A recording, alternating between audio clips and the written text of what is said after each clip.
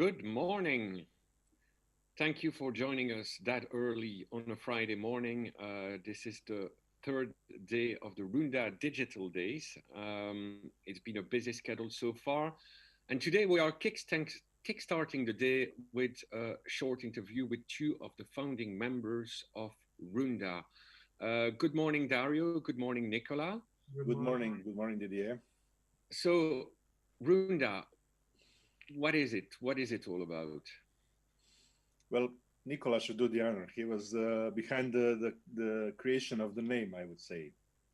RUNDA stands for Regional Association of Independent Discographers or labels. But founding name goes to Branko from Enart, who came up with the name. But the whole idea was for us to join forces somehow. As you know, the region was divided for so long, and then we were inspired by Impala and the work you guys do. And then when we joined Impala individually, we saw that there are something called national associations. And then we thought, okay, why we don't do something on our own? Because we saw that's the way how people organize and try to do something on a local scale and then global or international scale. And then it came up from the idea, okay, instead of doing like a Croatian thing, Serbian thing, Slovenian thing, Macedonian thing, and so on, as those territories, when you divide them, are kind of small compared to, I don't know, Poland or UK or something like that.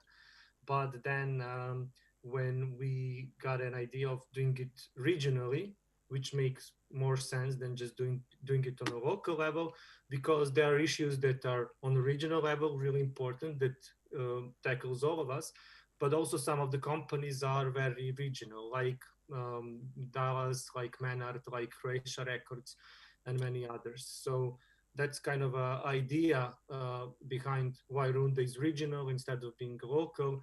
Um, and also you have to take in consideration that not all labels are on the same level in terms of how big they are, how many people they have, how many employees, how many albums or singles per year. So some might be very big like IDJ or Croatia Records from the one side, and then you have smaller in Serbia, Croatia, Macedonia. And I think learning from those people and then also having contact with you guys, with other international national associations, is what makes sense for us to grow together. Well, I would just add that there is also one point that you can see why Runda is that you should consider that this territory and region had and still has the same cultural legacy, and especially music industry and the bands that have fans in the whole region. Before Runda, when Nicola and I started to know each other and talk and cooperate, we found out that there are many gaps that we don't know here what labels in Serbia or Slovenia are doing, or vice versa, and that we share the similar problems, and that we should find a way not only to communicate between our companies, that we should find some structure that could help us to solve this kind of problems. And when I was introduced to Impala, it was also clear that this is the type of organization that can be above our national divides, because the idea of Runda was at the beginning to include all the players on the market, not only the big companies, but also small companies, as Nicola said. And when the 8 of us founded the Runda, it was one of our first tasks was to bring as many labels and persons who are working with music to Runda. And by this day, 2 years after, I think that this was successful. This was one of our successes, that we now have almost 60 members, 56 to be exact, with few pending, and I hope until the end of the year that we will have 60 members, which is to my knowledge, beyond precedent, the biggest regional structure of record labels, not only in the region, but probably in some countries that have the similar number. inhabitants. So that was the idea of Runda, and I'm very glad that the idea of Runda was recognized by the other institutions and key players in music market in the region that helped us and that are working with us on various issues, and that they can also see the importance of not only joining national associations, but what it means to have a regional association and the help of international European association like Impala. Okay, I think it's really interesting. You mentioned two things already. The first one is that Runda is still a very young association. It's hardly more than 2 years old, yet the membership has grown quite quickly. The biggest challenge, at least seen from outside of your region, is that Runda is the very first transnational association of independent record labels. We have other cases in Europe where you may have multiple national associations on the same territory. You may have regional divisions of an association, as it's the case in the bigger markets such as the UK and Germany. My question for you is, when you start with such a fragmented membership and a fragmented political approach, because you're covering different territories, how do you decide, how do you set up your priorities? Like, how do you think about what you have to do first, and how do you reach an agreement with your members? Well, I can start with answering. First, let's say that priorities within these first 2 years were to set up the structure of the organization. I think that we are on a good way with doing that, but we still have a lot of work to do in a way that we need to connect members more and involve them more in business that Runda does. And that's why I think that this diversification of works that are part of the Runda will be one of the main tasks in the future. We are trying to see what are the problems and main issues that are relevant for the whole region. I think that unfortunately, as everybody, we had different plans for this year, much different plans than as like any of our businesses, as like everybody in the world, and that took us a little bit off the track because we spent more than a half year working with COVID measurements, appeals, priorities, how to survive each of us, and how to work in that kind of conditions. Now that we are seeing that this will last for some more time, and we have much more adapted, and we are now more open and free to work on the priorities that we set up maybe around the last year. But that's why I'm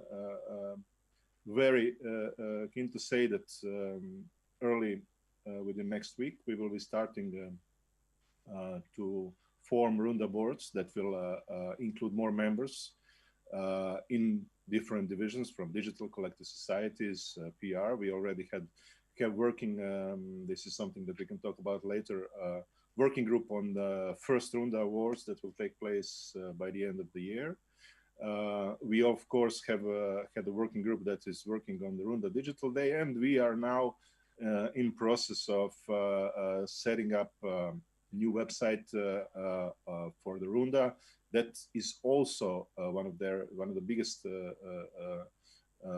tasks for this website, is to bring more and better information to all our members and to give them some sort of hub that we will use to exchange the information, not only about what Runda is doing, but what each of the members is doing, because we will have a business side of this portal where we will promote the releases of our members, bands of our members, initiatives that members are willing to share with the others, and support them in any way that we can. So yeah, it is probably more difficult than in national organizations, because we are all part in some sort of national organizations where priorities are very clear per territory. But here, we have to find a way to somehow address all, and at the end, board has to do has to say what are the priorities. I think that we have a lot of more work to do, especially on non-EU territories, especially in Bosnia, Macedonia, where we need to attract more members. We need to see how we can help them to organize, and how we can help them to work better with their collective societies or other organizations. There were some problems in Serbia with collective organizations that we addressed as Runda and as Impala.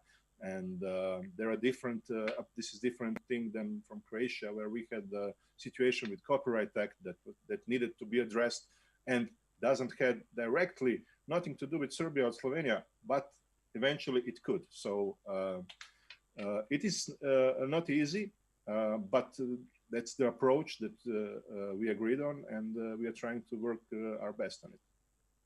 Nicola, something I would be also interested to hear about, because I think Dario gave us a very good overview of everything that's happening at regional level, but I have a feeling that your region, ex-Yugoslavia as a whole, is much more visible now than it was a few years ago at international level. We've seen a flurry of demands to know more about your market, to get people to come to conferences such as MEDEM, AIM Connected in London, Indie Week in New York. We had more plans and more demands coming this year that had to be postponed because of COVID. But how do you expect that? Is suddenly like the Balkans region on a map as it becomes suddenly cool, or is that just a logical consequence of your work? I think it's both. You know, when I started going to the conference, there were only few people going from this region. At one point, it got, sorry, it got really expensive for most of the people to travel to meet them or to some other conferences. And I think people kind of lost an idea why they go there, especially if they went for a couple of years. They probably found the business context they need to do, and then they, you know, it's done for them. They just go to meet them once a year to keep those contacts, you know, and chat with people. But then the couple of us showed up with idea of not primarily doing, you know, business to business, like for my personal business, which is great if something happens on your personal business level, because we are all record labels, we all run our companies. But on the other side, I think we came with an idea that something bigger than that. So there's a regional business that, you know, if business in total is not growing, then the region is not growing, then our businesses are not growing. That's a consequence of, you know, you can't just keep up for yourself, because that's not going to lead to growing of the business. It might grow your business, but only to a certain level. Because if you don't have Spotify, for example, then you're stuck, you know. So you as a individual can't do anything about it. But we decided that we as a group approach can do a little bit more about it. So when we started traveling, a lot of people started showing interest in a way that, okay, so you're from Balkans, you're from Serbia, you're from Croatia. So we haven't saw anybody for years, you know, what's going on with you? We don't see collective organizations on the panels or coming or presenting. And then that started getting an interest. Our problem was that we don't have a structure at that point. And we also don't have any kind of reports to show to the people, because what people ask is, okay, what's going on with you? How much money you get in publishing, in, you know, neighboring rights? What's going on with digital? How many subscribers you have? You don't have iTunes, you don't have Spotify. Oh my God, you know, how can you survive? And, you know, it raises so many questions. And coming back to your question about setting up the priorities, some came naturally when we founded the organizations. We said, yes, we have to do this, and that.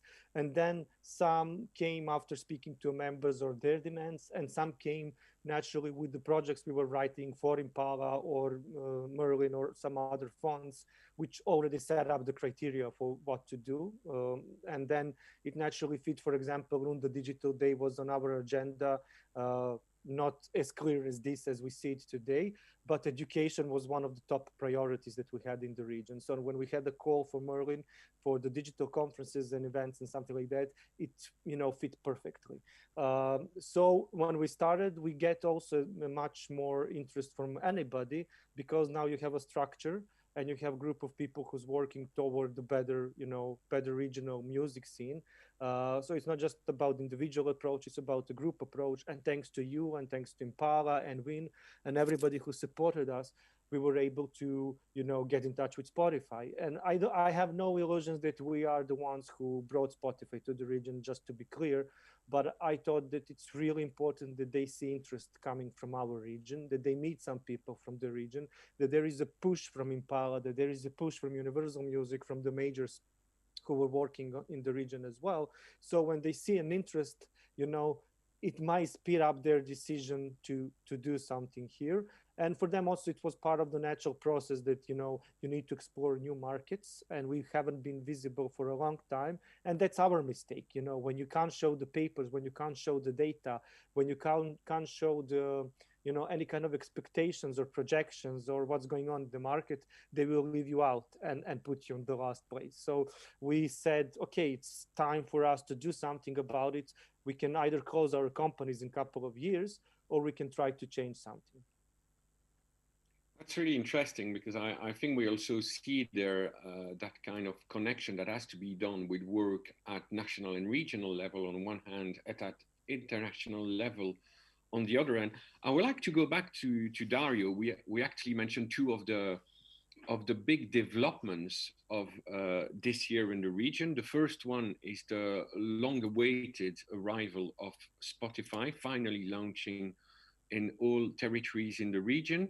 The other one I would like to mention, because it's clearly also linked to the digital development, although it only affects Croatia and Slovenia as EU members at this point, is all the discussions around the EC copyright directive, where Croatia has clearly taken the lead. So what could you tell us about these two, these two developments? They have a huge impact potentially on the digital sector in the region.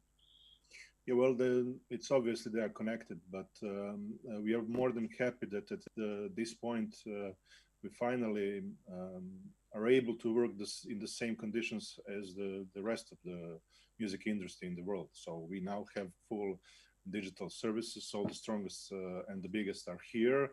And as yesterday, one of the teams for a panel was, are we ready? Was the region ready? Because we were talking about when will Spotify come? When will Spotify come for years? And then some of us, or most of us, happen not to be that quite ready. But and that's why we are through RUNDA and through other national associations working on the education and help to the labels, especially to the small labels, to find the way how to get their music to a digital platform and how to get the most of it. This was a big news. It was something that we announced last year at first RUNDA Digital Day, and we are more than happy that we were some kind of part of this. But through the copyright directive, this thing, this whole digital servicing and digital distribution is getting a real sense, because the idea of directive is to protect the rights owners and to give them a better part of the profit that all the digital services are providing. So now we have to come to a copyright act that is in order with directive, and try not to change it, try not to water it down, that we see happening in some other market, try not to introduce some new rights that are not existable and that wouldn't help music business, but it wouldn't do any favor either to artists or either to record companies or other players in the market. And then we have to find a way to work together. I'm talking about all right owners, not only in Croatia, but in the whole region, to promote these services, because we are, for years, we don't have any kind of relevant physical sales. So this is for most of us the only income that can get, and that we can later turn back and give to new artists, give to new to produce new records, to promote, to market.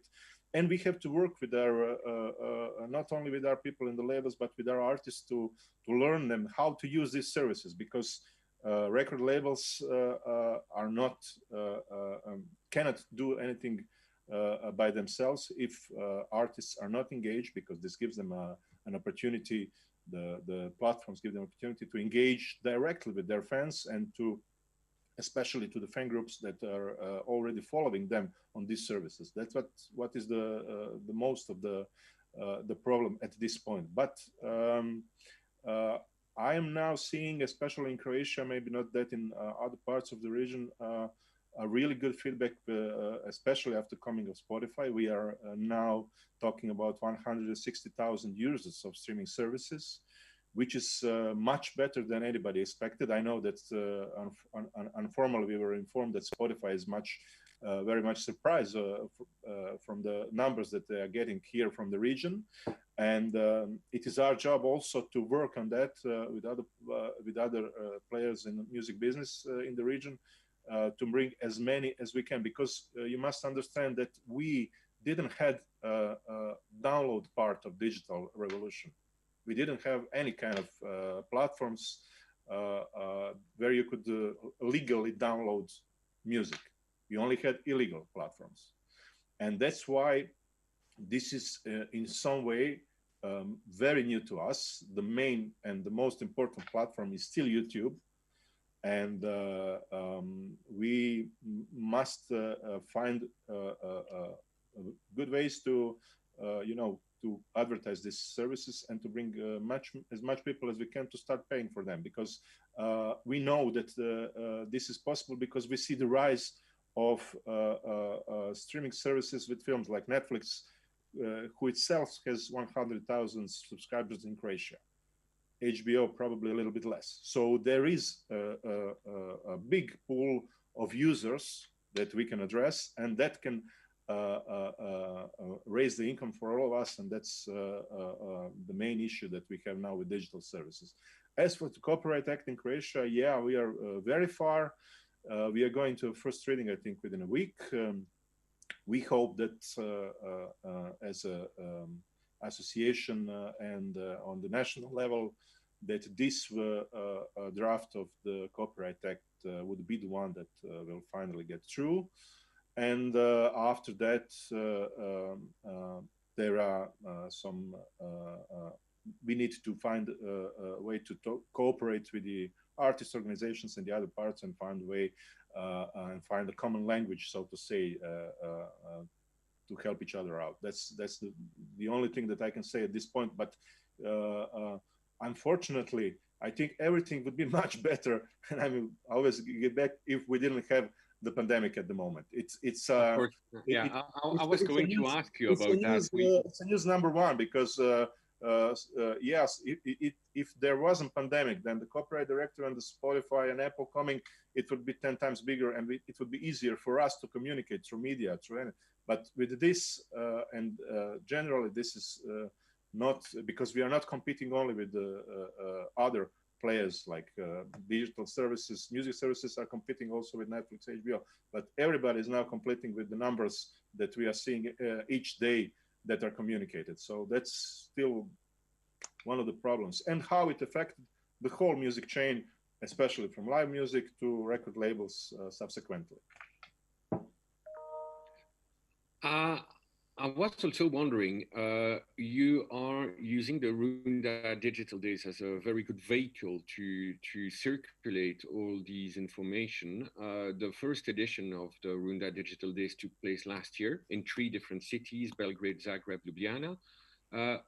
What was the plan in the physical world for this year? What was the original idea, and what can we expect for next year? We would probably be in some kafana with music at this moment. No, it was too early. The plan was to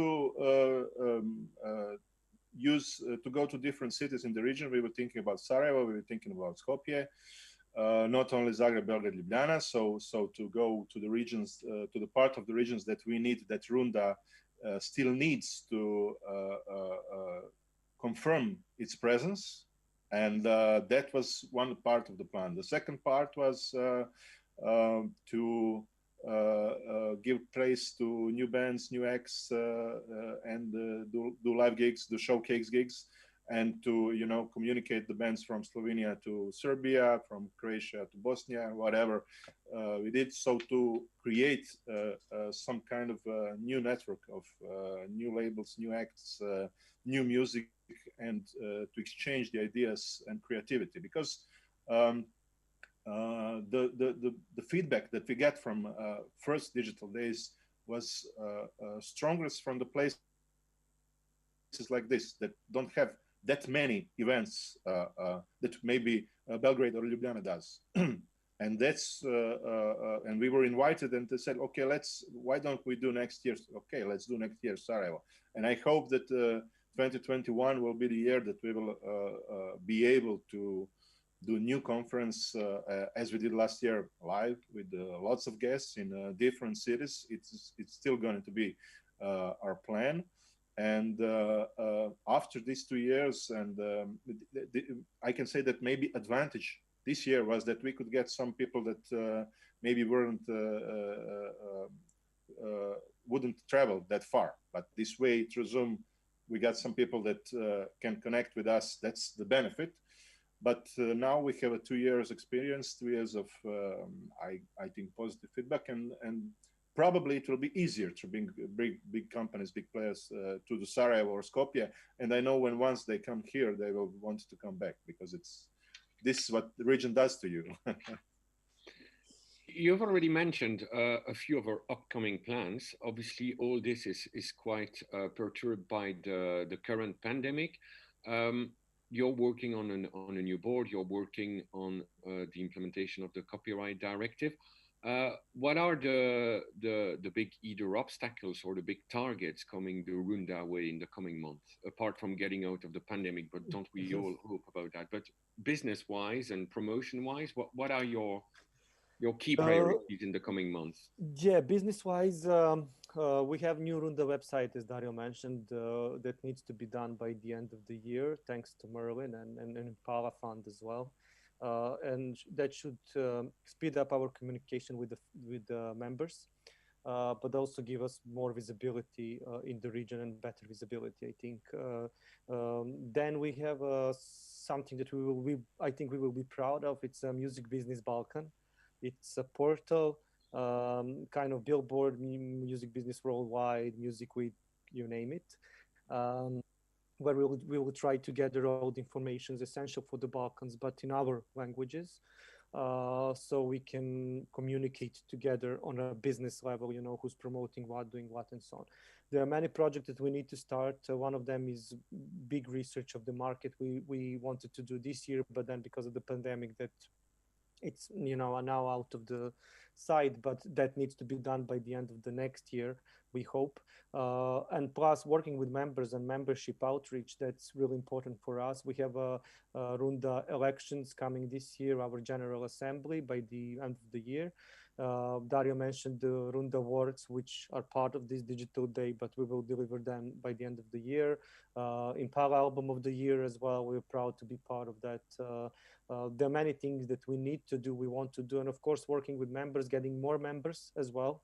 That's something that's always been, I can say, number one priority, getting as much members as we can and educate them and put them as part of the international community. So yes, and then working on Runda Digital Days number 3 next year, but that will all depend based on, the current situation in the world. We always have a rise of the interest for Runda membership as we did last year after Runda Digital Day. And I expect it to be so, because this is so visible. Even in these conditions, it is visible. People who are interested in music business in the region are here. And to get back maybe to one of points that you mentioned before, we not only wanted to be present to Runda Digital Day one time a year, but our plan was to go to the region, to go to these parts of region and to talk with labels that are not yet members, and to see what are their problems and how would they be interested to join to Runda. I would like to say that after this whole thing goes away, that it is going to be one of the priorities to be more present on the ground, with the members. And because my feel is that this kind of communication is not that good for everybody, because especially in our region, people like to sit down and talk and to, have fun and to discuss things with some kind of drink or something to eat. And that's how we do business here. I know that it's very different in your part of the world. No, no, I think it applies to a lot of people. That's something I've heard a Yeah, it lot applies. But over years. especially here, I know that there are people that, oh, let's not talk about phone. Let's go to have a drink, or let's meet, or let's whatever. And I know that this is the something that we are lacking now. We started to do around the conferences, in the region last year when it was possible. With every conference, especially I think it was. I don't know what indirect or contact in Serbia, when we had a meeting with Serbian members. On MENT, we had meeting with members who weren't the MENT, and that was the idea. We used the conference in the region, and that way we meet the members and exchange ideas, because it is not the same when you're talking to someone or when you send him an email. Many people are. I actually got a critic from one of the members, and it's not a critic, but it's. I said it's working vice versa, that we are sending too many emails. So I guess that's the proof that we are doing something.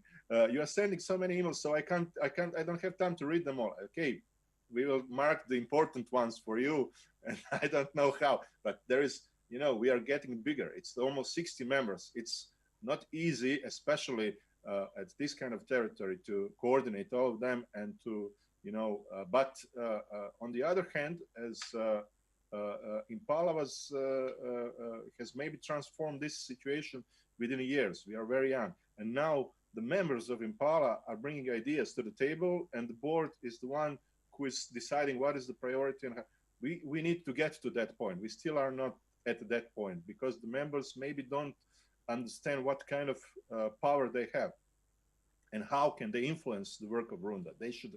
I am now calling them, and we are doing it all the time. We are calling them to bring more ideas, to bring more initiatives, and to connect more with us. And that's how we are going to be better. Because as Impala, we don't want this structure to be from top down, but vice versa. And tomorrow there will be somebody else in our places. And if we leave a good structure, it will be easier to them to work and to be better even than we did. Thanks. You mentioned the issue of Zoom, and I guess that we already ran out of time. And in a normal world, we would just continue this conversation over a nice coffee. That wouldn't be possible today. But I would really like to thank both of you once again to take the time to go through what is indeed a really lovely story so far. And here's to more activities in the flesh and in real life for Runda in 2021. Thanks again. Thank you. Thanks everyone for joining. Thank you, Didier. Have a good day. Bye. As always. Bye. Bye-bye.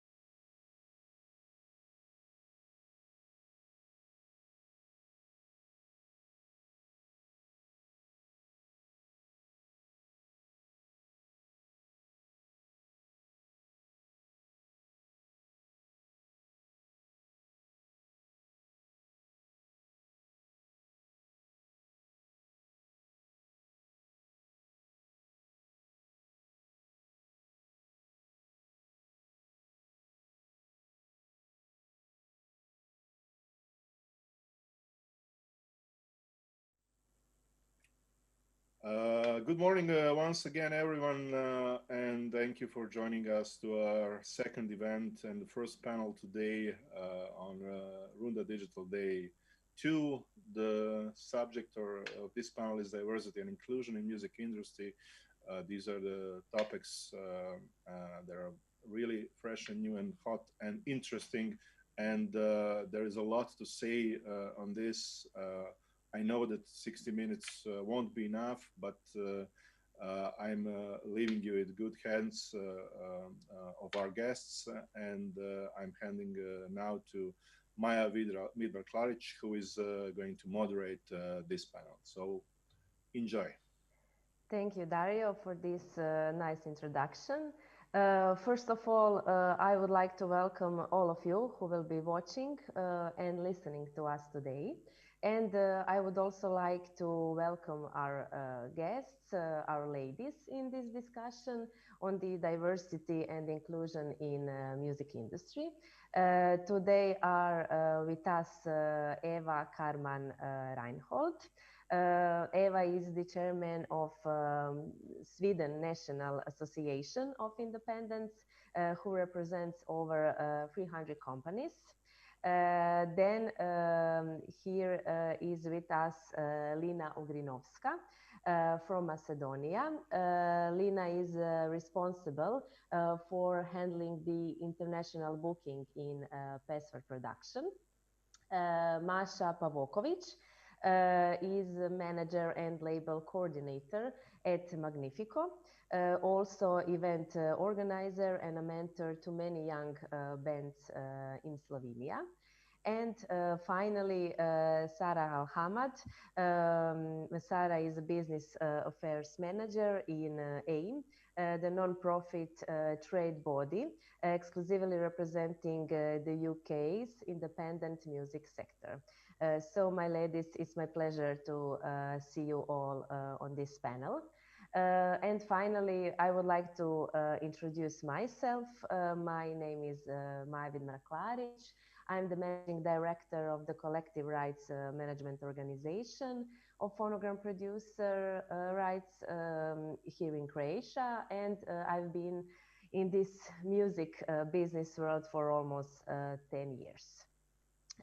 So today, as Dario already said, we will be discussing the ever current topic related to diversity and inclusion in the music industry. We will open various topics around gender equality, music and racism, music and society, minority groups participation, and the global music diversity picture. Recently, Impala has adopted a diversity and inclusion charter, setting out a series of 12 commitments for the organizations, which it will report on annually. The aim of this charter is to promote diversity and inclusion in the European independent music sector. They said not discriminating isn't enough.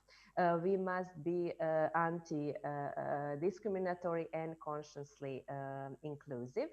European fundamental rights prohibit discrimination based on sex, racial or ethnic origin or nationality, religion or belief, disability, age or sexual orientation, political beliefs, as well as other forms of discrimination. This stands in the Article 21st of the European Charter of Fundamental Rights. So, in the beginning of the panel, I would like to ask Eva, who deals with this issue in Impala. How do you view the overall situation regarding this issue, and is there a higher level of awareness today that diversity is actually an advantage? Thank you for that nice introduction. Yes, I'm the co-chair of the task force of Impala, together with Paul Pacifico from UK's AIM. And the current situation Well, apparently there's still a lot to be done. Impala's work on this topic, creating this charter, started in the after the events of around Black Lives Matter before the summer, and we also have just it was 2017 the whole Me Too movement occurred. So we have recently been reminded about the most serious examples of these problems. Still, I've been in the industry for about 30 years, and I would say that there are, speaking just about the industry, I think there are progress and development, but there's still a lot to be done. And I think it has to be a work that continues, and that is part of our work and discussions all the time. Sometimes we need to pause ourselves and look at perhaps our events. Who do we put on stage? Who do we recruit? Who do we choose for as chairman or MD of the company and stuff? So there are progress. I have hopes for the younger generation, but we also have to be at the same time power in terms of who is the boss or running countries or companies or organization is still very often represented by a certain group of people. Mm-hmm. And what are Impala's recommendations for better inclusion and acceptance of diversity? Has Impala as an organization done any study on this? And what the analyses have shown, if you did it? This work is still pretty fresh. The charter was released this fall, and so we've started our own progress within Impala as an organization, including all the members. There will be annual studies and reports gathering information on current situations around the world. We've started so far with training as to reach the important goals that we think that matters, which is about recruiting, information on new different methods to use when hiring people, and also how to connect with groups that we feel are not represented in boards or when looking for talent and stuff. So encouraging new kind of methods and views on those points. Okay. But we currently haven't, as I said, we just started the process. So the goal with this work is to do studies, surveys annually or semi-annually to see the development and have better facts. Yes, and we know that such studies are done regularly in the UK. According to the latest report, the key findings are that representation of Black, Asian, and other ethnic minorities among those aged from 16 to 24 in the music industry stands at a record 30.6%. Up from 25.9% in 2019, and proportion of women increases from 45.3% in 2016 to new high of 49.6 in this year. So Sarah, as someone who works very closely in the independent music sector, how do you interpret these numbers? what do you think is key to an even better acceptance of diversity and inclusion? Sorry about that. So I'm very happy to share with you that our work at AIM has recently resulted in some very positive changes. So majority of our AIM board is now female, and very happy about that. And also the diversity within AIM is higher than the national UK average. So we maintain a London average, which is in general higher. So both of those things are a result of hard work over the years. Everything needs time, and I think that the most important thing when addressing any issue is to be very clear about the goal that you want to achieve. So, for example, with AIM, this is the 21st year now of AIM's existence, and since its very start, AIM has been focusing on representing the underrepresented and leveling the playing field. And the ways we did that are various, and they depend on the exact goal that we have. For example, in the beginning, when it comes to female representation, we found a problem that women often didn't feel comfortable with public speaking. I mean, from personal experience, I can tell you, I never feel comfortable when I need to speak in front of a public. But you speak very well. Thank you. As long as I don't go into a rant, everything's under control. But we found that a problem, and the way that we decided to tackle that problem is through helping women with public speaking, organizing trainings, and that was only the beginning. Over time, women became more comfortable with public speaking, and today we don't even have problem finding women that want to participate on our panels. We had a very strong action against manels, so like male-dominated panels. There was a variety of things and actions that we did over time. And I guess it's all about that. It's about being consistent and having clear goals. Yes, that's very good news and information. You are also working on your own global project, Rika Music. So what's your experience so far as a woman in this music world? Do you think some things would be easier or different for you if you were a man? So I guess I can't, this will be a very personal experience before everything else. So I like to change my countries. I like to travel and I like to experience different cultures, and that has influenced me greatly. And one thing that I did notice is that every country functions differently. So, you know, while I was in Croatia, it was one story. Then I went north to study. That was a different story. Now I'm working in the UK. That's a third story.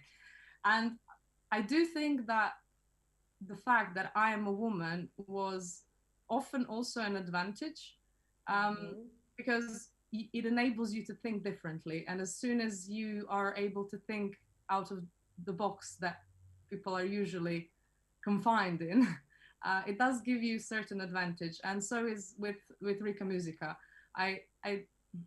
You do face also lots of, you know, challenges. You know, being the only woman in the room, I guess that is an experience that all of us here did have. And I'm very happy to see that is less and less often. So that means that we're moving in the right direction. Yes, I can agree with you. Definitely, from my own experience, I can say that as a woman, I have only really positive feedback and experiences. And here I must praise my superiors, members of the board of directors of our organization, who have always given me maximum support in work, further education. So I think it's very important. Recently, I read somewhere that three ministers of culture and media, I mean from Germany, from Croatia, and from Portugal, appeal that we need to work all together to ensure equal opportunities for women and men, and to put the topic of gender equality on the agenda of European cultural policy. So Eva, how important is it that such messages come precisely from politicians? Well, I think it's very important, of course, and it's a clear signal. And so, because it's the power structures have to be affects us all. So if these are important, it's important to get these signals from the world leaders and ministers, the same way it is as organizations in the music industry to lead by example and in whatever projects we take on. So yes. Masha, you have a lot of experience in promoting various artists from the Balkan region. Are there any differences in the promotion of bands or male performers compared to female musicians? And what's the situation in the relationship between the media and musician? Is there a difference in approach to a work of art or a concert when a journalist, writers, or critics evaluate male or female performers? Hi. Okay. I think, of course, there is a different approach if you're writing about male or about female artists. But I don't know. I didn't sense any in any negative way of saying it. Of course, sometimes if you're a woman, people can put some luggage on you, like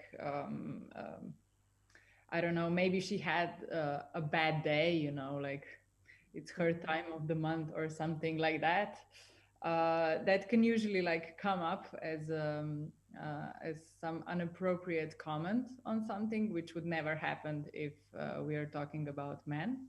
But I would agree with Eva, with her one of the first sentences, that we are actually the one who are making events, and we are making statements with our events. So you know, when you're working as a PR, we know that there is a lot of copy paste texts from PR to journalists.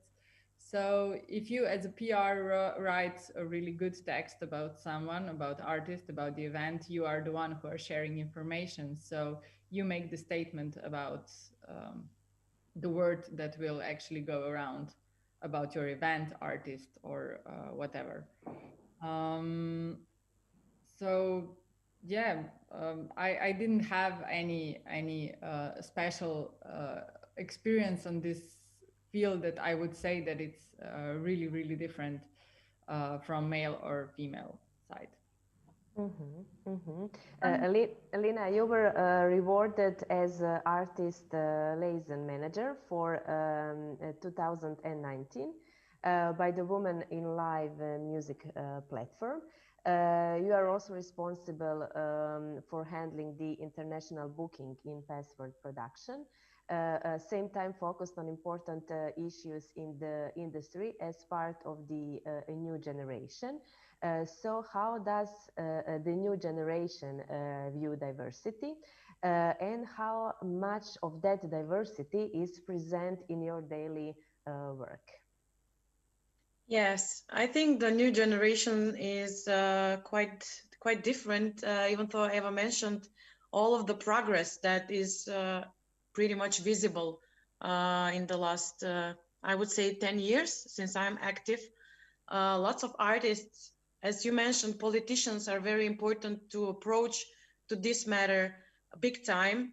I would say also the artists as a voice of the culture, and as a voice of the times that we live in, are very important. And I think that certain artists, no matter if male or female or any other gender, have opened up pretty much the box of diversity and made all of the things that are happening at the moment or are about to happen for us, the part of the people who are in the industry, and also for the audience, pretty much approachable, pretty much not surprised by everything that we are consuming. I know that I also had an experience that some artists don't want to be part of a program just because we look female.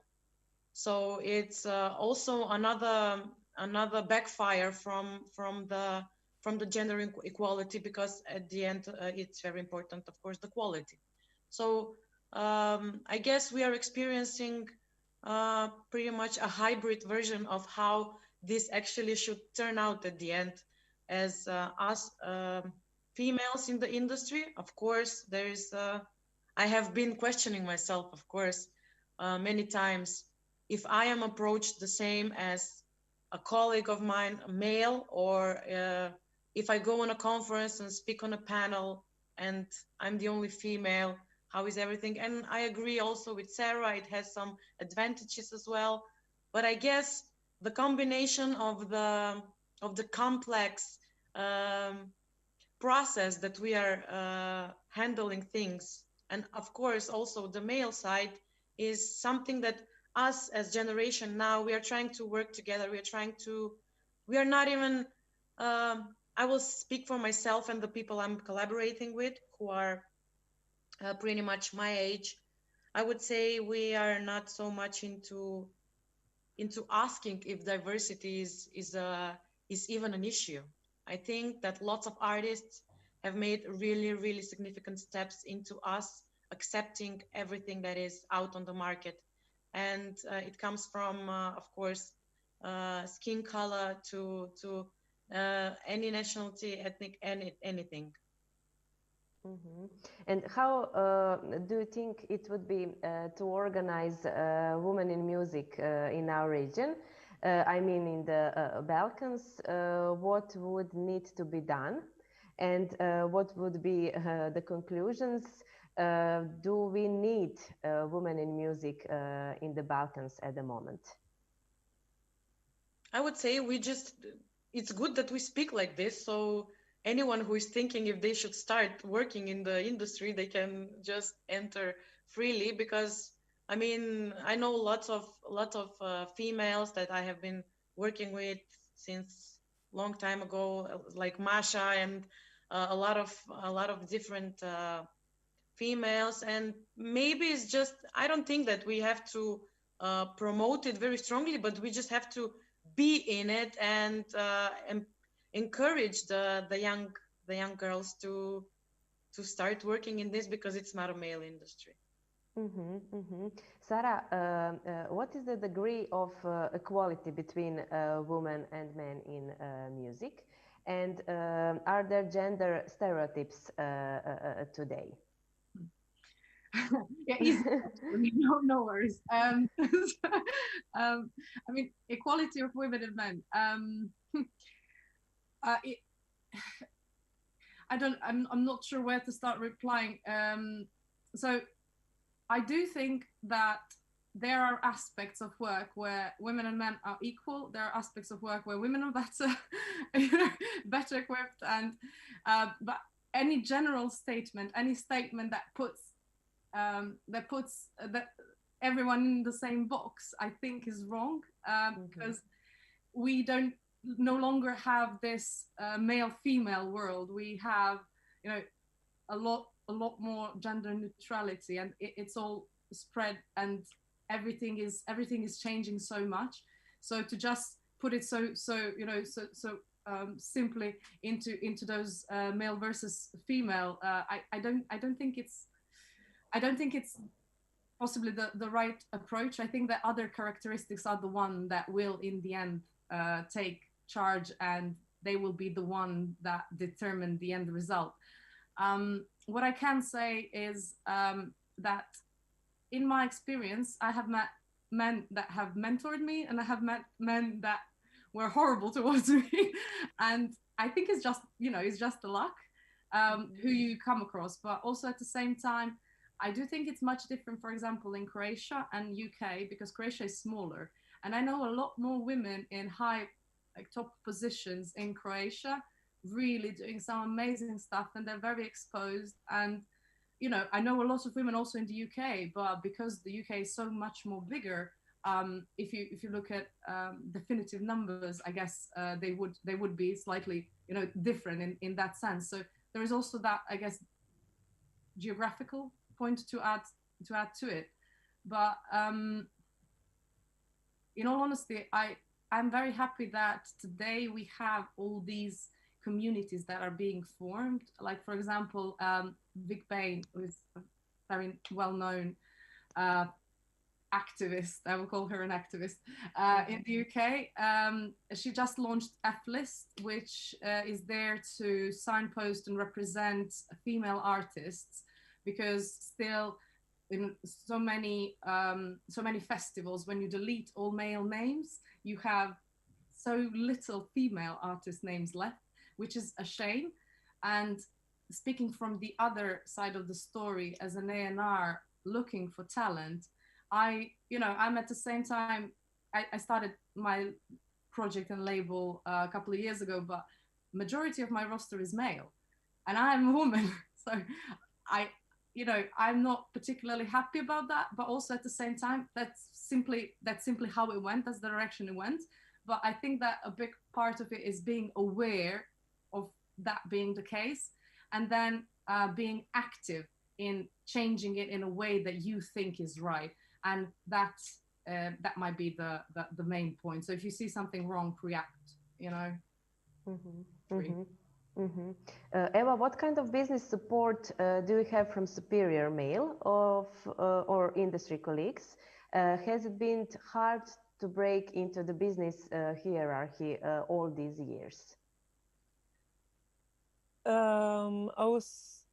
I had something else in my mind, actually, but a reflection on my colleagues here on the panel on what you've all said. So do you mind if I answer that first? Go, please. It's just, I mean, I started in the industry when I was 20 at STIM, which is the Swedish Performing Rights Society, and then entered the industry when I was 25. And I'm now almost 50 years. So it's like a long, decades. And I come from, me personally, I like to play football. I played a lot with boys. I'm not the girly girl. So I thought that I was not being treated any differently unless I admitted that I was discriminated. And then all of a sudden, some along the career, I was like, okay, I suggested something on the A&R meeting, and a male colleague of mine maybe even said, well, like Eva said, yeah, that was a good idea. And the boss said, yeah, like Per said, this was, so it was, ideas, like we're not being heard, we are like invisible, and our ideas sometimes only get heard first when typically a male presented. So that's like, and I was like, what just happened? So there are occasions when I have experienced being treated differently. I have many examples, but on the bigger picture, I've been wondering why there are different music genres are dominated by male, like metal. I love rock and roll and hard rock, and there's a lot of mostly male artists. Reggae music, a lot of male artists, hip hop. It's and when you look at singer-songwriter or Schlager, maybe it's more like female. So, and where is the connection? Maybe it has something to do how we are brought up. Like we encourage certain qualities with boys and some qualities with girls. So boys are often encouraged to take place. You can be loud, it's okay. You can be angry, it's okay. And as a girl, it's we get a pat on the back if we're being well behaved and nice, and this continues to affect us even as grown-ups. And you can look at the industry. It's where, who, if I say MD, record company boss, who do we see? Do you think a woman or a man? And so the power in the industry are on top of the organizations, but it's also an A&R position. That's also a power position. And when I started in the industry, there were no female A&Rs in Sweden, at least. Now there are several. So maybe what would happen if we encourage girls to play electric guitar, to turn up the volume on the loudspeakers, to if it's okay for women to be loud, to make mistakes, what will happen? And what will happen if we encourage the softer, more gentle boys to do, what will happen? What will it what effect will it have on the industry, on the type of talent we discover? And why is in the suburbs in Sweden, why is it mainly hip hop that is the only genre? Maybe, even if you're black, you could play heavy metal or be a singer-songwriter. Do you follow what I mean? It's we don't have to be stuck in certain boxes. It's okay for anyone to do anything. And if we continue encouraging that, it will be a different world, I think, and create more freedom for everybody. Yes, you have absolutely right. But I think that, Masha, the question for you, that in our region, in the Balkans, why are there so few successful women in the business of personal or concert manager performers? And are we a patriarchal society for the music business, and the notion of business in general? Is the male manager taken more seriously and with a dose of more respect?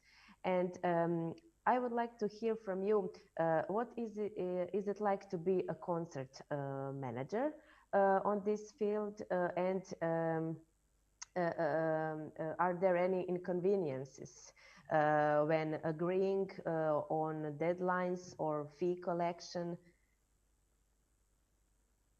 Okay. Yeah, now when you mention it on loud, there are no, I cannot remember no female boss of a label in our region, but please do tell if I'm wrong.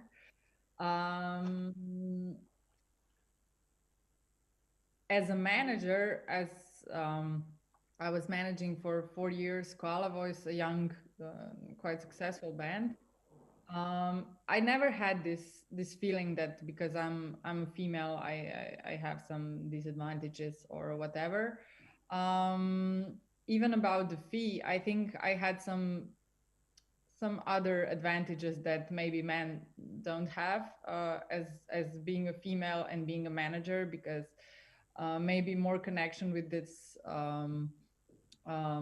motherhood, or I don't know. I think that as a female, I took different care for a band that a male would do. So because I'm especially working with young bands, I think that was a really, really good thing for all the bands that I was working with. But at the same time, of course, after that you come to this separation moment, which is also maybe it would be a bit easier for a man to take it as for me as a woman. But I think I agree in this sense with Lina before, because I think that when I now see all these panels or workshops with younger generation, like now maybe starting college or being in high school, they don't talk anymore like men, women, or about, it's not about sex or religion. It's just about the business and how can you learn about it. And I think if we have these panels like this one is, it's just like a good motivation for somebody. Oh, maybe I can sit on their place in a few years. So I think that in general we are working on this in Balkan, and I think there is a really powerful generation of really young and successful women is still on the way to go. But yeah, I'm not sure. Maybe also some positions in some bigger labels that are here. Maybe this would be like the first step, to have a big label with woman representative as a boss on it, because yeah, there is none. Or if I'm wrong, Lina, please correct me. Please correct me. I agree with you, but also I wanted to say something regarding the male approach towards. I think most of my international steps and projects and things that I've done, I haven't been in clash with someone asking for the male boss to call instead of me, but that happened on the Balkans only. So it's like, okay, I will speak with you, but in general, I probably should speak with a male so that we can confirm this. So this is something that hasn't been the case when I was in, and when I'm collaborating with the rest of the Europe. But on the Balkans, I think it's the case. Yes, and different situation. Yes, but following Marsha's thoughts, now we could look at the slide with a screenshot of the Forbes magazine page. I would kindly ask our technical administrator to show us the pictures. So here is the pictures of the 30 under 30 list participants. We can see so many different faces, and I think this is a very good example of diversity in music this year. Because there are people who have different cultural heritage, various sexual orientation, life attitudes, various industry roles, and music genres. So, Eva, do you see a pledge for a great future here? I can't really see the picture, but it sounds great if it is as you describe it. Yes, yes. We have a lot of various artists in these Forbes pictures, which is under 30s, under 30, and also black, white, various sexual orientation, etc. So, Lina, can you imagine the main difficulties of these young people in the music industry? Of the new generation of artists? Yes. I think they will just open up creatively. I don't think I guess certain collaborations are going to make a huge steps forward, and I think it already started. It already started, and the example that I mentioned is I think more of, it's not industry inspired attitude, it's culturological. So I think it's a big difference because now, especially with this year behind us, I don't think anyone will bother raising their hands and explaining where they are from, why are they here, and what they want to say. They're just going to do it. So I'm really encouraged that wonderful creations are in front of us. Mm-hmm. Yes, you started developing and working on the initiative which is related to the topic of mental health care in the music industry in different forms.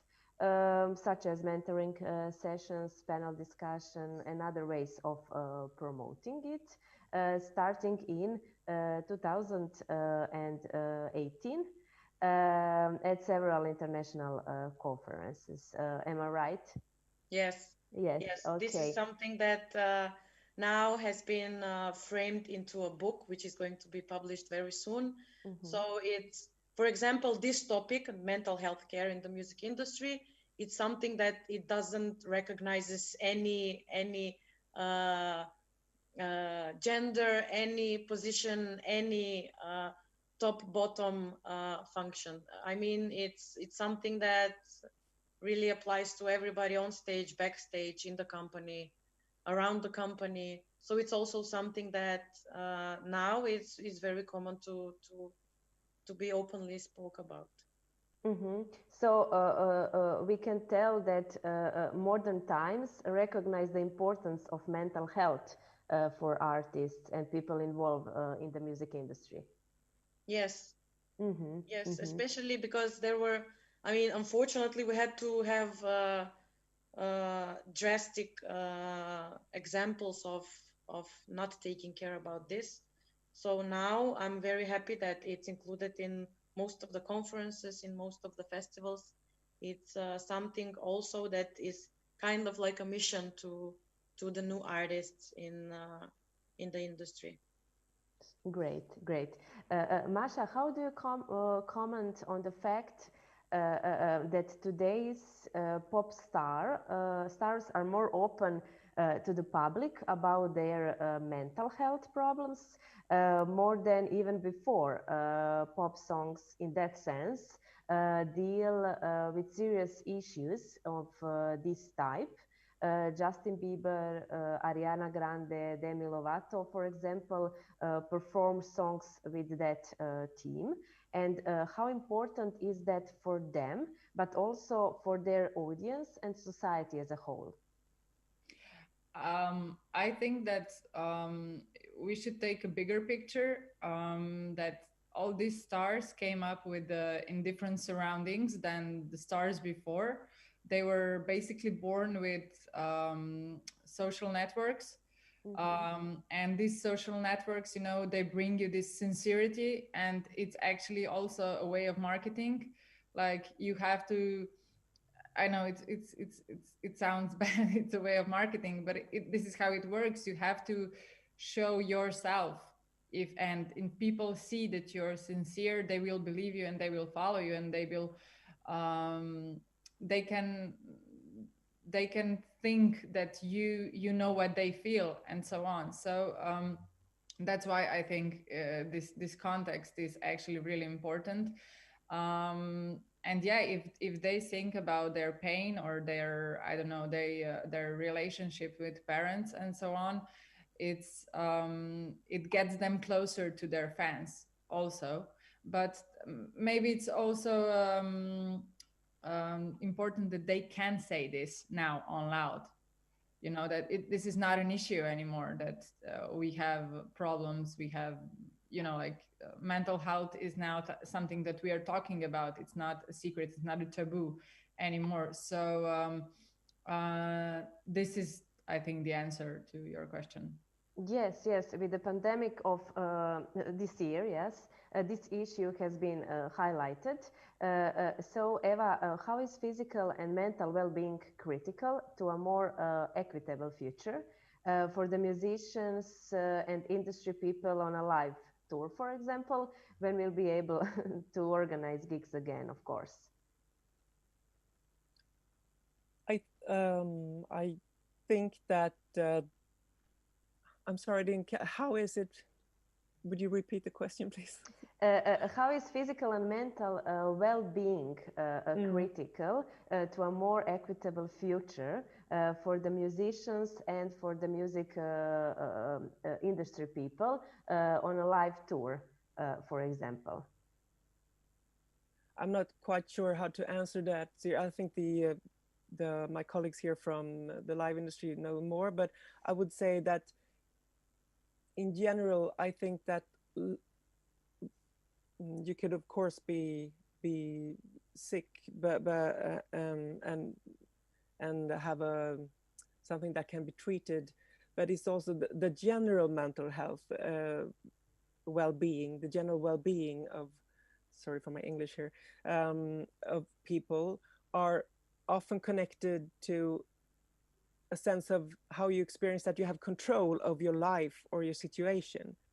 And I think that if we have structures and an environment that treat people fairly, and if individuals and organizations have, if we as people feel that we have control of our situation, our career, our rights, our creativity, and so on, I think that will make life easier, and at least not make it would make the situation better. Yes, and this year is specific more than any other in the near future. And one of the main topics this year is also Black Lives Matter movement. So, Sarah, what do you think? How it will be affect changes in the industry? When you say changes in the industry, what segment? Are we still in mental health? Or no, regarding this Black Lives Matter movement. So with that movement in particular, I think that it brought a lot of very needed change. People have realized the difference between not discriminating and being actively anti-racist, and that is one I would dare to say gift of 2020. We're finally discussing, the things that have long been tucked under the carpet, and they're now out in the open. And what I believe it will result in after this, there is a lot of emotion with it, and after we've processed it, what I believe it will bring is a lot of that positive, diverse creation. It will connect people from different circumstances on a completely new level, because so far you didn't need to explain who you are, where you come from, if you didn't want to, but it was often expected of you because people are always intrigued, and that is that underlying structural difficulty that was always present. And I think that structural change that came from the Black Lives Matter movement this year actually took that structural problem, put it out in the open, and enable us all to confront it, to see how real it is, above all, because a lot of people thought that just doesn't happen anymore, which is not so. And usually race always, in my opinion, comes before gender, so you will first be racially, if you get discriminated, first it will be racial, then it will be gender. But as I say, that might not be the case. I don't have any data to offer in that sense. That is mainly what my experience was. So I do believe that 2020 will bring something very positive in the end. Yes. Yes. UK Music said more still needed to be done, and its latest report was accompanied by a 10-point plan to improve diversity. And among its commitments is removing the word urban to describe the music of Black origin, using genre-specific terms like R&B or soul instead. And what do you think about that? Well, obviously we are very supportive of that, and AIM has stopped using the word urban a couple of years back. So currently there is also another change with the BAME acronym. So it's very important to say to say Black or Asian or minority ethnic, because that is another problem that we noticed. Problem, when I say problem, please don't take it with a grain of salt there.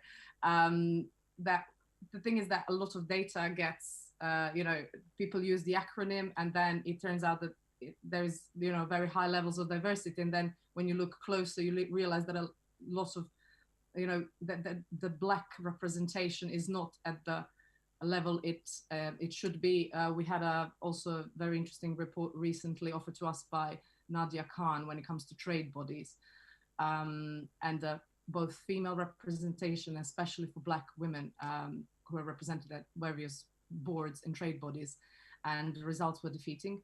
And I do think that speaking openly about a problem and confronting it face on is the first big step. And we're definitely supporting the UK 10-step plan. And as I mentioned earlier, very happy to say that from this year we have a majority female board, and also when it comes to diversity, we have a London average represented at AIM, and we're very happy with the way. Yes, congratulations for that. Hip hop artist Dave had very interesting performance on the Brits this year. On the awards ceremony in London, he named UK Prime Minister Johnson racist. He asked publicly for justice for Caribbean immigrants, talk about history of slavery and colonialism around the globe. Before that, he analyzes position and role of Black people in the UK on his awarded album, Psychodrama. So, Lina, do you find this very inspirational? And how important is this for the development of social values and the acceptance of diversity for the audience, for society, or for music industry?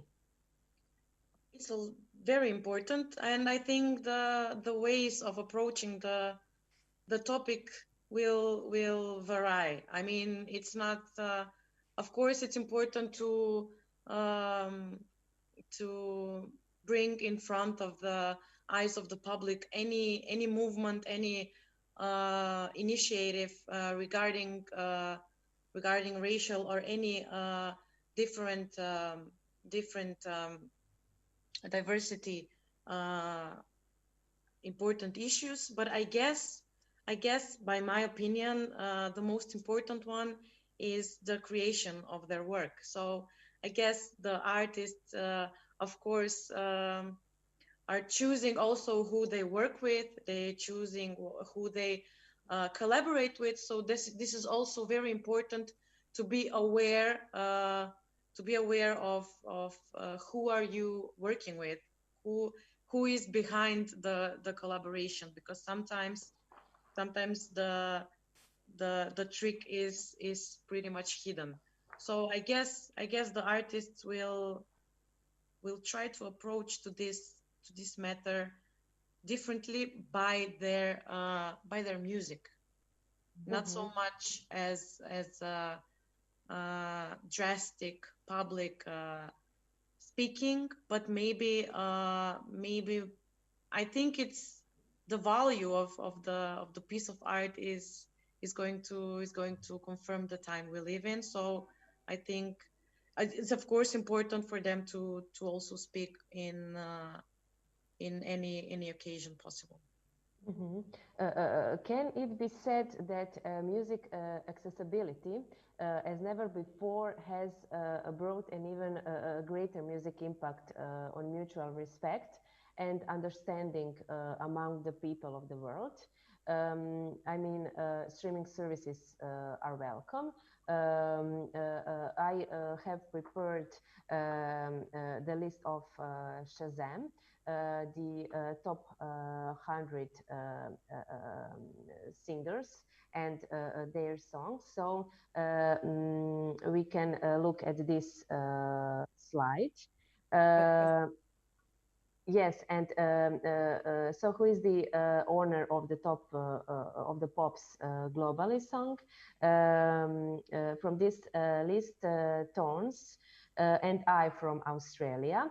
Iman Beck, who remixed a song, number 2, is from Kazakhstan. The weekend comes from Canada. Topic is a German Croatian DJ and producer. Regard is from Kosovo. Eva, could you comment this chart? We can see diversity in these lists. Yeah, I think that was the international Shazam or the Yes, international. Yeah, well, I think as a chairman of a small trade association of a small country, but active in the music industry,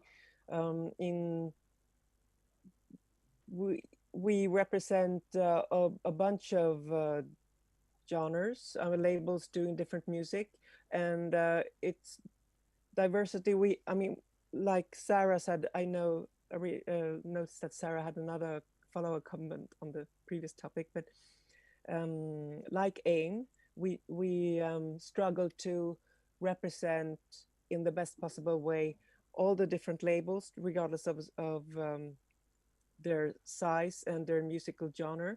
And the Shazam list you're referring to, I think it's a sign that the human being is a curious creature. So we are interested in different kind of music, and therefore as a trade association we have to continue the work for independence and the artists to continue to have the courage and culture work to release all kinds of music and exploit it to the rest of the world and take place. Yes, and I'm curious about Sarah's comment on the previous topic, though. Would you mind? Yeah. So on the day performance, I wanted to share something because, as you mentioned before, the importance of artists how artists are getting more and more political, and with that Dave's performance, the reason why it's important. So on when he did that performance on the Brit Awards, I had the honor of being there, and after his performance, I would say like a dozen people, they just stood up instantaneously after he finished and started clapping, and those were all people of color. And that was one moment that was so strong. It was so powerful. In that one song, it was incredible, that energy that he produced with that, because he spoke about problems that every person of color can feel, and when an artist presents that in that, such a strong emotional way, the reaction was instantaneous, and the power of art is simply incredible. And I think that Dave on that performance really showed that. So I just wanted to add that. But and to pick up on that, the power of music in my opinion is of course the greatest art form, because it combines literature and music and the whole, so it's really strong. So, and I think coming back to the matters of power and control of the creativity, in Sweden we've had since a couple of years education for female music producer, or I would say non-male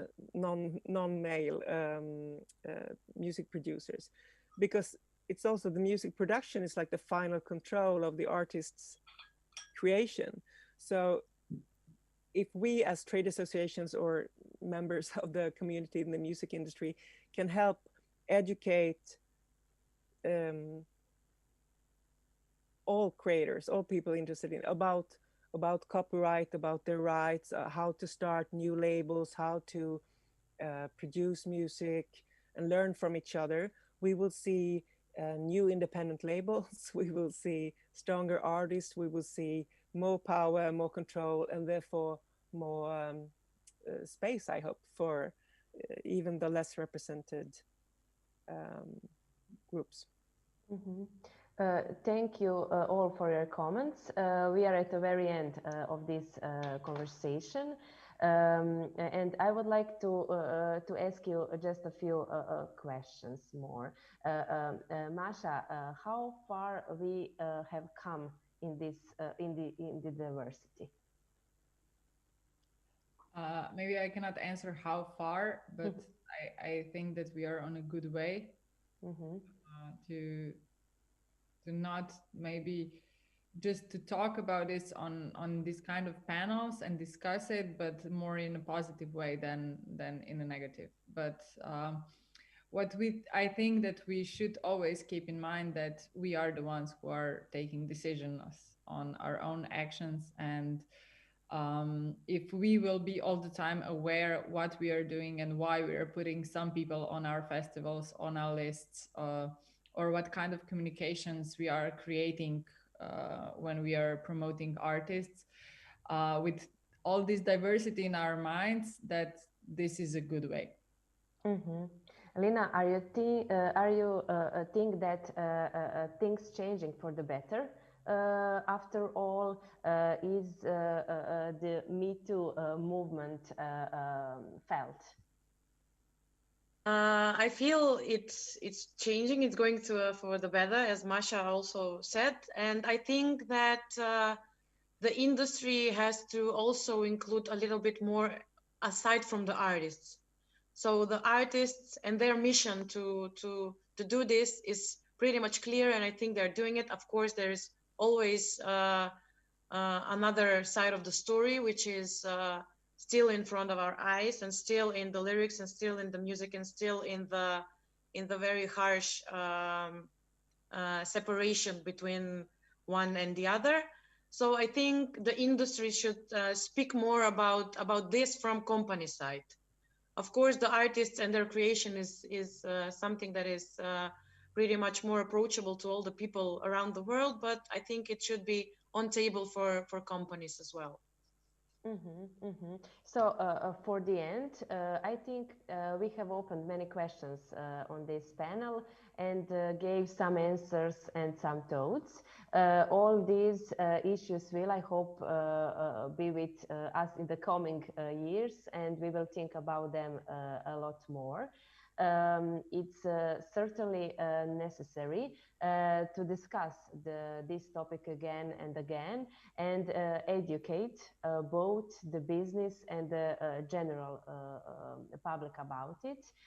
Music and culture definitely need diversity and inclusiveness.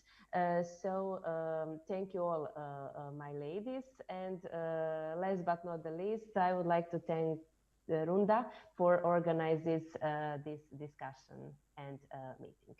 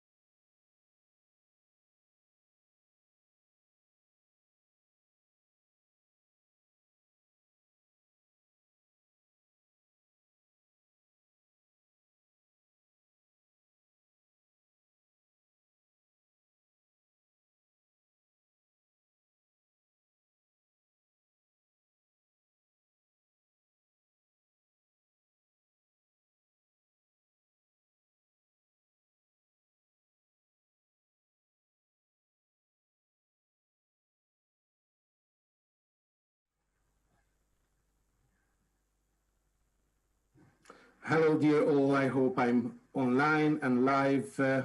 Many greetings from Budapest, Hungary. My name is András Bozán Bodrogi. I'm working for the State 51 Conspiracy. That is the tech and music company, also a label and a distributor, where I'm practically managing a YouTube support team covering few hundreds indie labels or many hundreds of indie labels rights and controlling usages on YouTube. Therefore, I'm a certified YouTube specialist, consultant, and trainer, born on the unfortunate side of the digital gap.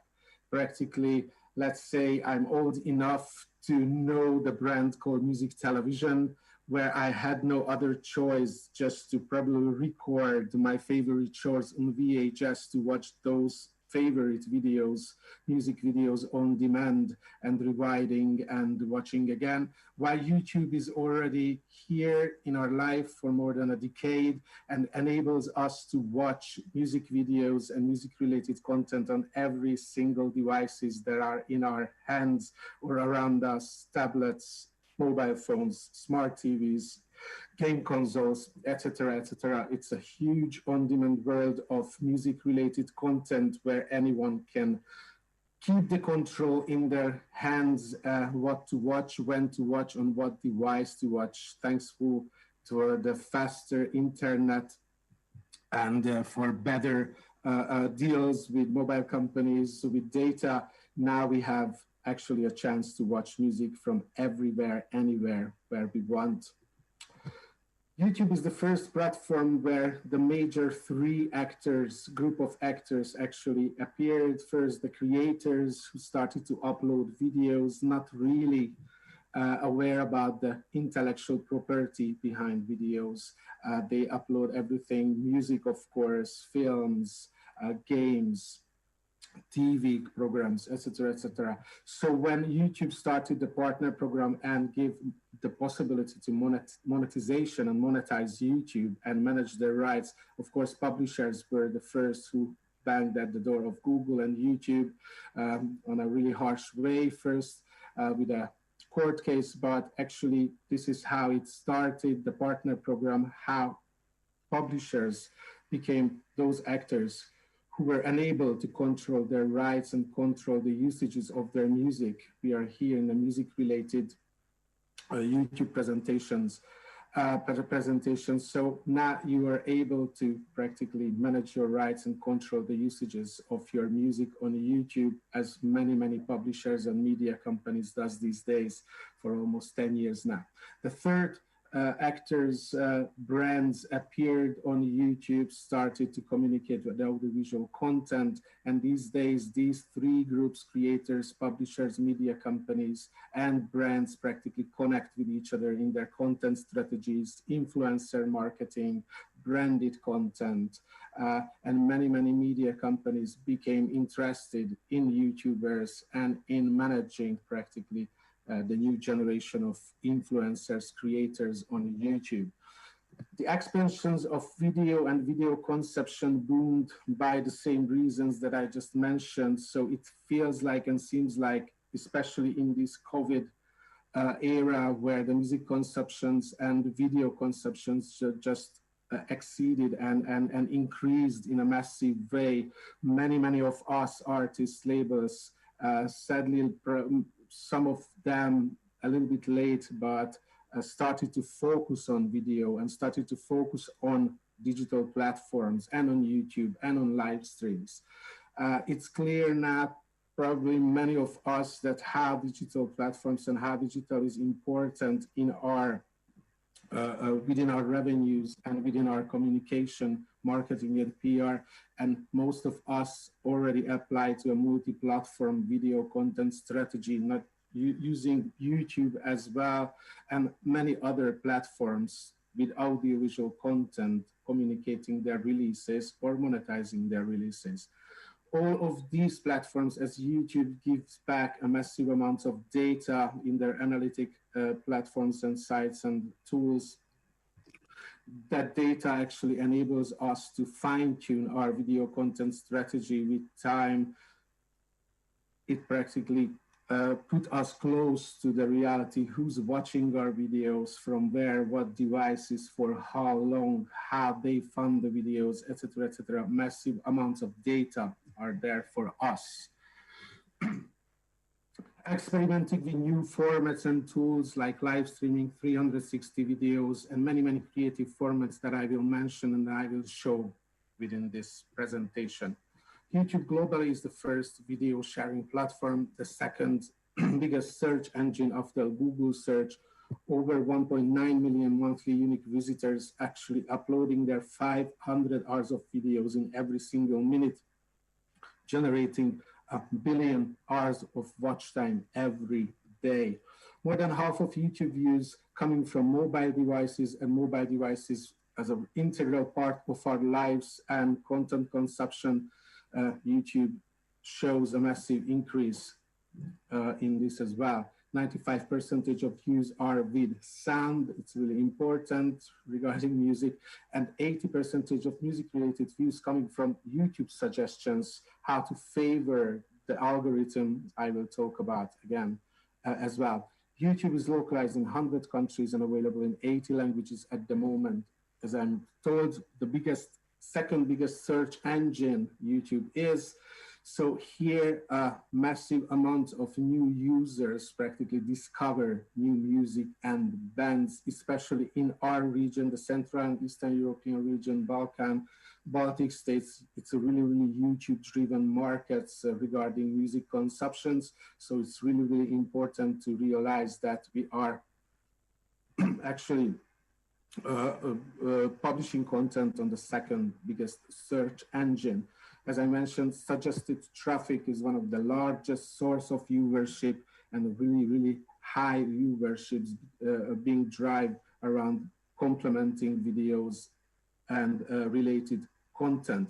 How we practically became more recognizable and retrievable on the YouTube search engine and on YouTube is our really, really crucial. How we are using optimal metadata, how we are using keywords and titles, descriptions and tags, and how we are using branding elements like custom thumbnails helps us to be more recognizable as bands, as a brand, and also metadata helps us to be more retrievable and actually helps us become more visible on the platform. Why YouTube is key for labels and artists and bands, actually we can promote and engage with fans on YouTube. We can generate revenues and protect and control our rights. And as I mentioned, we can get data insights from YouTube. As most of you know, in the last 1.5 years, YouTube Music appeared in our region as well, give us a possibility to access to a segment in music-related content within the whole YouTube ecosystem via a music application from YouTube, where we can find music we want really easily, albums, live performances, remixes, lyric videos, etc., etc. And it's a way more effortless discovery and give us a possibility also to offline viewing, offline watching videos, and many, many other great tools and features. YouTube didn't start as a streaming platform like Spotify or Deezer. It was a video sharing platform. When they started the YouTube Music, that is practically a streaming service, a streaming solution, YouTube faced the challenge that how centralize and how to build up a user experience for its users, while many, many bands didn't really build up channels or had many, many confusing different channels, they lost ones, or how to practically centralize and give the viewer and the user who subscribe to YouTube Music a chance to find an artist and then find a complete portfolio as brand with releases, etc., etc. Official artist channels are a feature that appeared, that YouTube upgrade all music-related channels, but via your distributors, you can ask this upgrade as well. This is what's happening with the channels these days. When you want to follow an artist on YouTube, sometimes you'll find they have multiple channels. So which one should you subscribe to? To make subscription simpler, we worked with artists to combine their music, albums, and videos into a single official artist channel. When you're subscribed to an artist that's upgrading to this type of channel, you'll get an email and a notification letting you know that your artist subscriptions will move to the official artist channel. Now you'll see this icon to help you find the official artist channel and official videos from the artist. This icon will be making its way across all of YouTube, including search results and the watch page. If you have any additional questions, check out the link in the description below. So what is really happening here, in order to reach your fans with an official artist channel way more optimally than before, all of an artist music channel is practically became available on one single so-called official artist channel. The topic channels, partners channels, and any third-party channels are merged, and subscribers are merged as well. Therefore, you can engage with them in one single place, and you can directly reach and engage with them.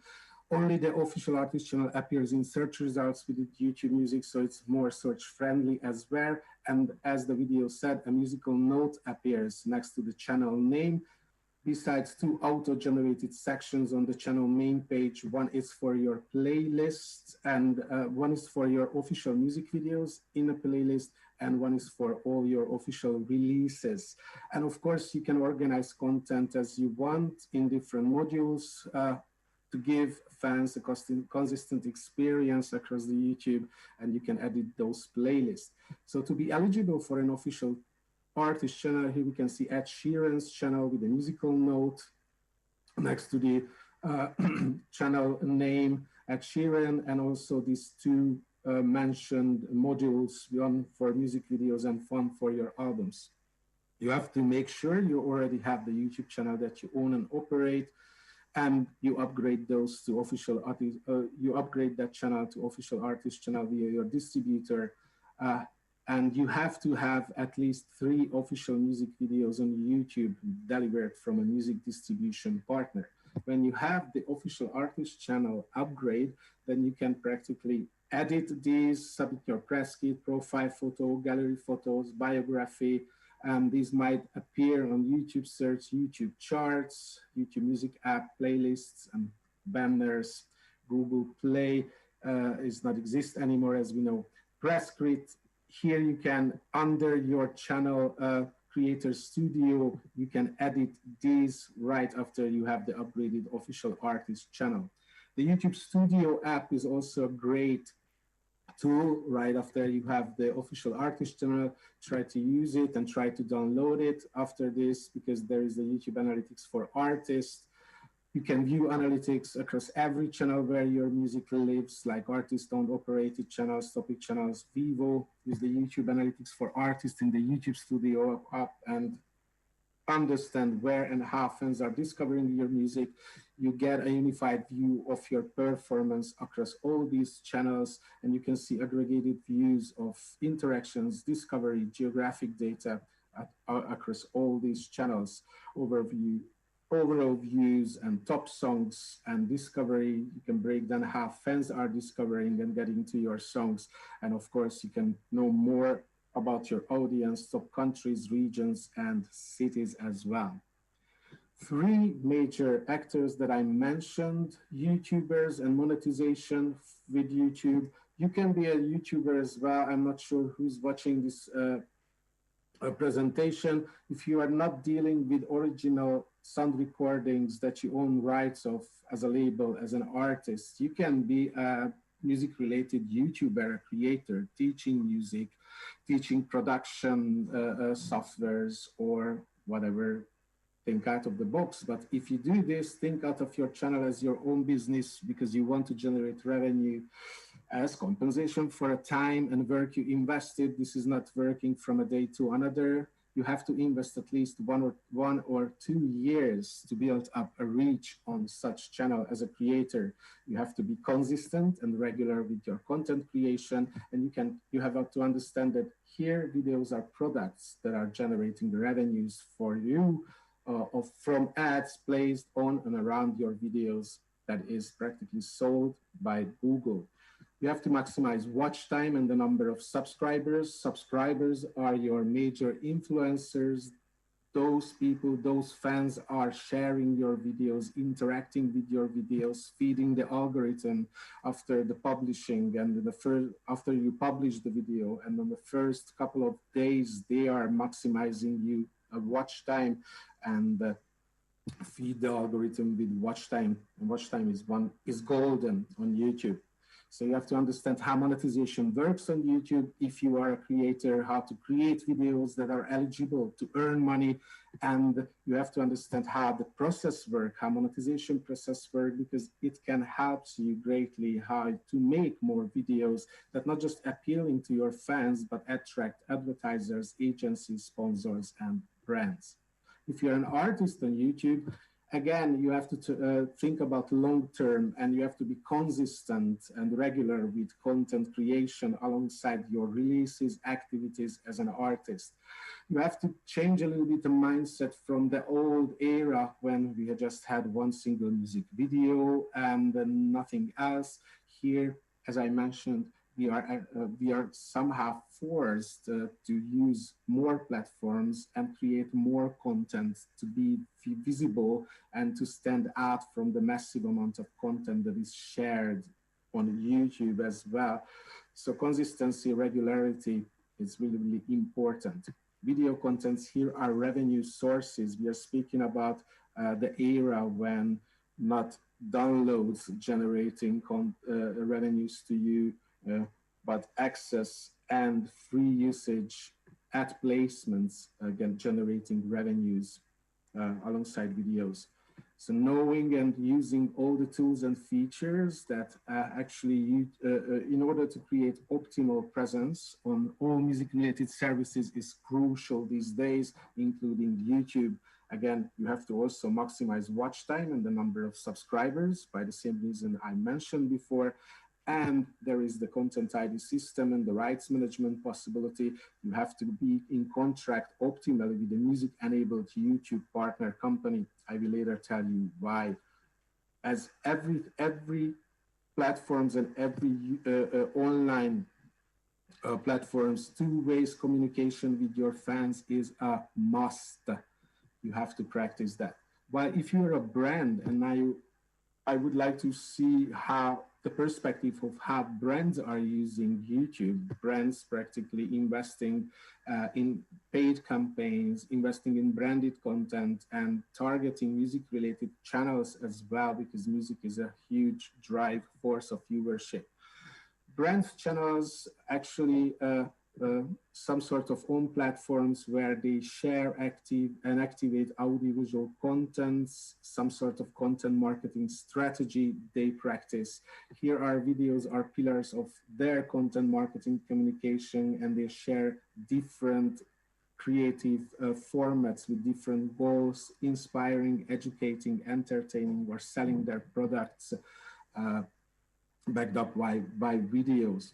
For brands, knowing how YouTube tools and features helps to grow on the platform and how build up again a content strategy using different creative formats with audiovisual content to reach their customers and build up a publishing and production strategy. It's really, really important. They have to be relevant and authentic with their content because authenticity, relevancy, and uniqueness, it's really, really important on YouTube. We are speaking about, I tried to put everything into this presentation. I will share a massive amount of information to you, forgive me that, but I try to make you aware about the most important parts related to rights management and monetization as well on YouTube. There are four key players on the platform in the monetization ecosystems. We, as viewers who are visiting YouTube, initiate, click on playbacks and engage with ads as well, clicking out ads or watching through ads. We want it to be entertained, inspired, educated, and of course we want to join a community as well. And we are a diverse audience that brands and artists wants to reach. As we are partners as well, artists and labels, we use the platform to create and upload and monetize video content. We want to reach the viewers, the audience, our own fans, and we want to grow in our careers. As advertisers, they create demand buying ads and sponsorships, and of course they also want to reach and target their audiences, consumers, fans, if you're artists and using the advertisement paid media solutions of YouTube that provides the platform where all these players interact. YouTube ad formats, it's important to understand a little bit of this, just the basics. There are display ads and overlay ads. These two are just available on desktop. There are the video formats, the skippable true view ads, the non-skippable true view ads, and the short format bumper ads in 6 and 15 seconds. All of these video formats are available on desktop, mobile devices, TV, game consoles, and enables advertisers to build up campaigns on these formats. There are the sponsored cards that are available for YouTube channels as well as pre-called cards. The sponsored cards within a paid media campaign gives you a possibility to extend the communication, show product, and navigate viewers to product pages as well. How advertisers are paying for these different ad formats. Advertisers buy different ad formats on several cost bases, like cost per view, called CPV. When you, as an advertiser, build, when the viewer watches 30 seconds or to completion or interact with the ad. Cost per click is billed when the viewer clicks through on an ad that the brand's or to the brand's site or the YouTube channel or wherever the advertisers want to navigate the viewers.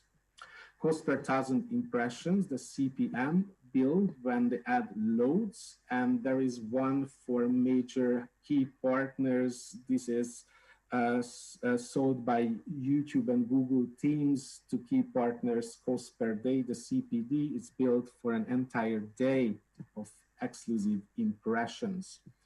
If brands use paid media and YouTube ads, how brands buy ads?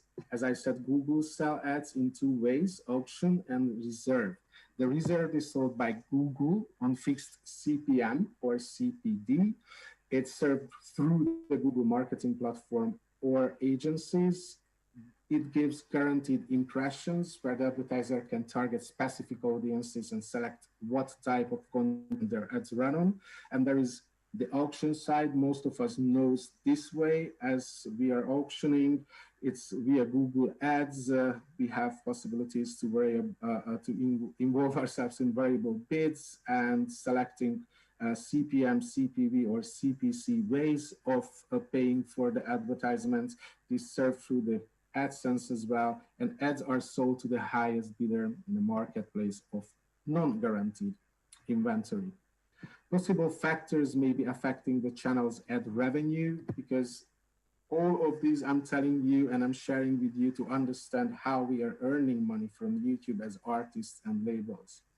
The Google Ad Serving model actually optimized the whole system, try to match eligible videos with the right ads, so the highest value ad can be shown to the right viewer or at the right time.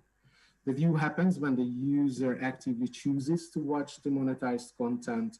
The revenues can depend on types of budgets of campaigns and ad formats, global supply on demand, economic conditions versus regional and worldwide ad rates also affects how a channel generates how much money a channel generates as revenues. Strength of certain countries' currency affects the CPM of that country, for example. Advertising industry ecosystem trends and seasonal factors. Of course, holidays and the end of the year, December is a really, really big season for advertisers as well. They use more actively the YouTube platforms, more ads are appearing on our videos as well. Hopefully, if we monetize our channel and monetize our videos.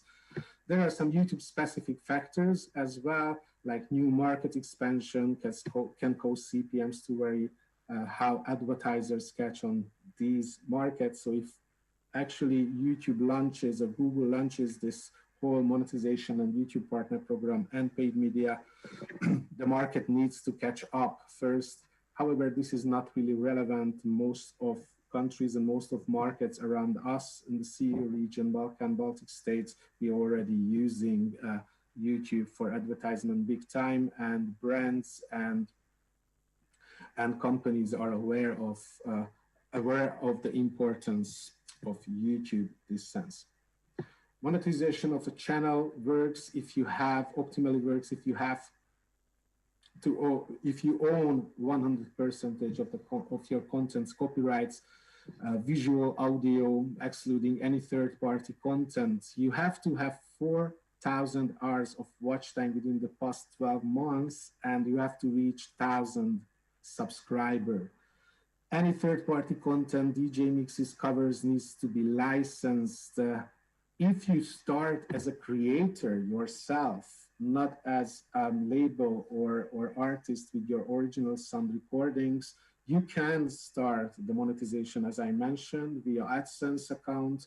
You can link this to your channel. But if you do this with original content, try to use and try to find a YouTube music partner via your label, or try to directly contract with an aggregator who has a YouTube partnership, and you may, and because otherwise, if you do this alone as a creator from your own channel, you have no access to the content ID matching. That is a really, really important and a massive source of revenues these days on YouTube.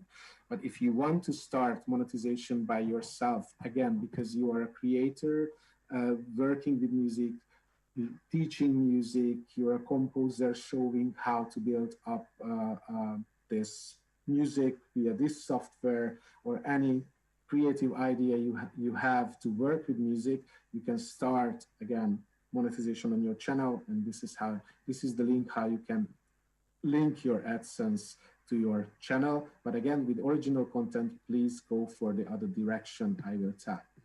YouTube Content ID is the system that is a little bit different than copyright. Copyright and Content ID, however, are closely related with one and few important distinctions.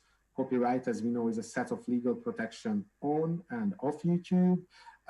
These copyright laws vary by countries. Copyright takedowns can remove videos from YouTube, but Content ID is a tool that helps right holders as record labels, as artists who are owning their rights of their sound recordings, to manage these copyrights on the platform and decide what to happen, and control the usages of third parties, like users uploading your music, uploading their videos with your music embedded. Then you can actually control and decide what to and how to do and how to deal with these user-generated contents. You can monetize them, track or block these videos, even in certain territories. So you can segment territories as well, monetize in United States, but blocking in Southeast Asia, etc., etc. This is how the YouTube Content ID system works. And actually, this is the backbone of the YouTube Partner Program. And this is a system that is available for mainly YouTube partner companies, like the one I'm working for, called the State 51 Conspiracy. At YouTube, our goal is to give everyone a voice and show them the world. Part of building a platform that works for everyone is making sure we have sophisticated content management tools that help content owners manage and protect their works. That's where Content ID comes in. Nearly all content claims on YouTube take place through Content ID. So, what is it? Content ID is YouTube's unique software system that was built to help content owners find copies of their work on YouTube. Content ID also gives them options beyond taking down copies, which in turn allows YouTube creators around the world to share creative ideas through fan videos that may include others' original content. Here's how Content ID works. First, content owners give us audio or visual reference files that identify their works. Our Content ID database creates what is known as a fingerprint from these files. We keep these fingerprints in a database of hundreds of years of audio and visual content. Content ID scans videos on YouTube against these fingerprints to see if there's a match. Thanks to these fingerprints, Content ID can recognize audio, video, and even melodies when they've been covered or imitated. When the system finds a match between the audio or visual reference files and a video on YouTube, the content owner has 3 options. They can block the video that matched their content, they can monetize the video, or they can track viewer data to get detailed analytics, such as countries where their content is popular. To date, content owners have claimed hundreds of millions of videos through Content ID. More often than not, content owners choose to earn revenue from the ads run against claimed videos. As a result, Content ID has paid out billions of dollars in revenue to content owners since it was first created in 2007. Making sure Content ID is working for everyone is really important to us. So we've invested over $100 million in building the system and are constantly improving it.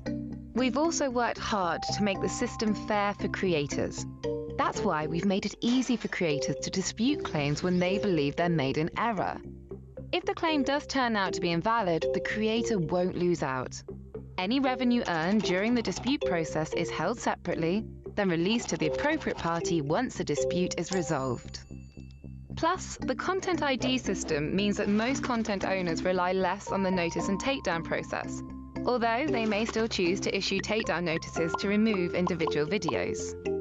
With Content ID, YouTube gives content owners scalable tools that allow them to thrive from distributing their work online, while maintaining an open platform where all video creators can share their creativity.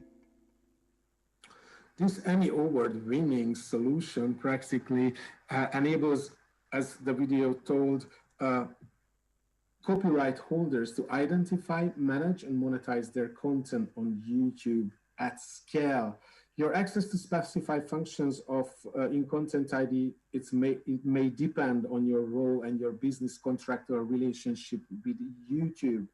So all these companies who had contract with YouTube and access to YouTube Content ID and YouTube content management system, they are deliver audio, visual, or audio-visual contents and related metadata, titles, copyright holders, artist names, etc., to the platform, and references by labels or assets by publishers automatically claims pre-delivered reference and add the usage and match policies.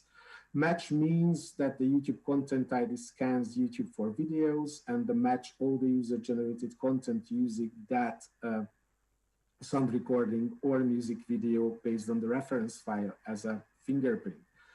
New videos and rescanned legacy videos, so the scanning is happening all the time right now as well. The claim happening when a match is there, the video matched, and then includes the channel videos and user videos. So it means if you're contracting with the YouTube partner, you license them and give the license them to manage your rights and control your rights on YouTube platform. Your channel as well included. So if appears a notification on your channel in this YouTube studio that, hey, your content is, your upload is including and embedded, your content is including the sound recording that you own, it's because you practically actually, it's happening on behalf of you via the YouTube partner company that you are signed contract to. So don't freak out and don't be confused. It's the way how they are monetizing your content, including your channel as well. However, if you reach the monetization level with your channel, you can monetize your channel in a way I will tell you a little bit later. Policies are happening, so all reference files and all assets, actually like a sound recording asset, a music video asset, it includes the metadata, the policy, the usage policy, and the match policy, the reference file as well. So when it happens, the actual pre-design and preset policies are activated after the match when the video is claimed. This means you can decide what happens with the claimed videos. You can block, monetize, or track in certain territories or worldwide, of course. Blocking means via content ID matching. It means if it's audio, the video will be muted. If you monetize, you can actually collect the revenues from all user-generated content as well. If you just track a video, that means you have access to the performance data of that user-generated content. I'm talking about music asset types. There are music videos we are uploading to our channels, actually representing an official music video for a song. It embeds the sound recording assets and includes metadata like video ISRC, song, artist, record label, genre. These metadatas are added by the partners because you are delivering them to help to manage your own rights. There is a music video and there is a sound recording asset. The sound recording asset represents an audio recording. It usually embeds a composition, maybe embedded in a music video asset. The sound recording assets metadata like ISRC, artist, album, song, record, label, genre. And there is a composition, publishers, and collecting societies also have access to the content ID system if they are contracted with YouTube. Of course, YouTube and Google couldn't start any services in certain markets without contracting the local collecting societies. Local collecting societies and publishers are representing the authors, the songwriters, and the lyricists, and their related assets called composition asset that represents a musical composition, a musical work. It's usually embedded in a sound recording. This is the only asset type that may have multiple owners per territory and includes metadata like ISWC, title, writers, etc., etc. ISWC is the International Standard Work Code. The ISRC is the International Standard Recording Code that is actually identifying a sound recording or a composition in digital environment. There is a fourth and pretty important asset type, the so-called art track, that represents a video of an official master recording with a related image. It shouldn't be a reference file, not being used for claiming any user-generated uploads. I'm sure you've already realized this as a label or as an artist that you have such assets on YouTube that is automatically generated by the platform itself, delivered by YouTube partner companies, distributors, aggregators. It's a version of a sound recording, and the reason is the existence of art tracks to fill in the gaps to ensure that YouTube has a complete music catalog as other streaming services have. It consists of the sound recording, the album art, and the metadata about the recording, such as its titles and artist names, and also contributors as well. They appear in the same places as produced music videos, such as on the YouTube topic channels for the main artist, in album playlists, and in search results. YouTube prefers to produce music videos. So if you create a music video for a song, then within their system, the official music video will replace the art track in playlists of albums in the future. I'm speaking about the YouTube Partner Program as well, that backboned by the Content ID and the Content Management System. How you relate and how you involve yourself to the YouTube Music Partner Program and how you earn money from your music, it depends on your relationship with YouTube or any third parties. So you can be an artist in the YouTube Partner Program, and joining the YouTube Partner Program if you reach the eligibility of monetization, 1,000 subscribers, 4,000 hours of watch time, and then you can generate revenues from ads. But this may not apply to all situations and geographies. And in this way, if you start again your own self, the monetization, and start yourself to being part of the YouTube Partner Program, you may not have access to the YouTube content ID.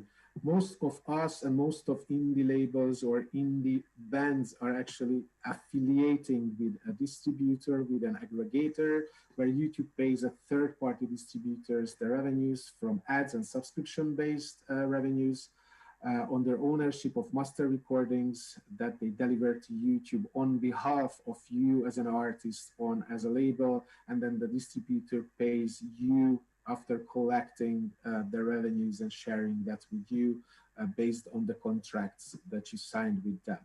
They are delivering full catalog to YouTube to maximize exposure and revenues, and on default, they are monetizing more and more, not blocking or not tracking, but earning money and maximizing and optimizing revenues for artists and labels.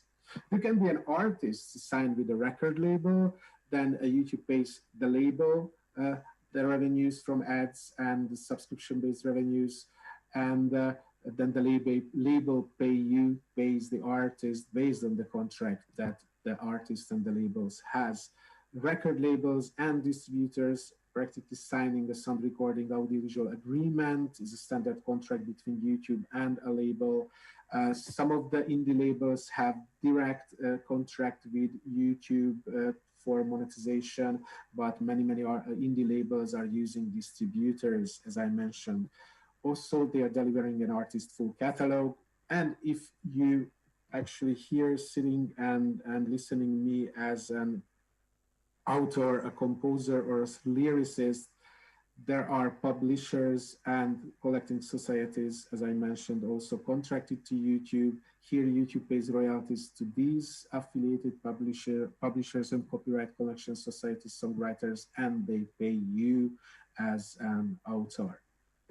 YouTube content manager system that they have access to after signing a contract with YouTube, as they are the distributors, and they have possibilities to manage hundreds of channels and manage a massive amount of sound recordings rights in bulk, with reports, with different content delivery possibilities.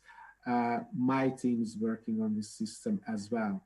If you wouldn't have right now a partner, please visit this link, the service directory .withyoutube.com/directory, and here you can filter out music-related partners from regions, languages, and you can select filters. It's definitely important to have art tracks delivery, audio rights management, asset reporting, etc., etc. So pick one that is likable to you. These premium partners are, again, directly content to Google to manage and represent music-related rights. They have this content owner CMS and access to the YouTube content ID, and they owns and represents one or more YouTube channels and the videos on those channels with an access to this content management system. And access to the content ID system, and all of us working with these systems, we have knowledge and experience to represent multi-partner ownership. We have to do on a yearly basis certifications to be able to work and continue to work on content ID and YouTube content management systems, because time to time we have to represent complex territorial rights, or we have to deal with a massive amount of conflicts, ownership conflicts, reference overlaps, disputed claims. It's a really massive, but it's really interesting work, but we have to have knowledge and certification to do that. We have direct contact to customer services as YouTube partner programs. So we have a YouTube manager within the YouTube and helping us or back up and there as a backup and help. And as I mentioned, we are all certified experts with know-how. To monetize third-party content, it's really tricky with Content ID in many cases. So to understand what's happening behind when you are syncing your music to videos uploaded on a brand channel, for example, you reproduct, you distribute performance, you use samples or covers, you are making covers. it's a little bit tricky or a little bit complicating the system. So the importance of a music attorney or music rights related knowledge, it's really, really important in these cases when you reproduce and distribute songs, not just on CDs, but on YouTube. For example, if you license songs for a compilation albums, it's not sure that you have the rights to use content ID for those songs that you license to the compilation album. You always have to be careful what to deliver to YouTube, especially if you enable content ID matching and start to collect the user generated content on songs that you have just write and you just have right and license to distribute or release on CD as a compilation album. If you, for example, sell your music to a branded content to a brand in their advertisement, is also you have to be careful about content ID matching. You have to allow the uploader to use your music and not being claimed via content ID. Samples, it's also a really tricky ones. Many artists, especially in hip hop, buying the same production beats, buying the same instrumentals, and enables content ID sample from anywhere, and they are just including into their songs. Be sure to clear these samples with the copyright owner. Our different countries have different rules about using material without permission, and fair use is not always automatically good decision or good reasoning. You have to be careful with samples and including samples, and especially you have to be careful to enable content ID matching on songs that you are using unlicensed samples. Covers, if you covering song, check the licensing requirements as well, as original music and lyrics fall under composition copyright, and artists, you as an artist building content and generating content and building reach on YouTube with covers may be able to share the revenues with the eligible covers on channels. But again, the most clear way is if you license and ask the right holders, authors, and lyricists.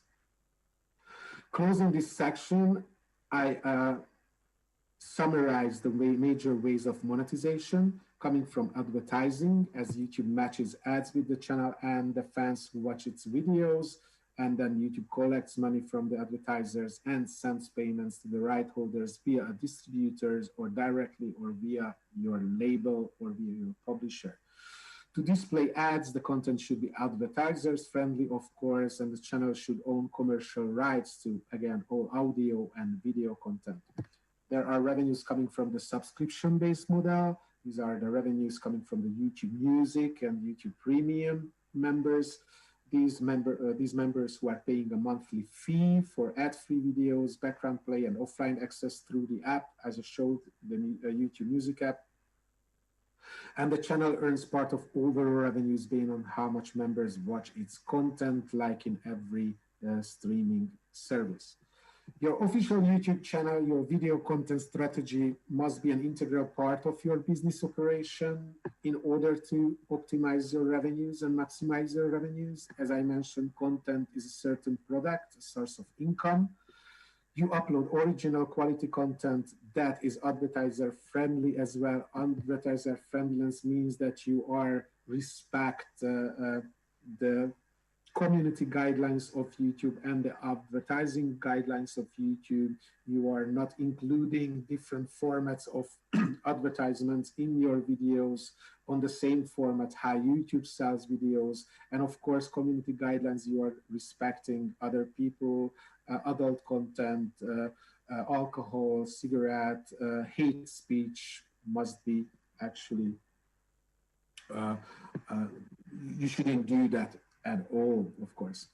You have to create engaging channel and videos, not just for fans, but to brands, creative agencies, and sponsors. You have to, again, optimally own your master rights and don't use unlicensed third-party content in your videos.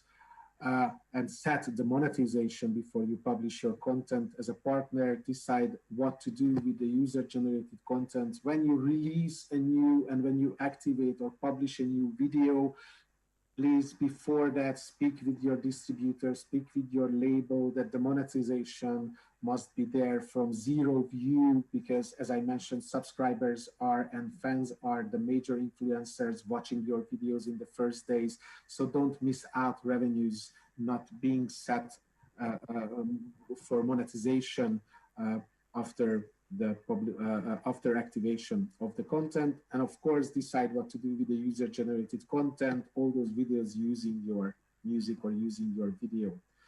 Be aware and be clear about what sort of financial settlement you have with your manager, label, or with your distributor. Three major ways of monetization YouTube is like managing rights of sound recordings via the content ID, as I mentioned, claiming monetization of user-generated content. User video stays public in this sense, and in these cases, ads might appear on these videos and generate revenues to you, right holders, to you on different ways. It's not a copyright strike. It's not something that block your video at all. This is the way how you monetize via the YouTube content ID. Delivering art tracks to YouTube Music via your distributor or via label. Here, the revenues coming from collecting subscription-based revenues from this source, again, label or distributor in between you and YouTube. Channel monetization is when you reach the channel monetization eligibility, 1,000 subscribers, 4,000 watch hours in the last 12 months, you go to your label or you go to your distributor and ask them being invited to linking to their CMS content manager system. It's a really simple process when you reach the eligibility and you want to actually open this source of revenues, which is important, of course, if you generating and consistently, regularly sharing content on your channel. Linking is the distributor partner sending you an invite, and then you receive via email, or you see this in the YouTube Studio dashboard, and you have to actually confirm that invite that you link your channel to their content manager system that enables your distributor or label start to manage your every single videos that uploaded to your channel, setting monetization, setting the ad formats on it, and optimizing the way in order to earn more money.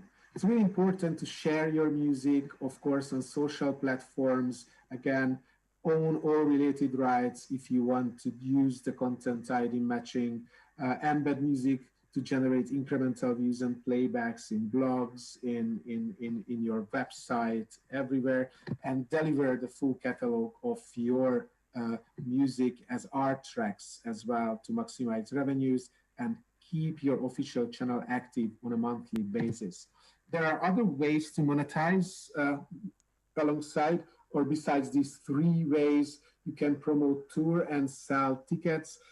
YouTube just launching a massive amount of new tools and new features that enables artists to monetize their, not just music, but their merchandise, tickets, monetize their fans, interactions, and in many ways. And these are now launched in many major countries, and some of them in beta, but some of them will already available to you as well in the Central and Eastern European market, like selling merchandise via YouTube merch, highlighting your merch on artist watch page, or via premieres or live streams.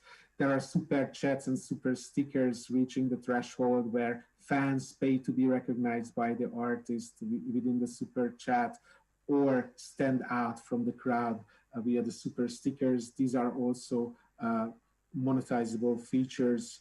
You can also create branded content, work together with a brand or place a product in your videos, or with time, it's also in beta, raise funds for a project via the YouTube giving features. These will be enrolled in many countries as soon as possible, because this is the day, these are the unfortunate year where everyone's focusing on digital platforms, including YouTube. So therefore, new ways and new doors opening revenue sources are really important and crucial for both sides and all actors. How not to place product and brand. This is a local Hungarian rapper called Micah. What he did is a no-no.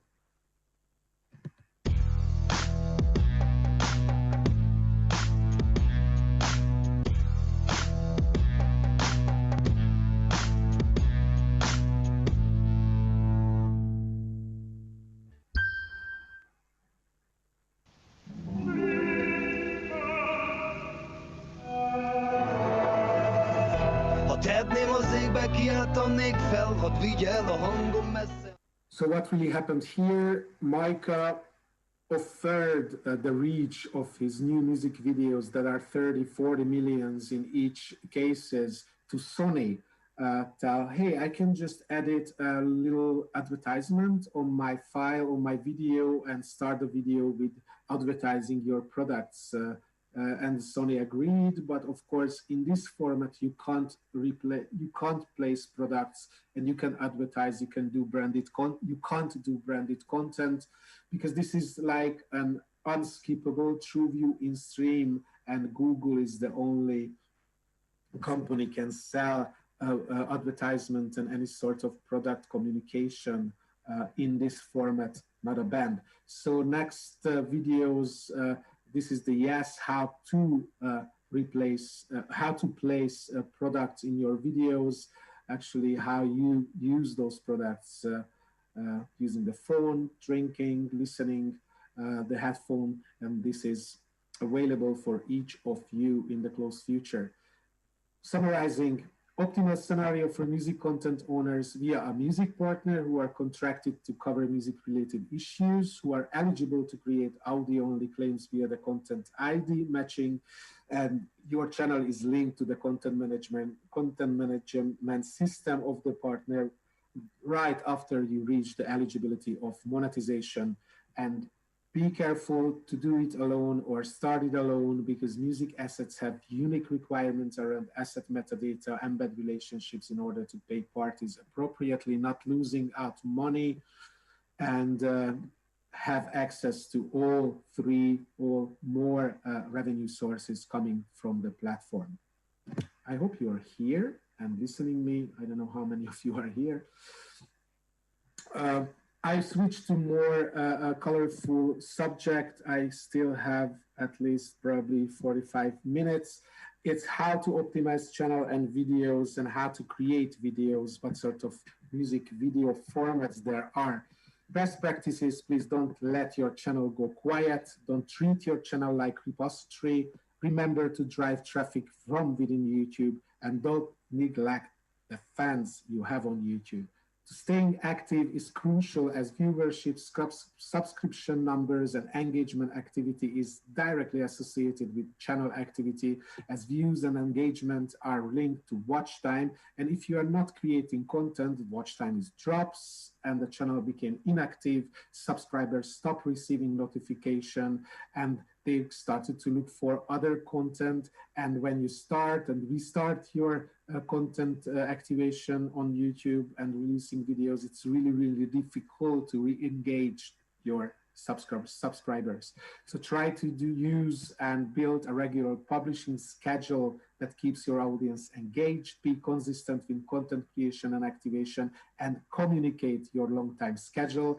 That practically you should aim one single videos every 2 weeks, or one single video a month. That is 12 video a year. Try to avoid bulk publishing lots of videos at once. Try to create a calendar in order to increase subscriber views and visibility in what to watch, being recommended in related content and suggested contents via the algorithm, to maintaining this publishing frequency throughout the year and filling the gap between official music videos with other creative formats.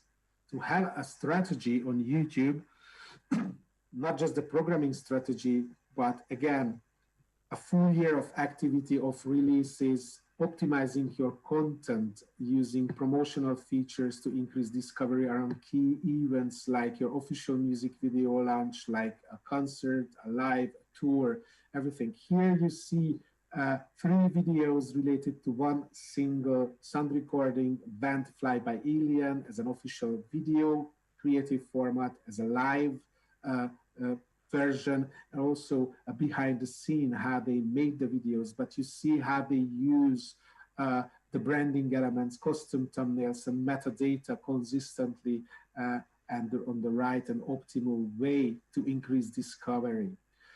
Even diversifying the releases, trailers, official audio, lyric video, etc., etc. Don't just use your YouTube channels and upload their videos without segmenting them, without creating playlists, without creating watch sessions, longer watch sessions in order to create more watch time.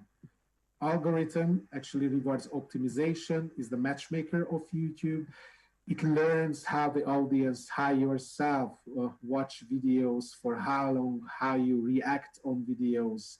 You cannot really game out the algorithm anymore, and you shouldn't at all, but you can encourage fan engagement with your videos. Metadata helps to index video against the viewer searches. So write accurate titles and descriptions. I will show a little more details, and create shareable viral videos with enticing thumbnails, style stories that appeals to your fans. Create playlists. Again, watch time is golden. You have to understand that your channel sits in a wider ecosystem, a massive amount of bands try to leverage and promote their music and leverage their fans, relationship with their fans. Optimize your videos and channels for discovery again. Promote your releases through description links, end cards, info cards. I will talk about it. Of course, name your channel as the same as your brand or artist name, and create some memorable channel icon. This one is a little bit too much with texts and everything. It should be more like a logo, because in such small versions must be visible as well. High contrast images are always helps. Create a channel art banner that matches your brand style, the release that you just released, the visual elements, the branding elements of a single or an album with the right colors, like typos. You can highlight here tour dates, release dates as well. Just always keep up to date the channel banner as well. You can create a channel trailer and highlight videos for new viewers and to subscribers as well. Here you can actually create a channel trailer, introducing yourself as a musical brand and introducing your programming schedule on YouTube. And as I told, in official artist channel, you have 2 fixed modules, sections, but you can organize and organize your content easily in other sections as well. Thumbnails. Thumbnails are a primary factor for viewers deciding which videos they like to watch.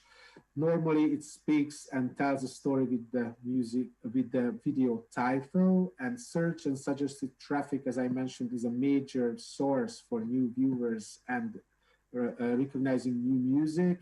You have to be careful and you have to be strategical with your thumbnails as well, and focus on sizing, because more and more viewership coming from mobiles, from small monitors. And use clear, high resolution images, close up in legible, that is legible in all sizes, using high contrast images. Don't try to mislead with the thumbnails the viewer, because then the viewer click on it, watch it, and they're realizing it, oh, this is not a video that the thumbnail suggested, and he clicks out, watch time is cut. You can differentiate types of thumbnails for your live videos or for your covers, as here this band does for the official videos using a different thumbnail template than for their lives. This one even a little bit too busy with many typos. Make text readable, even mobile, that what just I mentioned, and be consistent with branding and the channel. Titles and descriptions, the metadata and the search terms you are using. Most of the viewers are typing first your artist name or the song names as search terms. So you have to focus on your relevant keywords and drafting compelling and descriptive titles for creative formats. Use the searchable terms first, include novel and unique attributes. Try to here again distinguish official, live, lyric, cover videos, different categories. If you have a series, include episode titles like here, volume 1, that suggest that this is a part of a series. Again, don't misguide with metadata. Create a set of relevant keywords and phrases and use this anywhere, not just on YouTube, where they enables you to add metadata, tags, hashtags, use them consistently. Provide music related ISRC with your partner, or keep your music brains or Wikipedia page up to date as well. YouTube somehow using these platforms to reach more metadata. Titles, descriptions, tags right, few best practices. Please use the first few lines of the descriptions to explain what's the video about using the search-friendly keywords that is in the YouTube video titles as well. Include artists, songs, titles, albums. If you use links, use shortened links to playlists, to commercial sites like iTunes, Spotify, all the others, and websites as well. Credit contributors, directors, musicians, actors. Here you can use timestamps as well to help viewers skip to important parts. If you have a longer video, a full album, you can put timestamps within the description field, and then they can click on it, the viewer, and go to the track number 6 with one click. Don't forget to put the prefix to every links in order to make those links clickable, and add relevant hashtags in the key parts of your YouTube descriptions to help viewers find your video. Here we can see most of the artists are using at the end of the description field using hashtags, and the first 3 appears above the music, the video title automatically. Use the relevant tags and create and keep consistent set per video and albums in the tag field. And please don't put tags in the descriptions, because that can lead to video removal. If you realize that you have an audience from the analytics that coming from a different country, coming from a different language speaking country, you can translate metadata on channel and on video level as well. That helps you to extend your reach, influence discovery, and give a way more personal experience for viewers. So focus on content that has international appeal. Begin with language agnostic content like instrumentals or your English speaking or Spanish speaking music to increase reach and lower the cost. You can translate description, provide customized text for your local audiences, and even if you trust your own fans, you can enable crowd translation to your audience and then check those. Creative formats, and we are speaking about videos here. As I mentioned, we need 12 videos a year. Music videos are actually really popular on YouTube. Viewers are watching, searching, and exploring new bands and new music, and more videos you can produce, the better. Upload a video for every song, upload an art track, as I mentioned previously, share every song on an album as a visual asset.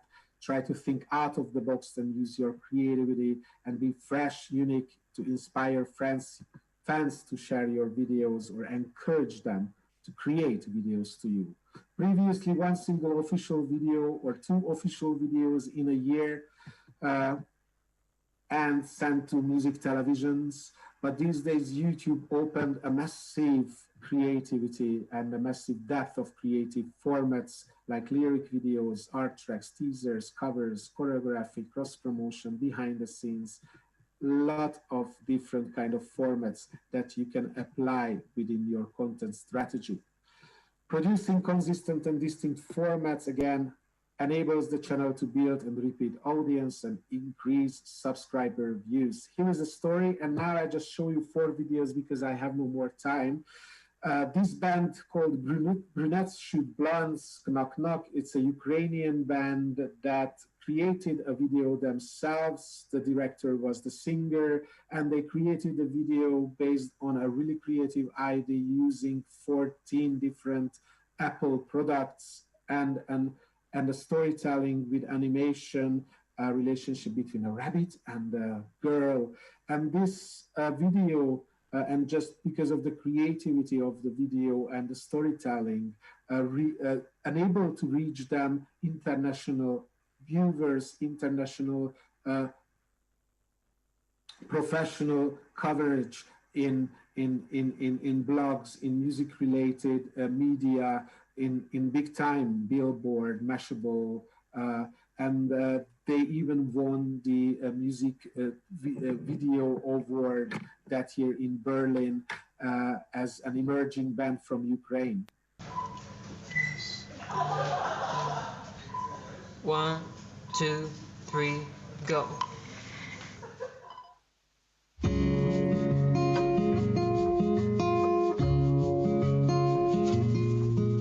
Knock, knock, tell me where you are. Know that I'm close, but we're apart. Somebody told me you were here. Somebody told me. I wish I could ever find you. Wish I could ever find you. Hey, ring, ring, please pick up the phone. Know that I'm asking for too much. I swear I promise you that I'm not gonna say a word if you don't wanna listen. Listen, is there something I could do? I have to go forward. Official music videos draw a significant music viewership and actually give you the possibility, once on your channel, use optimization features to add additional content formats to keep them engaged and extend viewership. You can even create a teaser video before you publish your official music video. Knock, knock, tell me where you are. Know that I'm close, but we're apart. Somebody told me you were here. Somebody told me. I wish I could ever find you. Wish I could ever find you. Hey. Teasers are samplers and not only help audiences find your music when a release is announced, but also generates high audience engagement. You should include the date of the release and using branding, being again consistent with the official release. There are lyric videos as well, capturing views when a single are released. Official release through programming tools can be linked to the lyric video. Brunettes Shoot Blondes did a lyric video, of course, really simple, not an expensive one.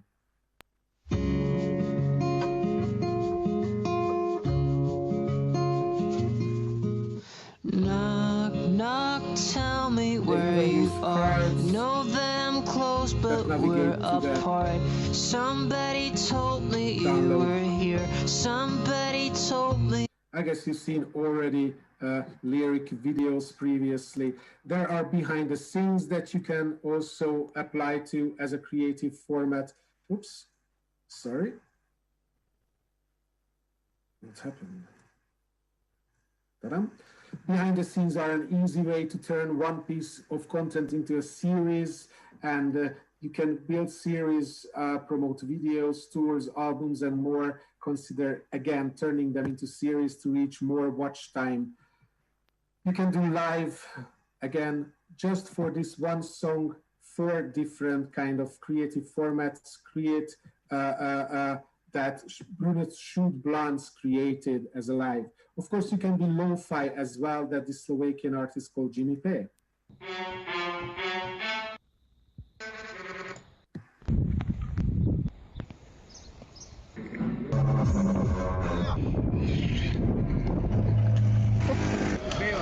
Oh yeah.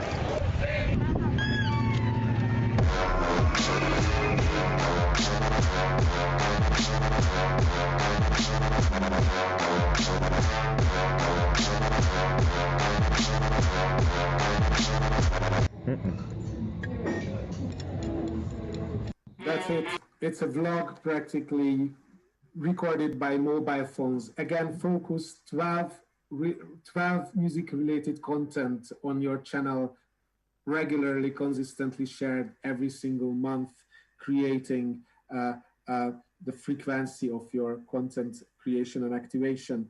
Live content is also huge, has high audience engagement and contributes longer watch sessions. So you can here again promote event in advance your concert, and after you can a full concert you can cut into pieces and upload for on-demand viewership as well.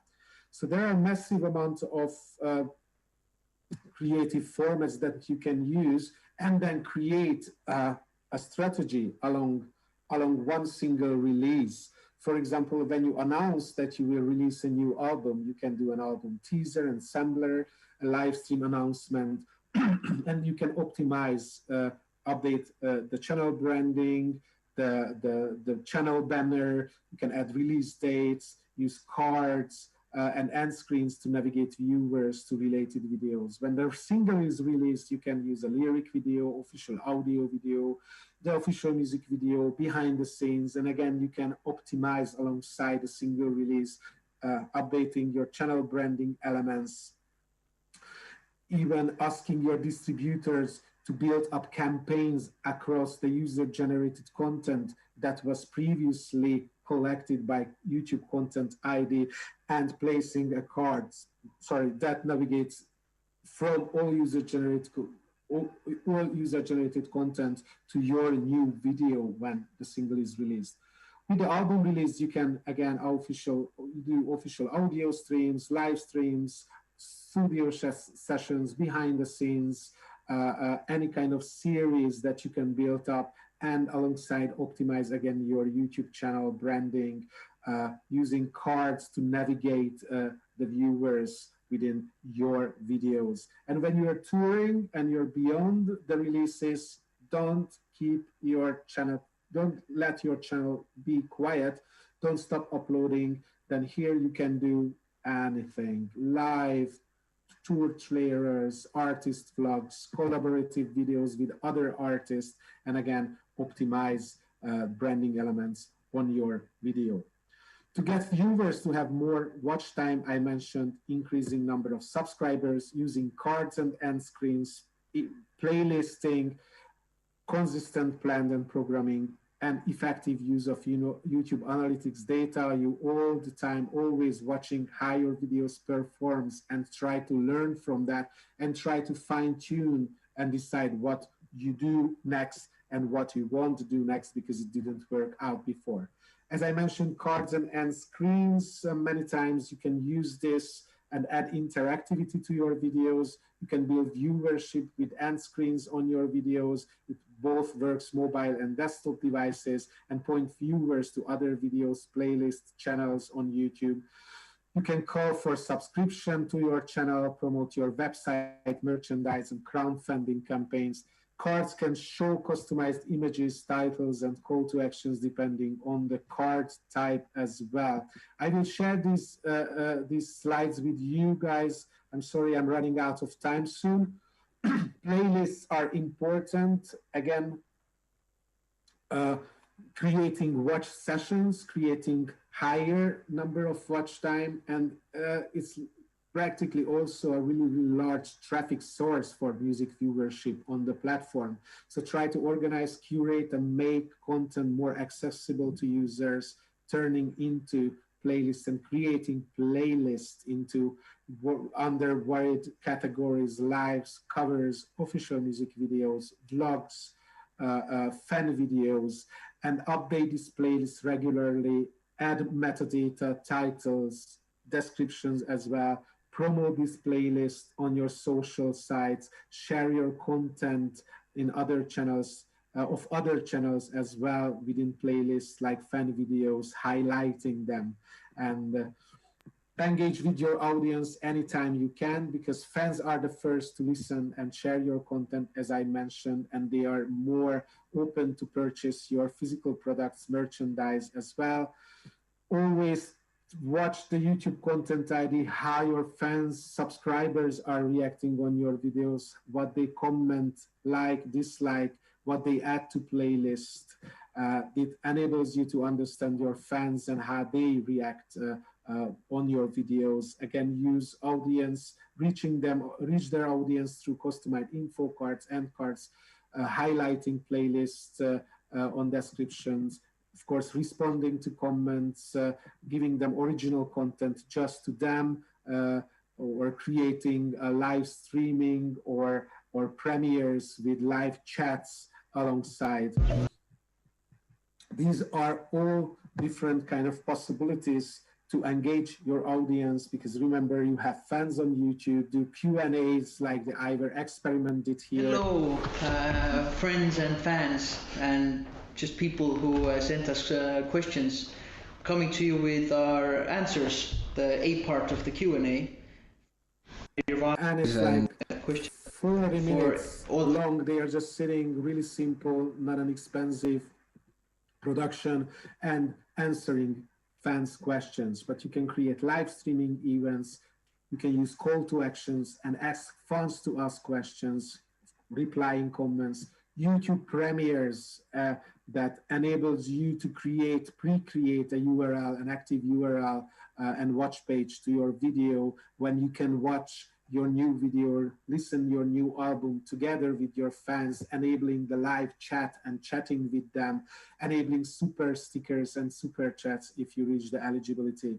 You can use YouTube stories or YouTube shorts that will be launched soon on YouTube, engaging viewers via the YouTube music application. YouTube stories active there for 7 days. You can add filters, text, and music.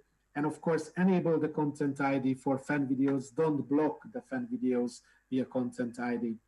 There is a community tab that you can use as well. That is a great and simple way to engage viewers more, express yourself beyond the official videos, complement uploads with community posts, invite viewers a little bit to backstage, sharing exclusive content, photos, videos, GIF files.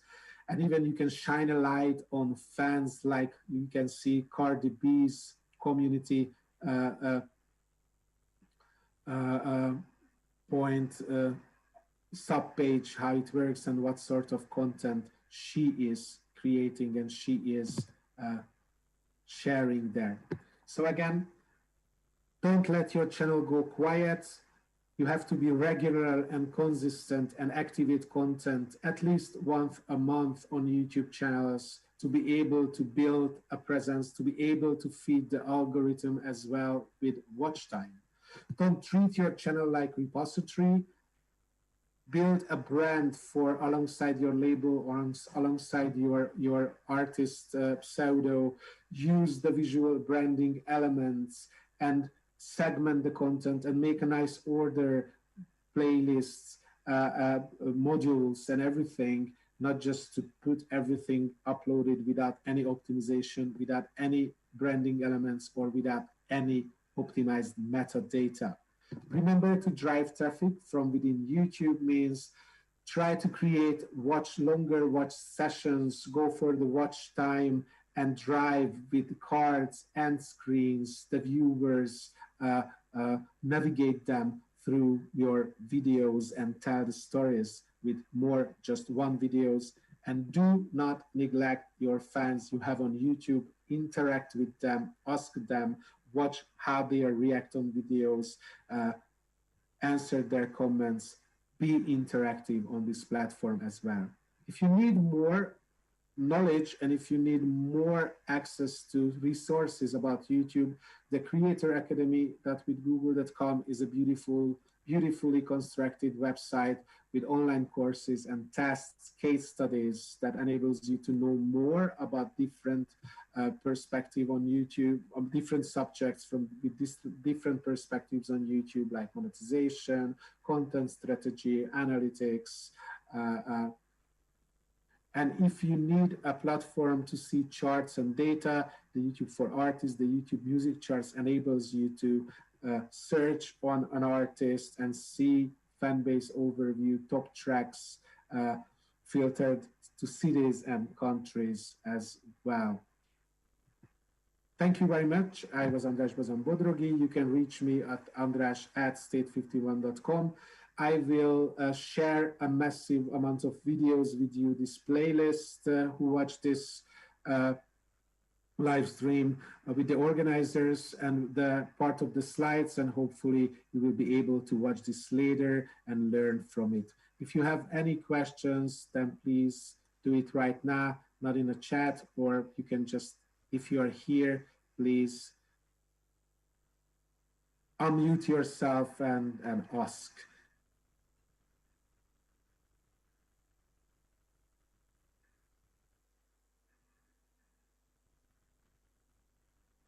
No more hi, hello, anyone here? Or I was just totally alone for 1.5 hours and just practicing my presentation. I hope you enjoy the program and the following presentations. Be good, take good care of yourself, stay safe, and if you need any help, please feel free to contact me. Thank you very much.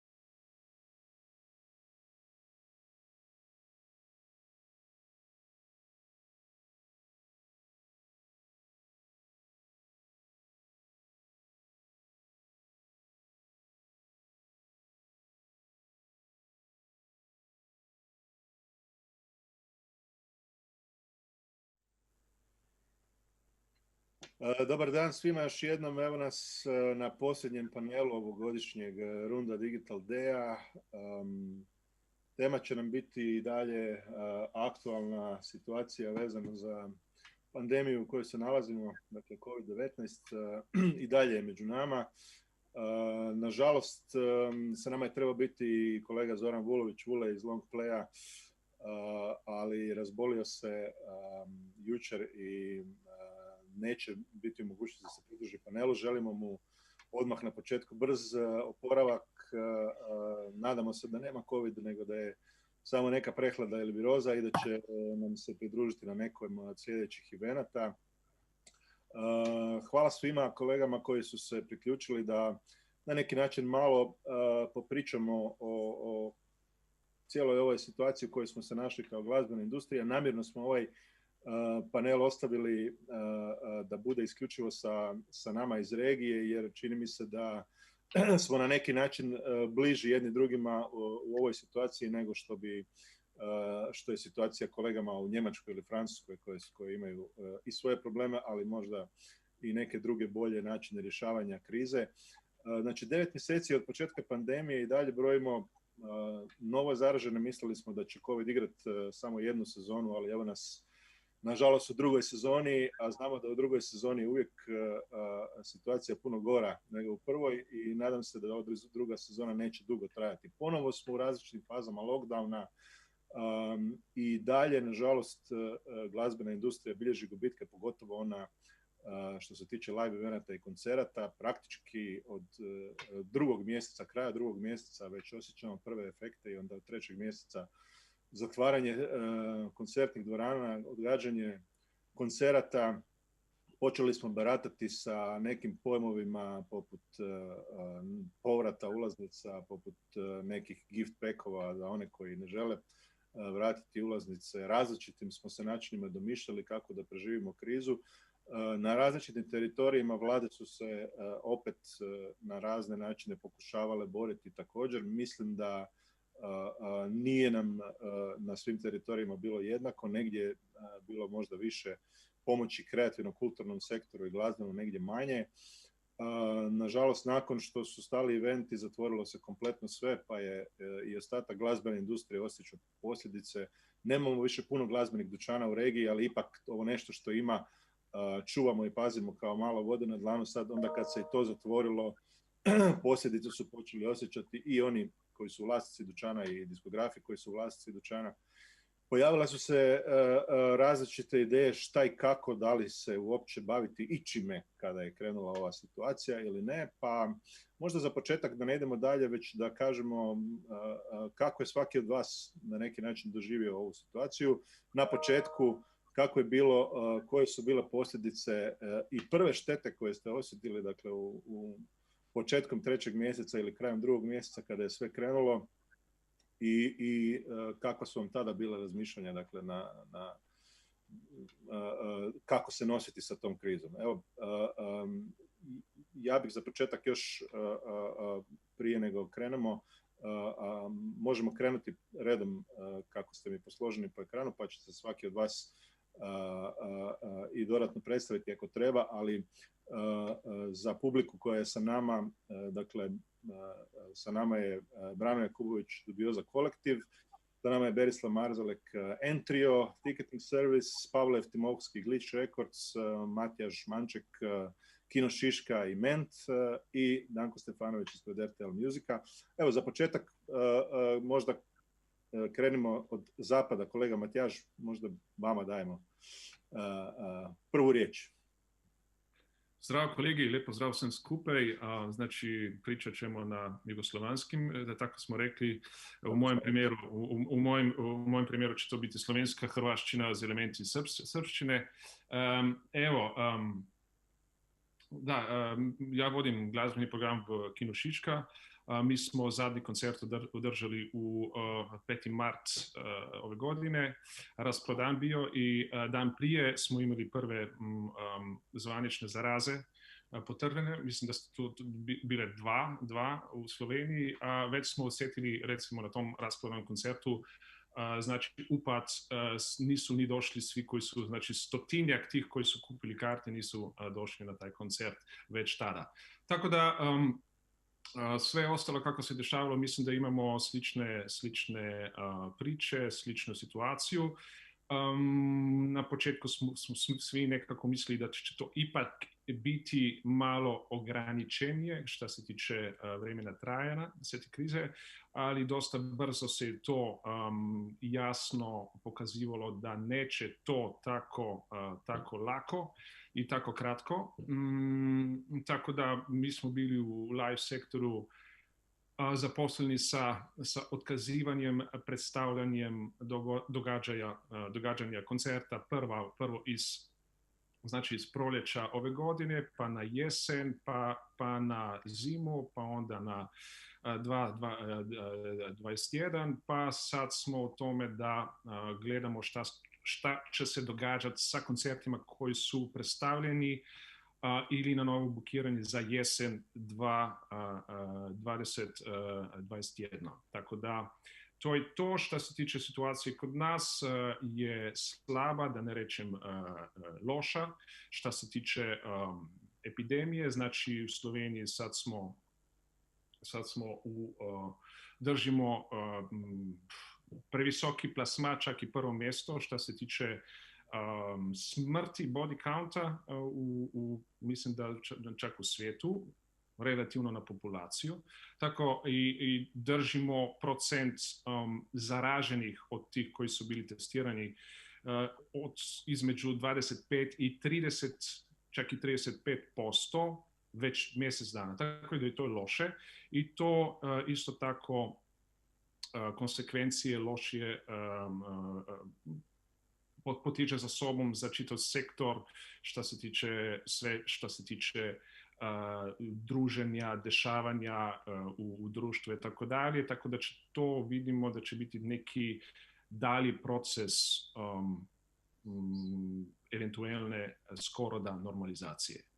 Tako da, ali mi radimo, sad smo našli neki način da ipak našu ekipu i dio muzičara, stvaralača da držimo u nekom stanju aktivnosti koncertne, znači radimo online streaming koncerte koje prodavamo, znači nije to više gratis što smo radili u prvoj fazi, u prvom valu, nego sad smo krenuli na to da razvijamo taj novi digitalni market recimo i u tom vidimo da trend je dobar, nije lako, ali vidimo dobar trend što se tiče interesa publike za to i to je nešto što ćemo u nekoj hibridnoj kombinaciji sigurno trebati da razvijamo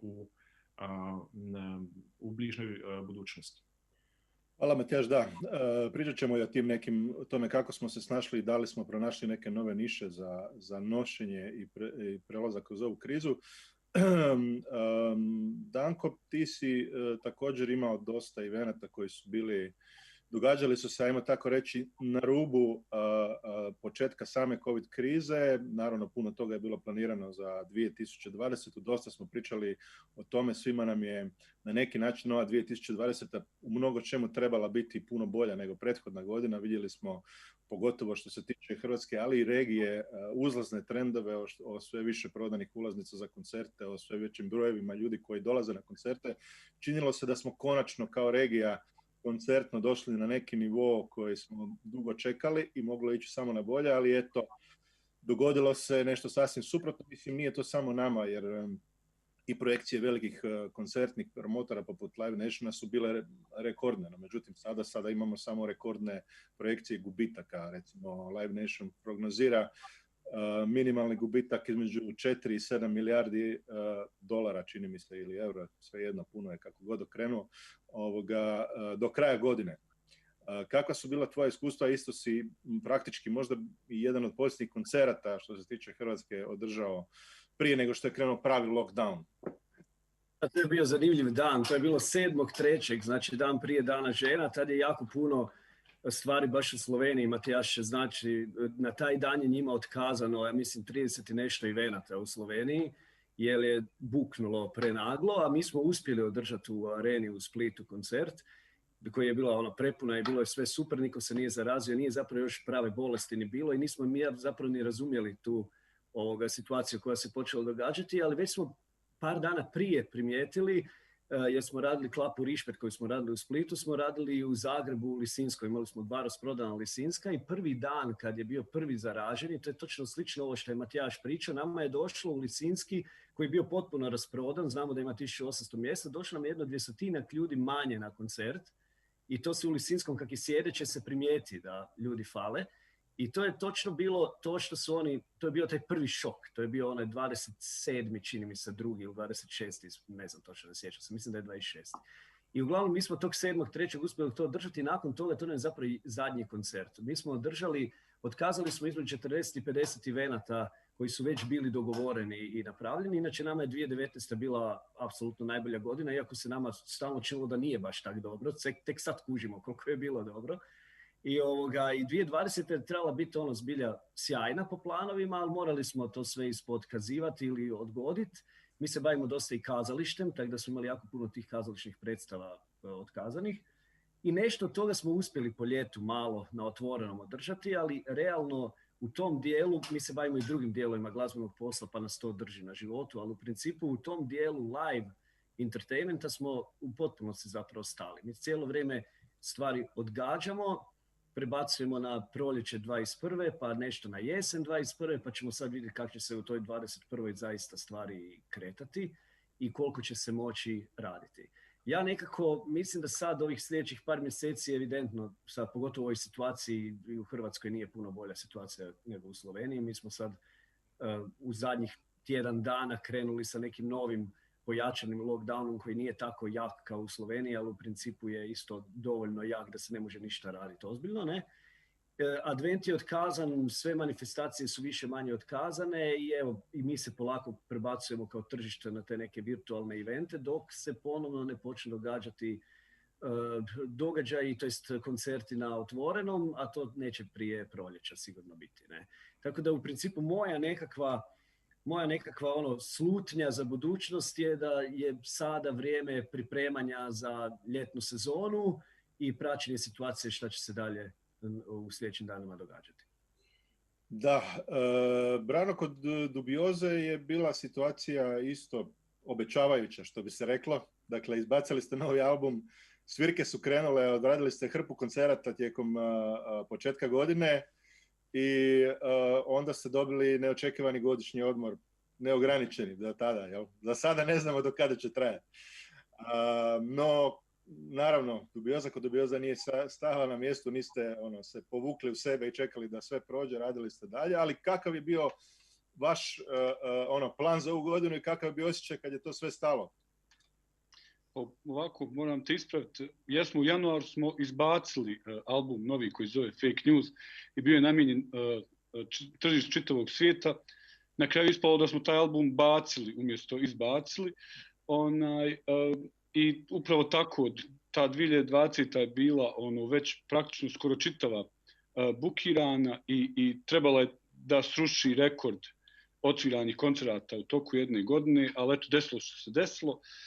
Mi smo bukvalno par dana prije nego što se zatvorilo sve došli sa zadnjeg koncerta, smo čitav februar svirali i došli smo sa zadnjeg koncerta koji smo svirali, čini mi se u Melkwegu u Amsterdamu i samo smo došli kući, bukvalno posle 3-4 dana se sve zatvorilo i nekako već dok smo bili na toj februarskoj turneji, pratili smo šta se dešava i po Italiji, ne znam, iz Kine su još uvijek dolazile vijesti, tako da je manje više kad se zatvorilo bilo nam je jasno da će to biti, bar i meni bilo jasno da će to biti nešto što će ipak duže trajati, uglavnom su ljudi bili optimisti da će to do ljeta, hajde posle ljeta. Ja sam sve svoje u okruženju ubjeđivao da će to trajati godinu do dvije, jedino to ima logike i nažalost tako je nekako i bilo. Mi smo, s obzirom da smo imali taj razrađeni sistem sviranja ili komponovanja, saradnje preko interneta, s obzirom da je band sastavljen od ljudi iz 5-6 različitih gradova, mi smo već to od ranije praktikovali taj neki sistem korištenja interneta. Jednostavno smo posle par dana shvatili da bi, kako bih rekao, da bi sami sebe utješili, ostali normalni, ali i ono da bi ušli u neku komunikaciju s ljudima. Kreirali smo taj karantin show koji smo svirali 7 sedmica tada kad je bio lockdown.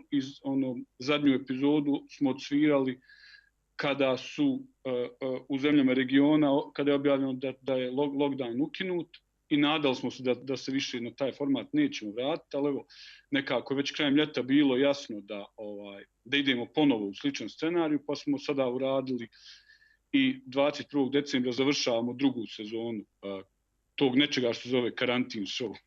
Nadam se da nećemo gledati treću. Ja molim Boga da ne bude treće i nikakve više sezone karantin showa.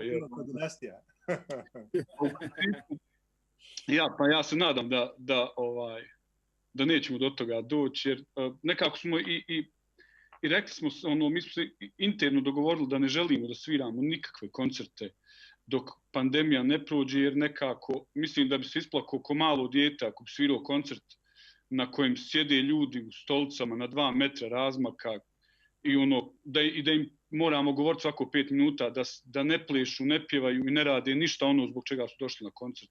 Tako da je bolje da abstiniramo nego da radimo te neke Frankenstein varijante, bar u našem slučaju tako. Da, ja sam u kontaktu sa dosta izvođača bio tijekom tih mjeseci kao i inače, ali pogotovo tada smo imali naravno puno i više vremena da pričamo i razgovaramo, jer nismo imali drugo šta je raditi, pa smo razmišljali da li uopće te varijante, da li uopće šta raditi, da li snimati, da li ići, da li svirati takve koncerte gdje nema publike. Puno izvođača mi je reklo da ne bi uopće se osjećali dobro na pozornici ako nemaju tu povratnu energiju od strane publike, bez obzira što znaju da ih možda gleda, ne znam, evo, Dua Lipa, koliko je bilo? 300.000 prodanih virtualnih. 5 milijuna ljudi gledalo. Eto, dakle, govorimo o ozbiljnim milionima ljudi i da svejedno ok, to je show biznis i mi smo na neki način svaki u svom segmentu dio toga, ali da nema te povratne energije i da nemaju jednostavno ni volje možda svirati baš poput toga što si ti, Branko.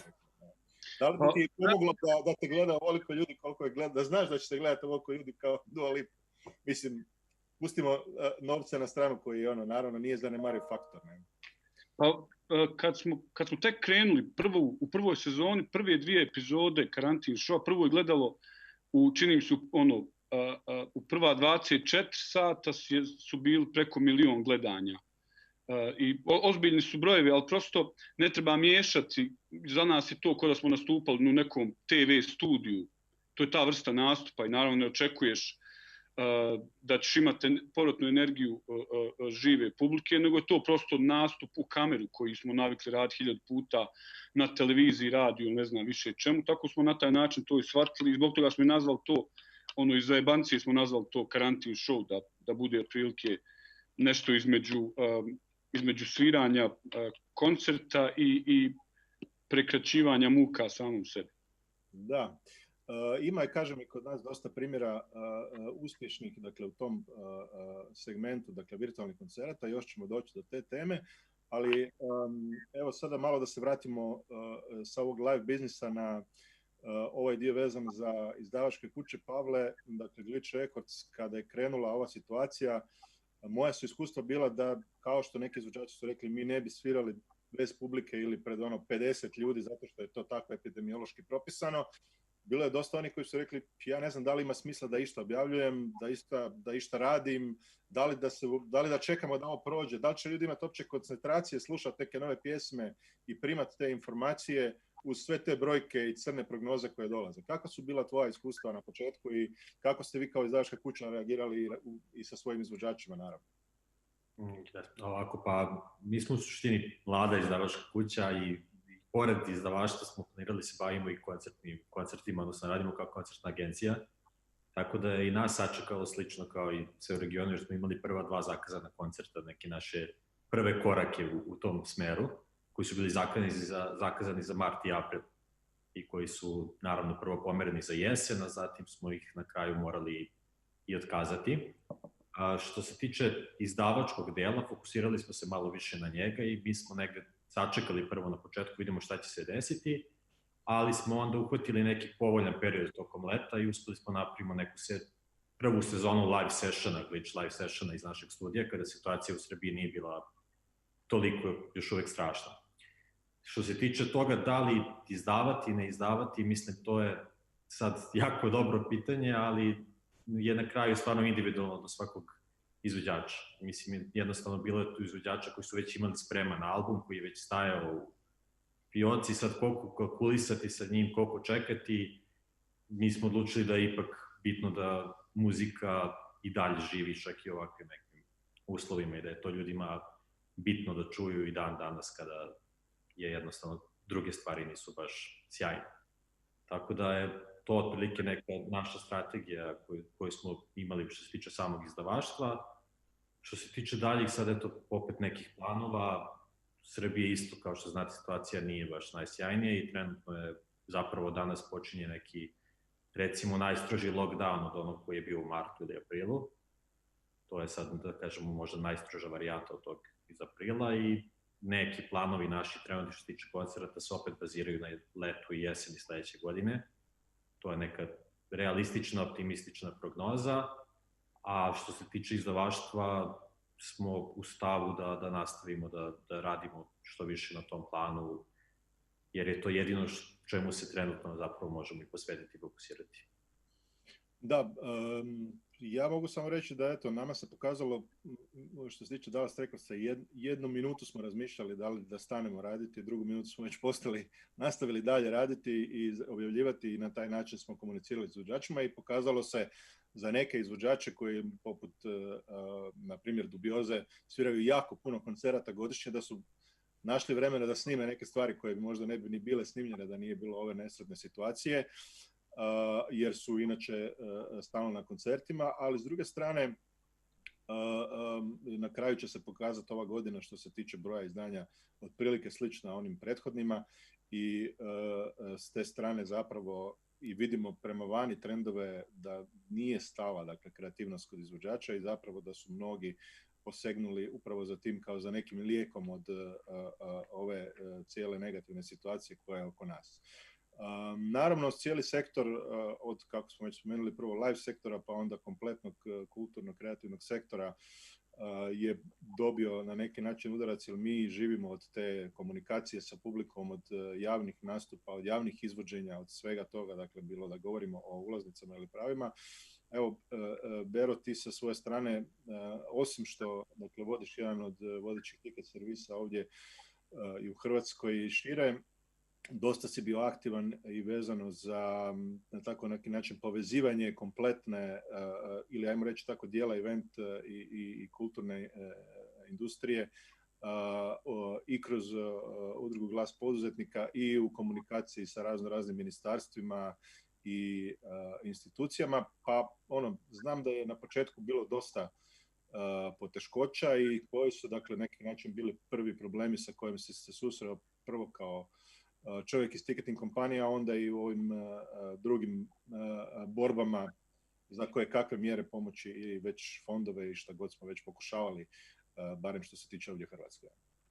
Da, jedna zanimljiva godina je iza nas. Pa gledaj, mislim, ja sam skužio već u drugom mjesecu da šta se događa, šta dolazi. Očekivao sam, počeli smo se lagano pripremati, tražiti nekakva kreditna obrtna sredstva kao firma. Mislim, imamo nekih 10-ak ljudi živi trenutno od Entrija, što direktno, što indirektno. I onako, očekivao sam da će biti grdo i mi smo 7.4. isto, koji Danko, mislim što je rekao, mi smo Fatboy Slim imali zadnji koncert na... 7.3. 7.3, sorry, samo to sam ti reći, da. I već tad kužilo da stvari nisu dobre, ali onda kad je došao 13.3, znači nama se u jednom danu odrezali, nestali su svi prihodi, doslovno pad 99%. Kao pripremaš se, ali i dalje, ti nije jasno šta se dogodilo da mogu ispariti se prihodi, ne? I u principu da, bilo je neko početno vrijeme naravno oče, a šta dalje, mi živimo od prodaje ulaznica nema i neće biti na vidiku. Šta napraviti? Mi u principu, kako smo mi, imamo reći, primarno softverska firma, imamo svoju platformu, imamo svoj razvoj i skužio sam, ok, jedna opcija je čekati da ovo prođe, što god to značilo, a ne definirano to vrijeme čekanja, ili prilagoditi se i probati nešto napraviti. Tako da sam odlučio staviti u 6. brzinu, dodatno uložiti u razvoj i okrenuti se kompletno virtualnim i hibridnim događanjima. i kladio sam se zapravo da će nešto što je bilo prethodno kao streaming, kao besplatno a priori, kao komplementarno nekim live eventima, da će se pretvoriti u jedan od glavnih kanala trajno i da će ljudi početi plaćati ulaznice za virtualna događanja. I nisam imao drugu opciju i rekao sam ok, idem puno parom u tom smjeru i govorio o tom, istraživao, to je bilo nebrojeno konferencija i proučavao što se događa i pritom razvijao upgrade platformu i zapravo sada, ajmo reći, 1.9. se pokazalo da sam na sreću ili što god bio u pravu i da se upravo to događa. Da je zapravo ono što je najveći nekakav prekretnica bila da publika to prihvati i da publika, ajmo reći, se odluči i bude spremna plaćati ulaznice za virtualno događanje. To je čak najveći otpor, bi ja rekao, bio od strane možda same industrije, organizatora, izvođača, gdje je glavni nekakav argument kao ali to nije isto, kao to nije to, nikad neće moći ekran zamijeniti live koncert i u principu sad su počeli shvaćati, uglavnom cijela industrija, da to nije isto, da to niti ne treba biti isto. To je nešto potpuno drugačije, to je novi kanal, tako da uspoređuješ televiziju ili radio sa, ne znam, live koncert, to je nešto drugo, ali ogromna prilika trenutno da prebrodimo, da premostimo ovu fazu i da nešto zaradimo svi skupa, da publika dobije content, ali to nije privremena faza, nego to nešto će trajno ostati. Manje virtualni, ali puno više hibridni događaj. Ne? Ako razmislimo, imaš sold out event, možeš prodati još 500 ili 1000 ulaznica, zašto ih ne bi prodao nekom ko je u drugom gradu ili u istom gradu pa nije uspio doći ili je bolestan doma ili 100 drugih razloga. Ne? Dakle, to nije isto, ali je pruža hrpetinu novih mogućnosti i kreativnih i poslovnih, tako da pokazalo se kao dobra odluka. Mi smo i dalje u ozbiljnom minusu iz mjeseca u mjesec, ali cijela priča raste, trendovi su jako pozitivni, sam optimističan, čak su brojke i zbivanja su pozitivnije nego što sam ja očekivao kao optimist vječni, tako da vidim stvarno jedan dobar smjer i po meni ko se ne ukrca na vlak na vrijeme, virtualnih odnosno hibridnih događaja će dosta zakasniti naknadno. Tada mislim da je to nešto što će definitivno ostati i što je ogromna prilika. Ne? Ako pričamo od varijante recimo ne znam, nekakvog virtualnog meet and greeta koji inače u stvarnosti možda kompliciraniji, skuplji ili nepraktičan, tu možeš prodati nekakve VIP ulaznice, možeš nekakav dodatni content dati tim gledateljima, možeš dogovoriti sa sponzorima, jako bitne sponzore uključiti unutra, pa ne znam, prije koncerta dostaviti možda nekakvi poklon paket, pive, hrpetina novih mogućnosti je tu se otvara. Ne? Tako da mi smo odlučili u tom smjeru i zapravo idemo sad puno jaču međunarodnu ekspanziju od početka sljedeće godine, jer smo stvarno napravili fleksibilnu platformu gdje možemo sad od fizičkog događaja, jednom kad se vrate, tu smo isto pojačali, preko virtualnih pa do hibridnih, sve se može sa istog mjesta napraviti i realizirati. Tako da naš je plan zapravo ući puno jaču međunarodnu ekspanziju i okrenuti ovu krizu nekako u svoju korist. To nam je plan i budemo vidjeli gdje će završiti. Da, optimisti smo svi, naravno i dalje, jer da nismo, ne bi bili ovdje, no ajmo se malo vratiti na ove nekakve malo ozbiljnije stvari. Dakle, kao što sam već rekao, različite su države na neki način različito reagirale u ovoj krizi, pomagale različitim sektorima, pa sada možda da malo samo kratko pokomentiramo koliko smo svi nezadovoljni ili zadovoljni na neki način, koliko su nam institucije po raznim teritorijima pružile pomoć neku ili ruku ili razumijevanje ili bilo šta nama koji smo, ajmo reći, dio tog nekog kreativnog kulturnog sektora i zapravo smo svi mali mikropoduzetnici, samostalni umjetnici, nismo do sada, barem većina nas, na neki način bili ovisni isključivo o nekim državnim fondovima, no međutim sada je to bilo ono što nam je trebalo. Znamo da postoje različite mjere za države koje su u sklopu EU, za sada su to samo Hrvatska i Slovenija, postoje nacionalne mjere, postojale su i razne sektorske mjere kroz razna udruženja muzičara, glazbenika, diskografa, autora i tako dalje. Matijaš, kakva je bila situacija u Sloveniji? Kako je slovenska država reagirala? I znam da su postojale različite inicijative koje bi ujedinile na neki način kulturno-kreativni sektor i išlo se prema vladi. Koliko je bilo uspjeha u tome i koliko ste zapravo zadovoljni sluhom i pomoći institucija u Sloveniji? Da, to što je pozitivan efekt ovog sveg lošeg što se dešava oko nas je to da se je znači glazbeni sektor je bio prinužden, prisiljen da se konsolidira, da se poveže u koaliciju i zajedno i sa nekim drugim sektorima, konkretno sektorom industrije susreta, znači kongresnog turizma, i tako dalje, da se krenulo u aktivno i snažnu kampanju i što se tiče medija, što se tiče povezivanja horizontalnog i vertikalnog veoma različito profiliranih aktera glazbenog sektora.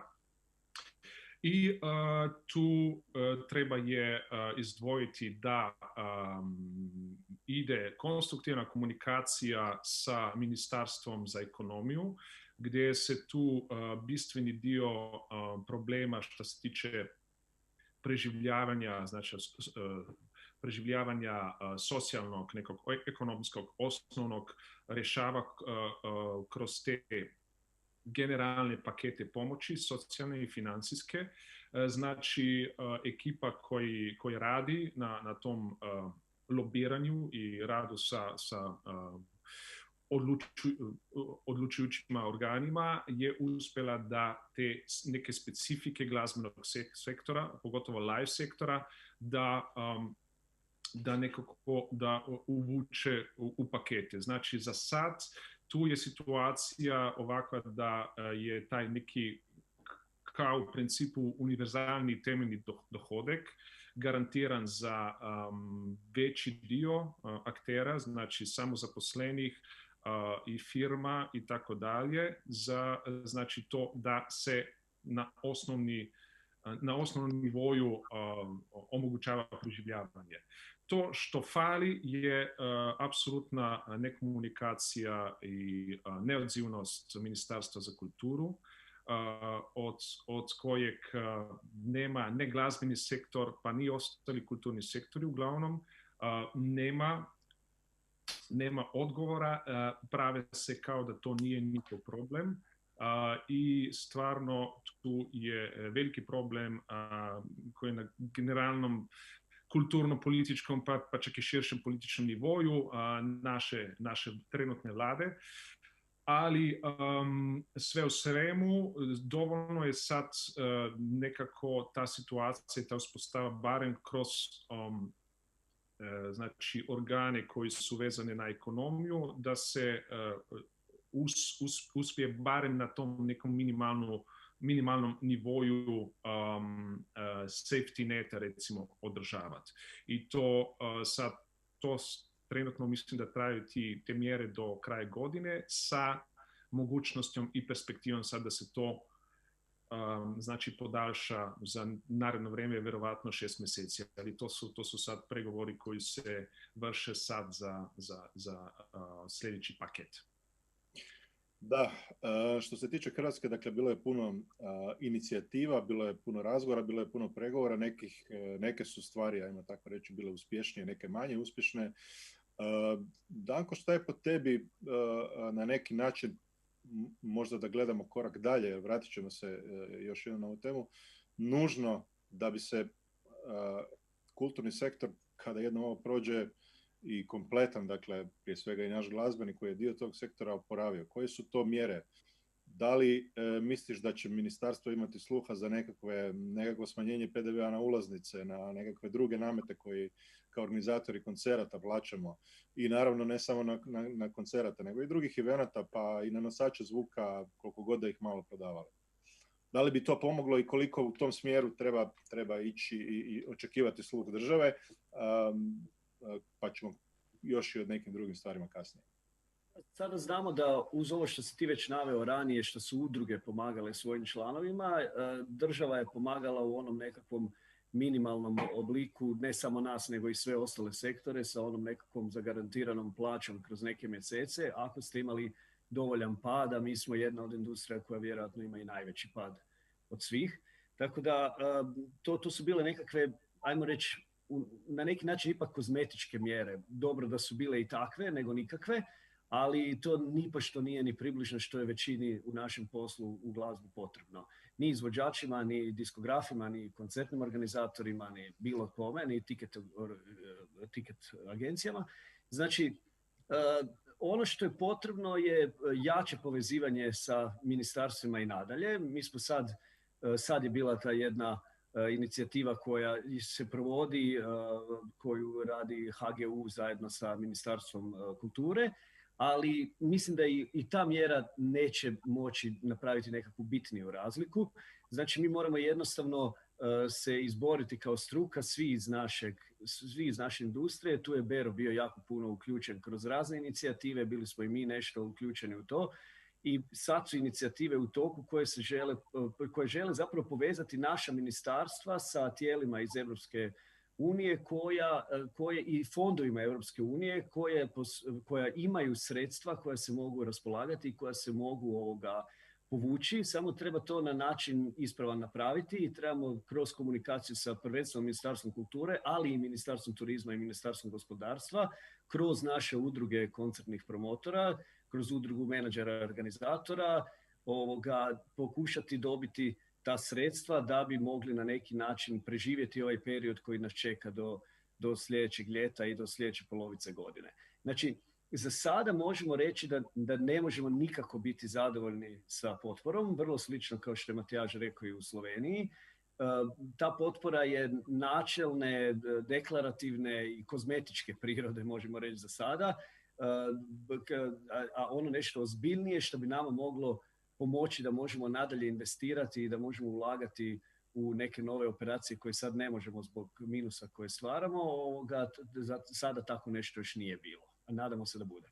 Da, situacija je različita, dakle u Hrvatskoj i Sloveniji koje mogu na neki način očekivati možda i nekakve novce iz Europske unije, već su neki budžeti određeni. Znamo da je nedavno Europska unija povizila budžetiranje za sektor kulture i postavila ga kao jedan od prioriteta i to za još 6% više nego je predviđeno, dakle u nekom petogodišnjem planu. Ja mogu reći da smo kroz Rad Impale, koja je krovna udruga nezavisnih izdavača Europe, inzistirali da se u sve te planove i projekte uključe i države koje nisu trenutno članice Europske unije, ali su naravno ili u nekakvom predpristupnom članstvu ili ulaze u onaj popis država koje se inako mogu javljati na natječaj Europske unije. No, vidjet ćemo šta će od svega toga biti.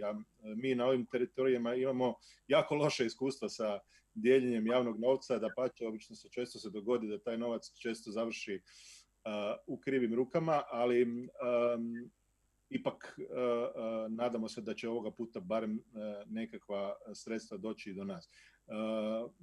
Kakva je situacija bila u Bosni i Hercegovini? Da li se tu ujedinio glazbeni sektor kao u Sloveniji? Da li je bilo kakvog koraka od nekog ministarstva kulture prema vama, glazbenicima i kolegama, i da vam kažu ok, kako da vam pomognemo, ili jednostavno ništa? A ni jedno ni drugo. U principu mislim da su prije svega lokalni diktatori shvatili ovo kao idealnu priliku da pokušaju uništiti i ono malo kulture što je preživljavalo, tako da su u principu napravili sve suprotno od onoga što su trebali napraviti kao i obično, tako da su pojačano gazili sve što je bilo. Ali dobro, to je nešto na što smo mi generalno navikli, to je neka naša sudbina. Zbog toga se u principu vrlo teško je napraviti neku koaliciju, neko ujedinjenje, zato što i dalje moramo da praktično djelujemo kao ilegalci. Ne smijemo se ukrupnjavati jer postajemo lakša meta. Tako da ovo što su ljudi nešto pokušali tokom ljeta raditi, uglavnom se svodilo na teatar, je onako isto, kako bi rekao, uspjelo je ono što je prošlo ispod radara vlasti da to ne vide, a u principu kao i svi ostalim državama jasna je poruka, dakle, kako bi rekao, crkva može, predizborne kampanje mogu, ovo ne može, tako da ja mislim da nam je svima jasno šta su nam htjeli reći. Da, jer ispalo je da u mnogim situacijama sa kojima smo se mi susretali da zapravo, ajmo tako reći, te službene mjere koje su nam rekli po kojima možete raditi koncerte su bile sve samo ne isplative da se bilo što radi, nego eto tek toliko da se imate nečim baviti. Koliko sam vidio, ni hrvatskim inspektorima nije bilo manje da hodaju to malo koncerata i festivala što je održao da svi u redom kazne s nekim finim ciframa od koji te zaboli glavu. Tako nam je kriv kad javljamo ljudima gdje će biti koncerti, kada i poštujemo, plaćamo poreze, prijavljujemo sve. To je, otkrivamo svoje. U pravu se, treba ići u ilegalu, nema nam druge. Pavle, u Srbiji znam da je i od strane Runde bio jedna inicijativa ujedinjavanja glazbenog sektora, pa i sa nekim drugim kulturnim sektorima. Znam da su se koncertni organizatori na početku organizirali vezano za to kako će vraćati ulaznice, odnosno na koji način će to biti regulirano, možda čak i puno brže nego mi ovdje u Hrvatskoj u jednom trenutku, no nije, koliko znam, bilo puno pomaka. I kako ti gledaš na to i koja je sad trenutna situacija, da li je od strane države bilo dovoljno ili i uopće sluha za kulturni sektor? Pa evo, kao što je Matija već rekao, jedna od dobrih stvari koja se desila jeste da je u martu osnovano udruženje promotera i ticketing agencija Srbije, i to udruženje je već u martu i aprilu izašlo s nekim zahtevima pred vladu i uspeli su da imamo par sastanaka da budemo primljeni. Od svih tretmana, recimo, jedino kako je muzička industrija tretirana više u odnosu na druge su upravo ti vaučeri kao turističke agencije što imaju mogućnost da daju, koji važe do kraja 2021. godine. Osim toga, apsolutno nikakve konkretne pomoći ili pomoći ciljene ka muzičkoj industriji u Srbiji za sada nije bilo. Bile su tih nekih, jedine mere koje su zapravo u Srbiji donesene su opšte karaktera, gde su bez ikakvog deljenja šta je ugroženo, šta nije ugroženo, sa nekih par minimalaca koji su bili isplaćeni. To je otprilike za sada to. Postoje te neke, i dalje je to proces, znači postoje neke naznake nekih budućih sastanaka, i ono što je udruženje tražilo od vlade je zapravo još neki set mera koje bi dao vetar u leđa promoterima, izvođačima kada bude moguće da se ponovo radi, u smislu baš to nekog smanjenja PDV-a na ulaznice, poreza, artist tax poreza, još nekih tako stvari koje bi omogućile neko lakše ponovno pokretanje događaja kada oni budu mogući. Ali eto, nažalost, trenutno nikakav, recimo, poseban. I sada ja se iskreno isto nadam da će taj neki deo toga što je u Evropskoj uniji prepoznat muzička industrija kao jedna od među ugroženih, top 25 ugroženih industrija, da će to sa nekim zakašnjenjem i pod nekim možda pritiskom stići do nas. Jer u Srbiji se već neko vreme, nažalost, i u regularnim uslovima za kulturu ne odvaja ko zna koji deo budžeta, zapravo nekih 0,6% ili tako nešto. Tako da, eto, to je u procesu, prioritet definitivno nismo, ali da li će biti još nekih dodatnih mera, mi se svi nadamo da će uspeti da se izboksuje još nešto. Da, vrlo kratko, tvoj komentar, dosta si tu bio aktivan od početka, stalno smo bili u nekoj komunikaciji i koliko si ti zadovoljan onim što se postiglo, a kad gledamo sad za početak ipak samo ovaj neki kreativno-kulturni sektor, event industriju, i da li vidiš na neki način neko svjetlo na kraju tunela, da li ćemo ipak kao glazbena industrija i kao kulturna industrija na neki način možda dobiti možda neke fondove gdje bi se mogli pokriti neke troškove osim ovih minimalaca koji su, kao što kažu kolege, uvijek bile nekakve kozmetičke mjere i zapravo namijenjene djelomičnom pokrivanju nekakvih plaća da ipak ljude zadržimo na poslu. Pa ajmo reći ovak, sa nekakvim rezultatima naših raznih udruživanja, inicijativa, ajmo reći da sam umjereno zadovoljan, bilo je stvarno rezultata, napravili smo dosta. A što se tiče od strane države sam izuzetno razočaran, zapravo naša država je pokazala nikakvo prepoznavanje zapravo naših problema. Mi smo se morali dapače boriti da uopće naša industrija, kad kažem naša industrija, mislim nekakva event industrija u širem smislu, dakle svi koji žive od nekakvih javnih okupljanja, da uopće uđe u ovaj set ljetnih mjera, jer su kriteriji bili nekakvi suludi, gdje nas uopće nisu prepoznali kao ugroženu, a imamo vjerojatno najveći pad općenito u gospodarstvu. Tako da sam izuzetno razočaran. Mimo toga zapravo niti glazbena, niti event industrija općenito nije dobila nikakvu zbiljniju pomoć osim onih horizontalnih mjera koje su dobili svi, a to je za očuvanje radnih mjesta, dakle za same radnike. Mimo toga nismo dobili apsolutno ništa. Znači prvi potez je ovaj sad zapravo od strane Ministarstva kulture, koje stvarno je kooperativno i mislim moram pohvaliti njih, stvarno žele i trude se napraviti nešto, ali to isto oko nekakvih 5 milijuna kuna sad za pomoć organizaciji koncerata, što je stvarno zanemarivo, pogotovo ako usporedimo sa, ne znam, drugim zemljama Europe, gdje su konkretna sredstva izdvojena za pomoć kulturnom sektoru. Dakle, tu sam stvarno jako razočaran. Morat ćemo poraditi puno više na pritisku. Ono što je dodatni problem po meni je što naša sama industrija je sama po sebi nedovoljno kompaktna i nedovoljno složna. I tu postoje isto nekakve interesne skupine, svako u konačnici dosta gleda nekakve osobne interese. Jesmo se tu povezali, uspjeli smo napraviti dosta toga, ali je moći da kad god se povežemo, da se vrlo brzo nakon toga opet razdvoji po nekakve pojedinačne, ajmo reći, grupacije. Mislim, logično i normalno je prirodno da svako ima svoje nekakve udruge, ovisno na kojoj hijerarhiji gledaš, ne znam, udruženje organizatora, naravno, raznih drugih skupina, ali bitno je da svi skupa, od ticketing agencija do organizatora, pa do svi koji žive rentalaca, svi koji žive od naše branše, od glazbe, od okupljanja, da budemo složni. Ne? I tu mislim da je dalje nedovoljno te nekakve sloge, nedovoljno komunikacije. I sami po sebi smo veliki u našim očima, ali opet ukupno gospodarstvo Hrvatske očito nedovoljno da nas sami prepoznajemo, vlada. Tako da morat ćemo biti puno složniji, po meni puno jače pritiske raditi. Jako je bitno da se izborimo za to što se ispred glasa poduzetnika sad isto borimo u horizontalnom smislu, dakle da se fiksni troškovi nekakvi pokriju ne samo nekim segmentima, nego zapravo svima, jer ovo za radnike ne znači puno, dok ti idu krediti, dok ti idu troškovi najma, ne znam, leasinga i sve ostalo. To je jedan dio priče, drugi dio priče stvarno za taj oporavak i za povratak publike će biti potrebni nekakvi fondovi i pun jači angažman, složni angažman svih nas po meni, da pritisnemo puno jače prema vladi. Ministarstvo gospodarstva tu nije ništa napravilo do sada. Da, mijenjaju se na neki način kroz ovu krizu i glazbe i navike naše publike. Vidjet ćemo koliko će to utjecati već sada na neki način. Vidimo neke promjene kod konzumacije glazbe. Imali smo tu nesreću da do nedavno nismo ni imali ozbiljne digitalne servise prisutne u regiji. Od ljeta su nam ili proljeća ovdje i Apple Music, Spotify, konačno smo na neki način se priključili tome što je sasvim normalno bilo kome u ostatku svijeta.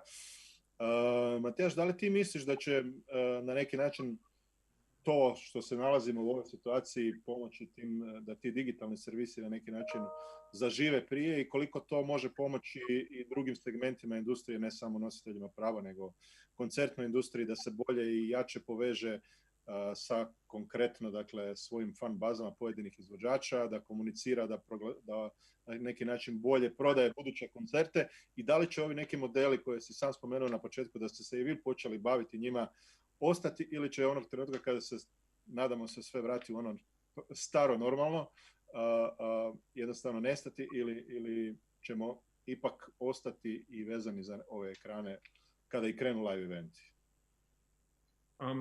Berislav je prije u prošlom krugu lijepo formulirao veći dio toga što se tiče sad percepcije. Ja mislim da zdrave percepcije toga što se sad razvija kao novo polje. Znači što se tiče dešavanja u digitalnom realmu i komercijalizacije, znači monetizacije toga. Ne? Kao što je Berislav spomenuo, to i treba, još se radi na tome, pošto, kao što si spomenuo, naše tržišta su veoma mlada i hendikapirana sa veoma spornim ulazenjem u globalno tržište, znači digitalnih sredina, Spotify konkretno i tako dalje, tako da tu je već neki startni handicap što se naših tržišta tiče, da ne pričamo o već tradicionalnom nekakvom rezerviranosti marketa potrošača prema plaćanju za digitalne kreativne sadržaje. Ne? Tako da, ali nevezano,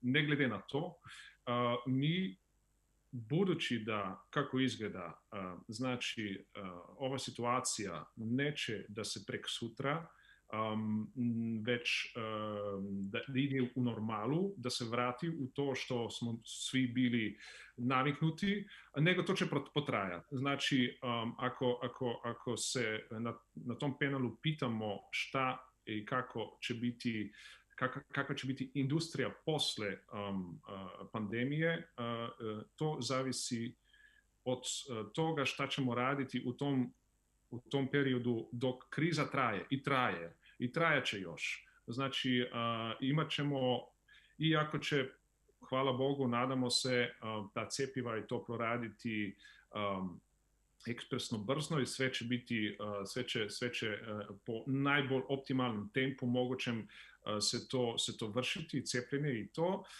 Mi ćemo se, bojim se, još na ljeto sljedeće godine i na jesen i zimu suočavati sa takvim ili onakvim limitacijama toga što možemo kao event menadžeri raditi u koncertnim salama, festivalima i tako dalje. Još uvijek će biti tu visiti pitanje social distancinga i ostalih mjera i sa tom imamo problem kapaciteta i tako dalje, kako možemo realizirati naše programe u danim kapacitetama. Znači, mi trebamo da radimo u to vrijeme nešto. Što mi radimo je to, kako je Berislav i artikulirao, da se razvija novo tržište koje je paralelno, znači povezano sa tom što smo radili i još ćemo raditi sigurno kao naš primarni posao, znači organizaciju koncerta u realnom prostoru za realnu publiku ispred bine, ali potrajat će još da će to biti moguće i tad kad se to, i vraćat će se polako, znači kad ćemo moći nešto napraviti će vjerovatno biti nešto u formi što recimo Dubioza neće da i mnogi drugi bendovi izvođači da rade, znači će biti to u nekom limitiranom kapacitetu sa sljedećom publikom i tako dalje.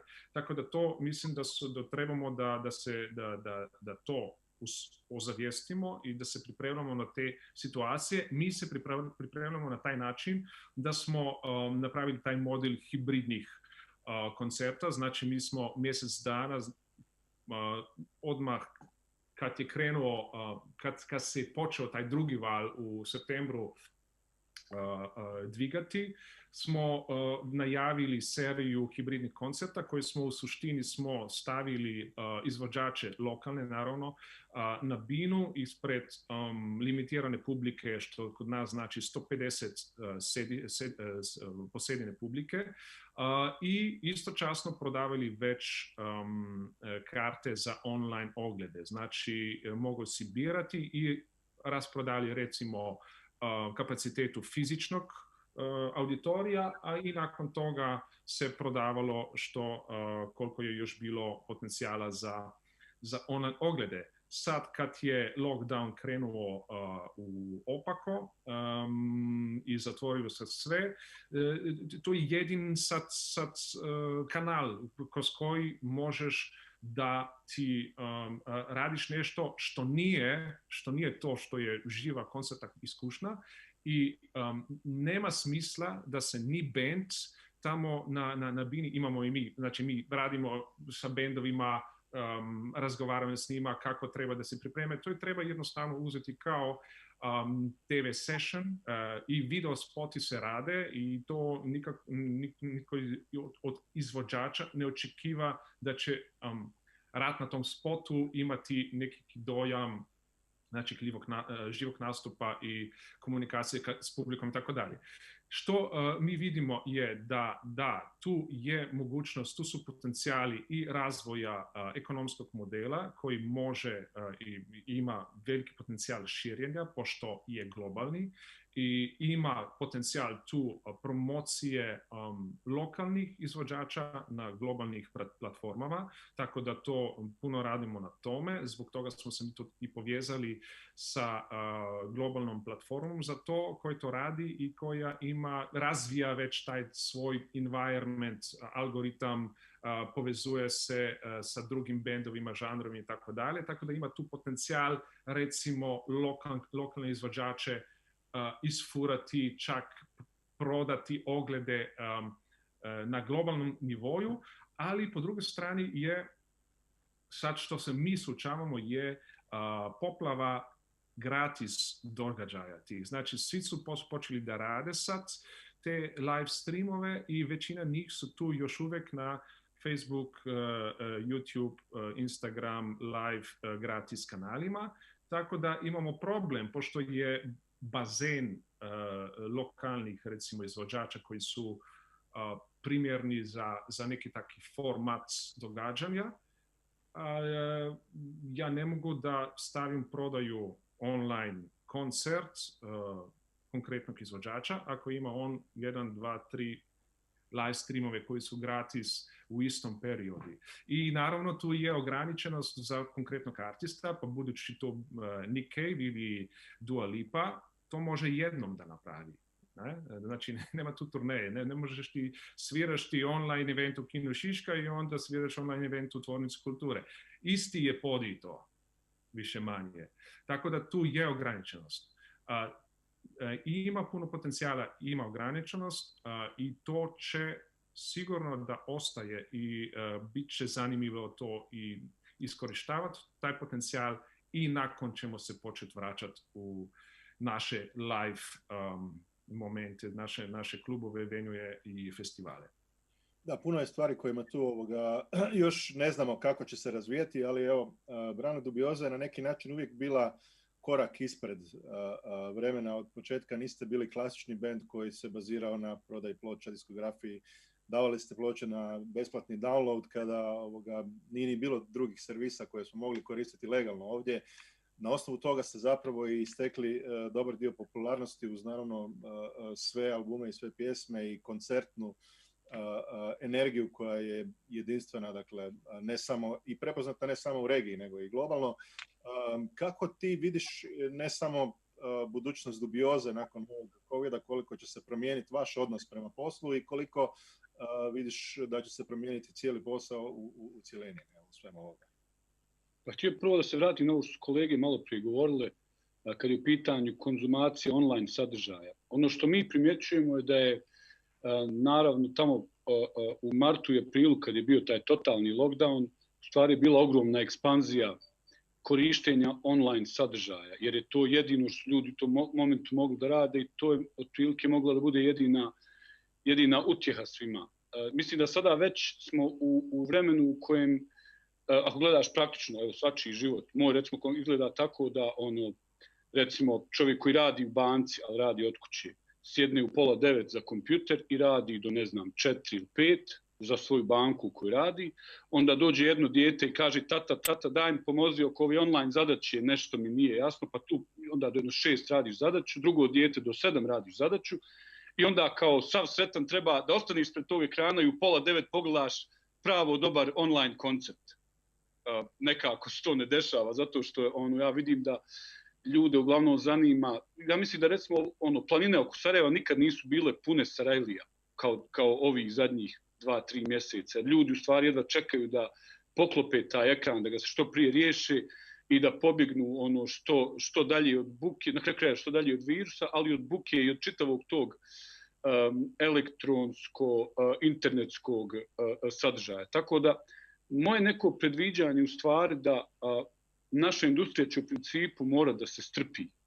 Jer ja nisam siguran koliko će pravog efekta, osim utjehe svima nama, ali pravog nekog ekonomskog efekta dati neke online platforme. Mislim, recimo ovo što rekao kolega iz Ljubljane naveo je primjer Dua Lipe. I upravo je tako, to je jednom može to napraviti i mora da bude mega spektakularno da bi privuklo nepažnju ljudi, jer ona je, ne znam, ako ste gledali, ja sam vidio mali dio, u principu svaka pjesma imala novi stadionski set sa drugim i ne znam više nija kako čudo nije izvedeno. Tako da trkanje u tom smislu između izvođača bilo potpuno suludo, jer u principu ne vodi nigdje, niti ekonomski, ali uopšte mislim da nema smisla. Tako da ono što ja očekujem u principu i dosta me ljudi provaljuje zbog toga, ali imam iskustvo od 92. do 96. koje sam proveo u Sarajevu kao neki tinejdžer. Imam prvo iskustvo da u tim ratnim godinama u okruženom Sarajevu, Sarajevo imalo najbolju alternativnu scenu ikad, i prije rata i poslije rata, zato što je, kako bih rekao, alternativna muzika je došla kao forma preživljavanja i ostajanja, da ostaneš normalno, nije imala nikakav ekonomski efekt.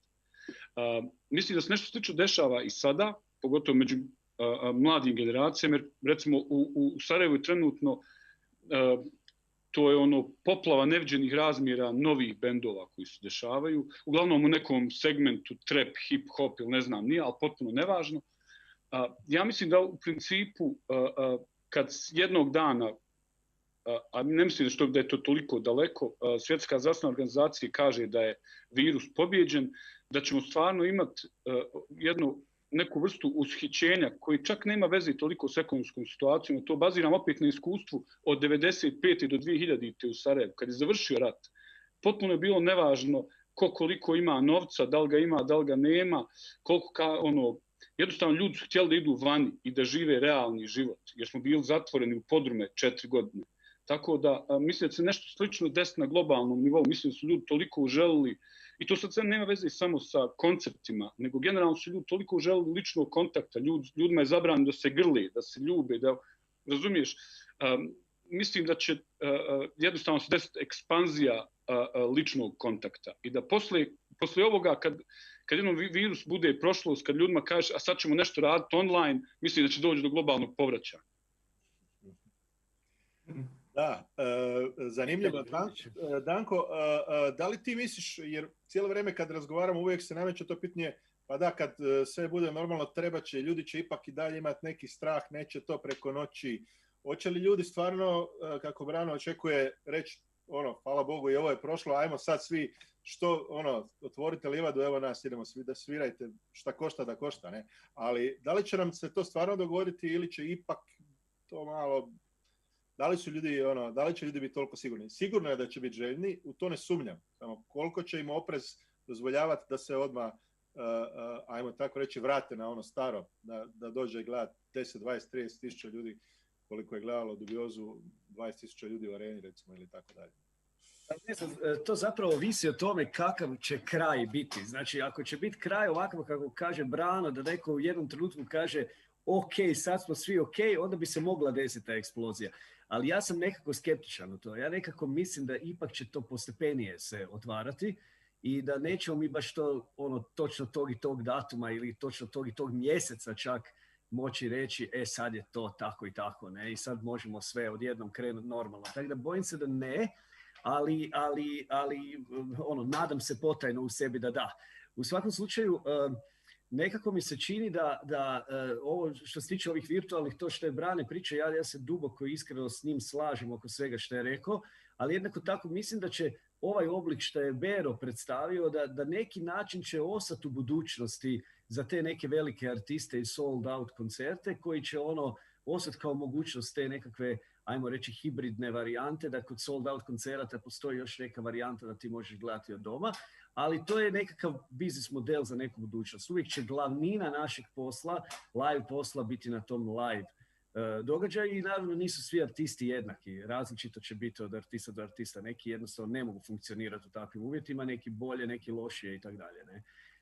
Tako da ja mislim da će trebati neko vrijeme postepeno da se ljudi malo ohrabre bez obzira na to kako će biti, kako će se otvarati stvari, ali nadam se da bi moglo to biti brže nego što sada djeluje. Znači da jednostavno ljudi čim prije krenu se zajedno družiti i da zaista, naime, ono što ja ponavljam cijelo vrijeme, sad u zadnje vrijeme, mislim zadnjih godinu dana, naš posao je da spajamo ljude. To je naš posao. Naš posao je da ih zabavimo i da ih spojimo i da se oni međusobno druže. I zato smo mi zapravo apsolutno neadekvatni za ovo vrijeme. Jer ovo vrijeme je predviđeno za to da se ljudi razdvoje. I na neki način, koliko god se to nama ne sviđa, mi moramo sad živjeti u takvim okolnostima kakve jesu. I zato mi ćemo moći ponovno normalno raditi tek kad bude dozvoljeno potpuno i prisno druženje ljudi međusobno. Da, znači morat ćemo imati dan pobjede nad koronom kao što je bio dan pobjede u Europi nakon Drugog svjetskog rata. Mi smo u Hrvatskoj, ako ne znate, već jednom pobjedili koronu, pobjedit ćemo je opet ako budu novi izbori, prije toga ne. I zato budite uz nas. Mislim, s jedne strane imamo, dakle, da samo još kratko rezimiramo za kraj, dakle, ovo vezano za koncerte, s druge strane imamo vezano za konzumaciju glazbe. Kažem, imali smo tu nesreću da do sada nismo imali sve digitalne servise. Došli su nam u isto vrijeme kada i korona Znači nije dobro, nije moglo ni biti dobro kad god smo mi u pitanju, uvijek je neki baksus, ali možda će to ipak ljude natjerati da malo brže prihvate te nove tehnologije i ako ništa drugo, dakle možda u ovom trenutku nitko od nas neće se obogatiti na digitalnim pravima ili na tantijemima od digitalnih servisa, nažalost to nije tako, ali možda će naša glazba, dakle glazba svih nas ili kao izdavača ili kao kreativaca, autora, brže dolaziti do publike i pomoći bržoj promociji. Pavle, kakva je situacija sada u Srbiji od kad su došli ovi novi servisi? Da li se vide neke pomaci? Da li su ljudi prihvatili te neke nove servise i da li tu vidiš pogotovo među nekim, jer svi aspiriramo uvijek prema nekoj mlađoj publici, dakle kod mlađih ljudi, da su skloniji korištenju toga nego što su bili do sada? Da, vidljiv je neki pomak, znači pogotovo od kada je došao Spotify, to je recimo aplikacija koja vidim da i u mom okruženju i oko ljudi mlađih od mene dolazi do povećanog korišćenja Spotify-a. Mislim će to proces u Srbiji, da je to proces koji će biti malo duži i da sve dok je muzika besplatno dostupna kao što je na YouTube-u, na nekoj tako lako dostupnoj platformi, da neće baš u potpunosti zaživjeti, da će to jednostavno trajati nešto više godina jer ta navika plaćanja nekog streaming servisa nije baš na nekom zavidnom nivou. Tako da što se toga tiče, vidljivi su svakodnevno neki pomaci da tu ima ipak više korisnika na Spotify i dolaze do nas i neki podaci o tome koji su to brojevi na nekom regionalnom nivou. Tako da mislim da će to dovesti do polako rasti, ali sigurno što se toga tiče. Što se tiče ovih ostalih tema, ja bih se odvezao kod nas isto korona povođenja kad su bili izbori. Dobra stvar je što su najavljeni izbori već za kraj sledeće godine i taj neki povratak u normalno stanje će zaista 2021. ja ne očekujem da bude sjajna jer će se desiti pored tog nekog ostatka straha od ljudi, mislim će se desiti veliki broj preklapanja događaja, svih ovi koji su na holdu po godinu dana, svih ljudi željnih sviranja, mislim da će to isto uticati pomalo na razvoj celokupan, cijele te industrije, a što se tiče ovih online događaja, kao i što je, na primjer, Danko zadnje rekao, ja ih tu vidim kao neku dopunu hibridne varijante zaista velikih koncerata, nivoa arena, festivala, gde nakon nekog prodatog kontingenta karata to ima ekonomskog smisla produkcijski uraditi. Jer za neke manje događaje, čak i srednje događaje, produkcijski pokriti ceo live događaj da on bude na nekom zavidnom nivou je pitanje koliko će biti ekonomski isplativo na kraju krajeva. To je neki moj utisak, kažem opet ograđujem se jer mi u tom pravcu još uvek nismo krenuli. Da, nažalost, kao glazbena industrija mi smo ovisni, sada tek vidimo u ovome što nas je zadesilo koliko smo ovisni o tehnologiji. Na neki način tehnologija nam pomaže u našem poslu, brže nas spaja i cijela ta globalizacija, ali s druge strane, kada gledamo da glazbena industrija je prije posjedovala tehnologiju u vrijeme vinila, kazeta i CD-a na neki način, a sada tehnologija posjeduje nas. S druge strane, možda da je glazbena industrija više ulagala u tehnologiju koliko je ulagala u marketinške kampanje pojedinih globalnih zvijezda, sada bi malo drugačije razgovarali. Ali u svakom slučaju teško se boriti protiv napretka, to jednostavno ne ide nikome i nikad nije pošlo za ruke od kad je svijeta i vijeka, neće poći ni nama. Bero, da možda zaključimo, da li ti vidiš koje će tu biti glavne promjene u tim navikama i nekakva prognoza sa strane ticket servisa, dakle priča je takva da dakle, teško možemo očekivati na neki način da ćemo biti, iako su najavljeni neki veliki strani koncerti za sljedeću godinu u regiji, da ćemo vidjeti previše stranih izvođača kod nas, pa da će možda domaći izvođači dobiti više prilike svirati, što i nije loše kompletno za regionalnu scenu. Kako ti vidiš sljedeću godinu i nekakvu budućnost pred nama? Sam da se Mrvicu vratim čisto na ovu diskusiju, zanimljivo ovoga pogleda isto od Brane i od Matjaža, Danka, Pavleta, uglavnom. Šta bih htio reći, definitivno mislim da se svi slažemo da je poanta koncerata i tog iskustva taj live dio i to niko ne spori, to uopće nije upitno. Znači taj ljudski kontakt, atmosfera, energija, publika, basevi koji ti izbijaju zrak iz pluća i tako dalje, to će ostati kao glavna poanta i smisao svega ovog što radimo. To nije upitno. ali nemojmo podcijeniti snagu tehnologije, brzinu adopcije tehnologije i također druženja kao takvog koji, znači nije jedina metoda druženja čovjeka face to face. Znači to je puno bolje i kvalitetnije, ali mi se sad ovdje družimo. Nemojmo zaboraviti koliko je brakova sklopljeno i klinaca rođeno preko Tindera, preko Facebook datinga. Znači ja sam se jučer iznenadio, dobri prijatelji, nisam ni znao da se upoznali preko Tindera. Dakle, to je sve isto neki vid druženja, od WhatsAppa pa nadalje. Dakle, ljudi se i tako imaju potrebu družiti. Što se tiče ovoga, osim sold out koncerata, koji će za definitivno, znači hibridni taj format će ostati, taj virtualni aspekt koncerata i ostalih događanja, nemojmo zaboraviti da tu imamo i neku geografsku daljinu, gdje ti se možeš obratiti vrlo jednostavno nekom ko živi u Beču ili ko živi u Sidniju.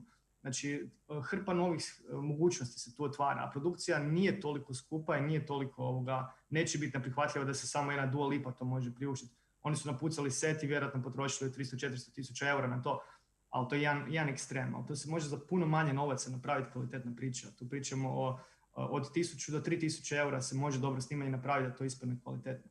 Mi vidimo tu po brojkama sad, od Massima u Lisinskom koji upravo sad prodajemo, ali od drugih nekih događanja, recimo od stand-up showa, mi prodajemo skoro sve stand-up nastupe u cijeloj Hrvatskoj. Dakle, ljudi su željni i nije baš točno to da nakon cijelodnevnog guljenja u kompjutor čovjek neće više gledati. Da, neki zamor postoji, ali spojit će se na telku. Znači, ljudi gledaju mobitel i televiziju cijele dane. Znači, hoću reći, stand-up u jednom malom klubu u Zagrebu smo prodali više stotina ulaznica, znači višestruko više nego što je kapacitet tog kluba online za stand-up show.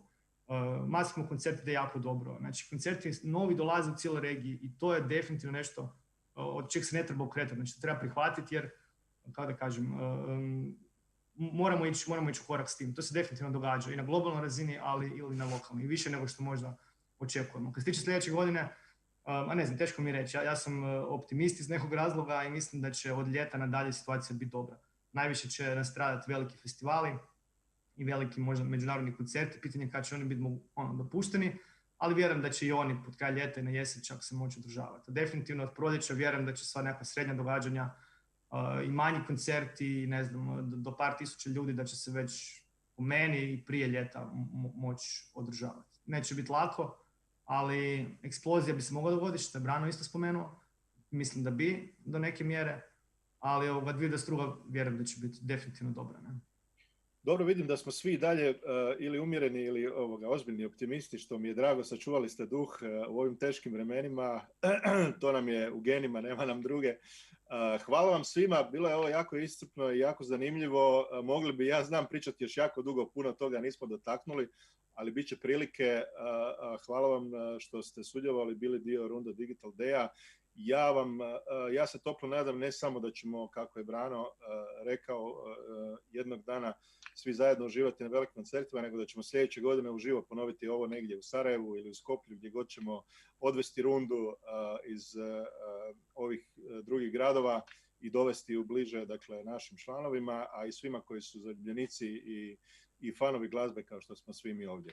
Hvala vam još jednom, bio je ovo, dakle, posljednji panel Runda Digital Day-a i nastavljamo dalje, još je jedna prezentacija i posljednji zadnji event pred nama, tako da svima još jednom hvala i čuvajte se, pazite na sebe i vidimo se dogodine.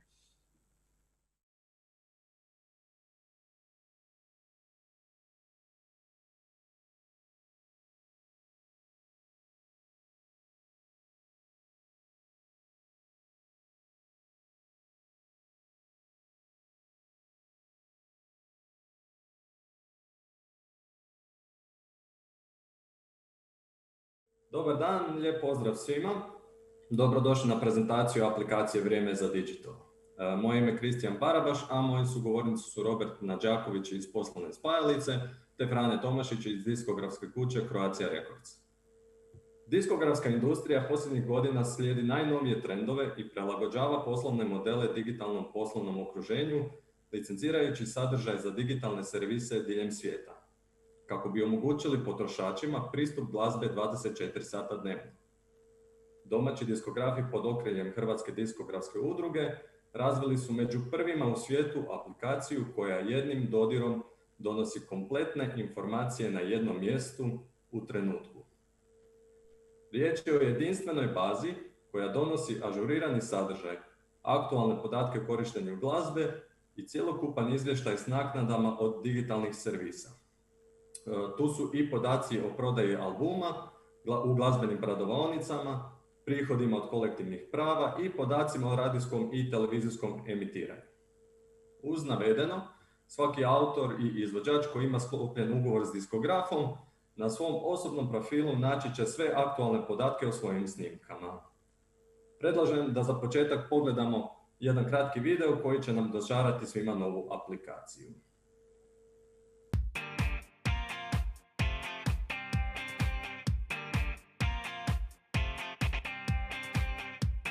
Da, vi ste jedan od gotovo 8 milijardi ljudi na svijetu. Jedan od 5 milijardi koji koristi mobilne telefone. I jedan od 4,3 milijarde ljudi na internetu. I na internetu, u prosjeku, boravite više od 6 sati dnevno.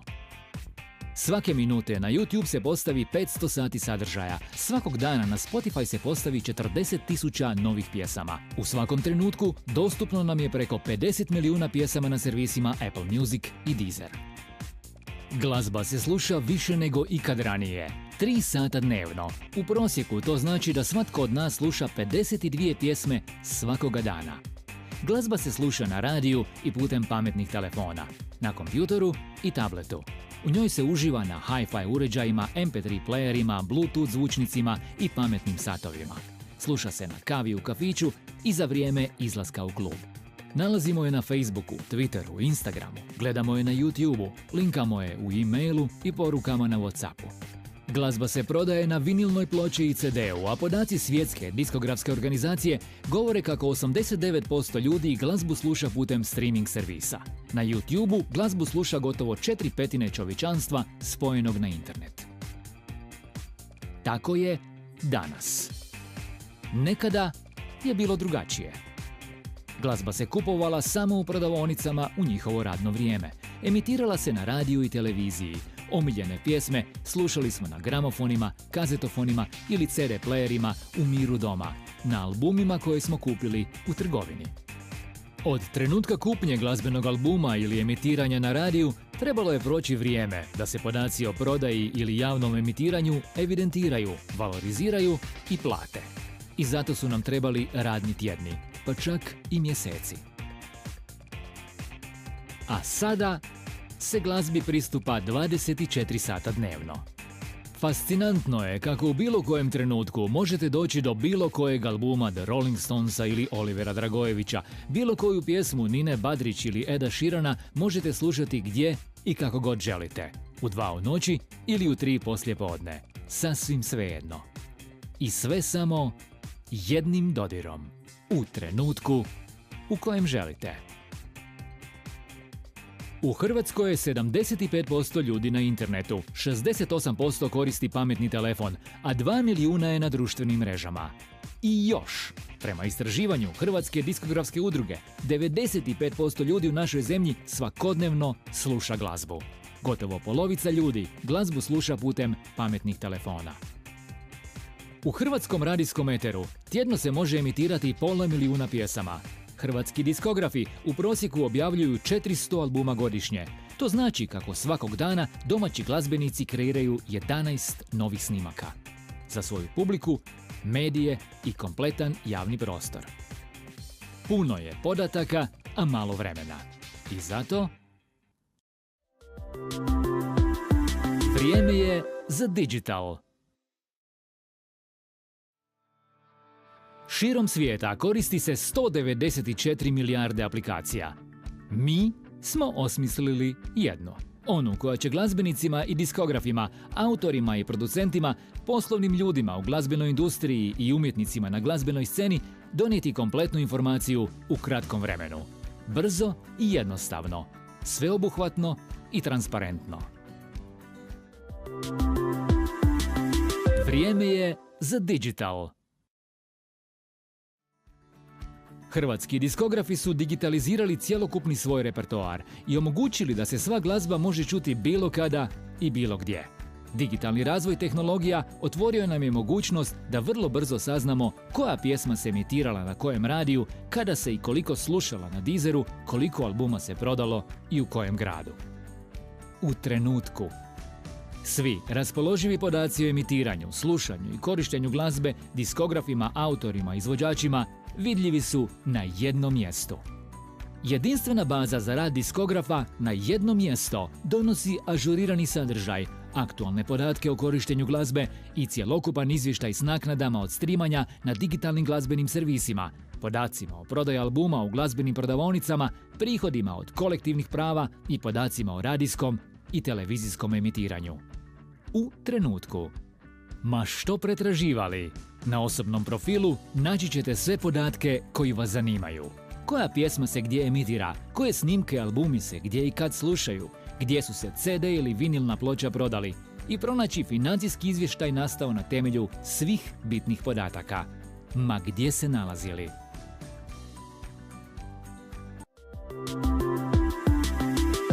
Vrijeme je za digital. Vrijeme je za podatke o glazbi koja se koristi, o tome gdje se koristi i koliko to što se koristi vrijedi. Vrijeme je za digital. U trenutku. Podaci su dostupni svima. U trenutku. Više od polovice ljudi na svijetu su music loveri ili strastveno slušaju glazbu. Vi je stvarate jer ste glazbenik. Vi je objavljujete jer ste diskograf. I sve što vas zanima pronalazite na jednom mjestu. I u kratkom roku. Da, vrijeme je za digital.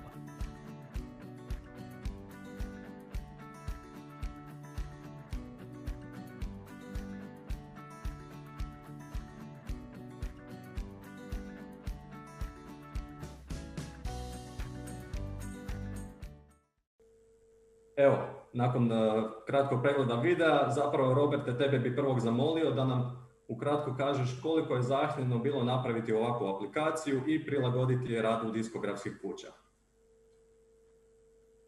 Hvala Kristijan na pitanju. Znači, aplikacija je nastala kao slijed i, ajmo reći, razvoja u samoj diskografiji, znači na razini baze koju smo radili za udrugu Zaprav. Samim time što smo u principu imali borbu sa metapodacima, kad smo shvatili koliko se diskografi bore na razini obrade svih tih podataka od digitalnih servisa koji su došli i koji su sad trenutno preuzeli i tržište. Znači manje više digitalna prodaja i digitalni stream je porastao svugdje u svijetu, tako i u Hrvatskoj. Nama je bila u principu prva ideja da probamo to olakšati samim diskografima. Kada smo imali dobru bazu kao što je zapravo online baza, onda u principu je bilo lakše prioniti se i uhvatiti tog posla. Znači mi smo u stvari jedan veliki dio škole prošli kroz razvoj zapravo aplikacije, znači zapravo online aplikacije. A druga, znači ideja je u stvari, druga ideja je nastala u stvari kada smo dobili i upit od samih diskografa, znači oko velike obrade samih tih izvještaja. Pa su počeli prvi obrasci tipa za Deezer kao digitalni servis, pa za Believe kao digitalni servis i onda smo rekli ok, idemo napraviti jednu cijelinu, idemo sastaviti jednu aplikaciju koja će u stvari biti od pomoći svim diskografima. Isto tako, kroz istu aplikaciju svaki diskograf daje svojim korisnicima, znači izvođačima, autorima, bilo kojim ovlaštenicima koji su na dijelu, mogućnost pregleda svih tih, kako se zove, podataka sa maksimalnim transparentnosti. Znači išli smo doslovno do 5-6 decimale prikaza iznosa vrijednosti snimke. Znači ono što se nekada zaokruživalo tipa 0,00, mi u principu ne zaokružujemo, nego uzimamo kompletno svaki cent, to je mikrocent, ako se tako može nazvati. To znači da aplikacija obrađuje izuzetno puno podataka, ja bih rekao milijone podataka po kvartalu, i uzima i ne uskraćuje izvođača, niti autora, niti ajmo reći, bilo kakvog ovlaštenika na toj snimci, niti za 1 cent. Znači doslovno je do maksimuma dovedena razina matematike i kalkulacije. Tu je bilo dosta nekih izazova, no međutim sve je uspješno riješeno Danas je s nama i Frane Tomašić iz Croatia Recordsa koji su uspješno odrađuju već, ne znam, 3. kvartal ove godine, znači je u tijeku. Portal koristi već više korisnika. Isto tako i više naših diskografa radi sa samom tom aplikacijom, tako da ja mislim da je sam smjer aplikacije nešto što je bilo potrebno napraviti zbog i digitalizacije, a i zbog tog trenda digitalnih servisa koji su sve više i više preuzimaju primat na tržištu. Znači, ako nije na streamu, kao i da nije. U stvari, sve mora biti dostupno, kako si rekao, Kristijan, na klik. Znači, što bi značilo, a svaki taj klik je u stvari i prodaja. Znači, samo što nije u onom obliku albuma CD-a, nego je u obliku i ovoga. Sama aplikacija, sad kad govorim o fizičkoj, obrađuje i fizičku obradu. I fizičku prodaju. To znači da u stvari radi jednu sumu i fizičke i digitalne prodaje. Ukratko, u stvari, ono što je i Frane neki dan isto rekao, aplikacija je konstantno u razvoju. Znači, kako vrijeme prolazi i kako su potrebe svakog diskografa, ajmo reći, aktiviraju, tako se radi i dogradnje. Znači, jedan diskograf može otići u nekom drugom smjeru, jedan može otići u nekom trećem smjeru. U svakom slučaju, ovo je jedna dobra baza za, to je poligon za danji razvoj i za, u principu, usmjerenje svakog diskografa i njegovog rada. Tako da, evo, ja ću drage volje poslušati Franeta, znači iz Kroacije, da čujem što on ima reći od toga. Znači, bilo je kompleksno, no međutim, sa iskustvom kojeg smo imali i od prije, sama aplikacija u stvari je, do dosta tih prepreka smo preskočili već u startu, tako da, eto. Da. Malo duži odgovor. Zapravo, evo, s obzirom da je praktički sad u ovom periodu prošlo, ja mislim, godinu dana od prvog predstavljanja aplikacije, u ovom trenutku možete sigurno reći da je sad sve zapravo spremno da se implementira u poslovanje svih diskografskih kuća. Znači, ta prva strana, taj prvi korak je napravljen, je li tako? Je. Znači, svaki diskograf doslovno može odmah krenuti u proces. On obuhvaća i obradu podataka i pripremu podataka, no međutim, aplikativni dio je u potpunosti završen. I to prije godinu dana. Znači, nije danas, nego već duže vrijeme u funkciji.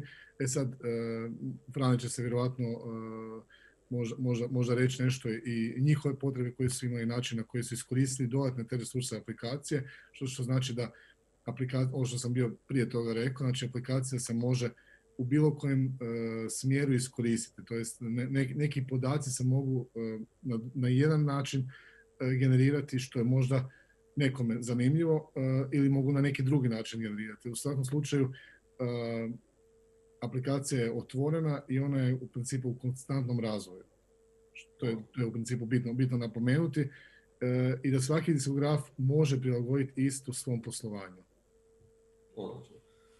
Ok, evo sad kada smo čuli, ajmo reći, ovaj neki tehnički dio same izrade aplikacije, evo Frane, tebe bi zamolio zapravo da nam nekako malo kratko opišeš kako je trajao taj proces implementacije novog sustava, znači kako je bio neki prijelaz sa tog prošlog sustava, odnosno nećemo ih tako nekak definirati kao prošle sustave, ali u smislu koliko je vama trebao taj period da se prilagodite, da implementirate novu aplikaciju i njezine, ajmo reći, prednosti. Pozdrav svima. Uglavnom, samo da kažem, dakle, mi smo krenuli u principu sa bazama podataka još 90. godina. Tada smo već imali neke osnovne baze podataka, ali jednostavno modaliteti unutar diskografske industrije su se tako brzo mijenjali, gdje prije si imao, dakle, neki određeni proizvod kao što je CD, a danas je proizvod svaka pojedina pjesma, što je u principu potpuno različiti pristup, zahtjevalo potpuno različiti pristup podacima kao što i jesu. Mi smo sa Robertom i poslovnom spajalicom krenuli prošle godine i od tada smo imali toliko nekih dobrih konstruktivnih sastanaka što je nama sve potrebno unutar te baze. što je ono što nam treba da bismo zadovoljili neke naše elementarne potrebe da možemo početi raditi, a onda smo krenuli u dodatnu nadogradnju cjelokupne baze, da baza bude još bolja, još više dakle okrenuta ka nekim našim potrebama. I aplikaciju smo počeli u principu koristiti početkom ove godine. Mislim da je od 1.1. ove godine da smo krenuli u isključivi rad na novoj bazi. Tražio sam i neke od urednika, dakle neke podatke da mi kažu kako su oni doživjeli taj prelaz na novu bazu. Svi su bili oduševljeni u principu, zato što su u principu bili uključeni u stvaranje te određene baze. Znate, ono kad napravite potpuno nerazumljivu bazu, kada pitate nekoga dakle, da li ima ikakvih pitanja, onda niko nema nikakvog pitanja, to znači da je niko nije razumio. Ovdje je bilo baš hrpa pitanja, hrpa prijedloga, šta bi bilo bolje, šta bi trebalo bolje napraviti ili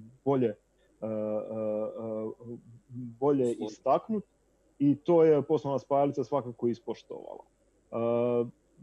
Radili smo taj neki prijenos podataka iz prethodne baze i od 3. mjeseca smo krenuli, u 3. mjesecu smo isplatili prvi kvartal po osnovi toga, dakle ovlaštenicima na isplatu, dakle i taj obračunski dio je proradio u principu u 3. mjesecu smo odradili dakle i tu transformaciju.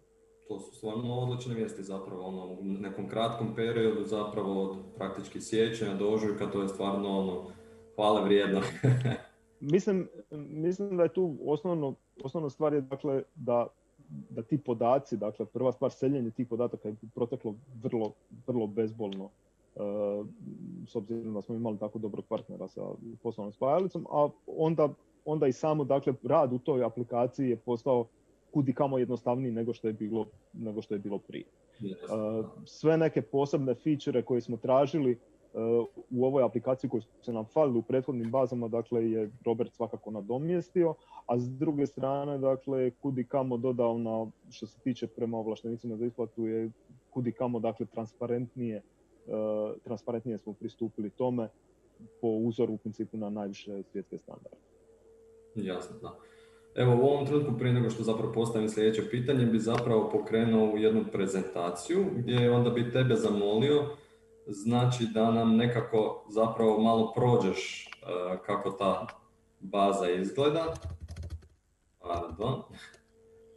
Zapravo ako nam možeš isto objasniti onda praktički kratko što sve sadrži i što sve nudi, eto, ajmo to tako. Dakle, u ovoj prezentaciji su samo nekoliko slika koja aplikacija u principu ima sve dijelove. Jedan je dakle taj urednički dio koji koriste urednici u svom uređivanju, dakle sa svim metapodacima, zato što ti metapodaci su nužno potrebni kako bi se iz tih podataka moglo dakle to transportirati prema drugim dakle digitalnim platformama, kako bi te digitalne platforme dakle mogle to preuzesti u formatu kojima je potrebno. Dakle, tu vidimo metadatu, dakle autore glazbe, autore teksta, aranžmana, vokalna grupa koja izvodi, zaštita HDS-a, vlasnik fonograma, dakle sve je taksativno nabrojeno, sve su to padajući izbornici koji kada počnete pisati izbacuju vam i predlažu imena kako pišete, što je uveliko nama olakšavalo posao. Trajanje, gdje se nalazi, na kojem programu se izvornom nalazi, dakle svi ti podaci su ovdje potrebni. Ovo dakle je taj urednički dio gdje mi unosimo u principu neke općenite podatke o samom fonogramu kako sa svim metapodacima da možemo pronaći da u bilo kojem trenutku imati sve podatke koji su nam potrebni. Zapravo su metapodaci jako bitni u ovom trenutku, u smislu najvažnija stvar. Jest, upravo to. Dakle, nama je najbitnije dakle, da ovaj start bude točan i precizan kako bi dakle, to u odgovarajućem formatu stiglo prema digitalnim servisima, kako bi svaka ova pjesma i ovo što vidite dakle, je dostavljeno u različitim formama, različitim digitalnim servisima. Na sljedećem slajdu vidimo u principu koliko je jednostavno unošenje postotaka, ukoliko dakle kada potpisujemo ugovore sa našim izvođačima ili sa drugim diskografima kojima radimo distribuciju, koliko je jednostavno u principu unijeti neki određeni postotak, dakle na neki određeni fonogram ili program.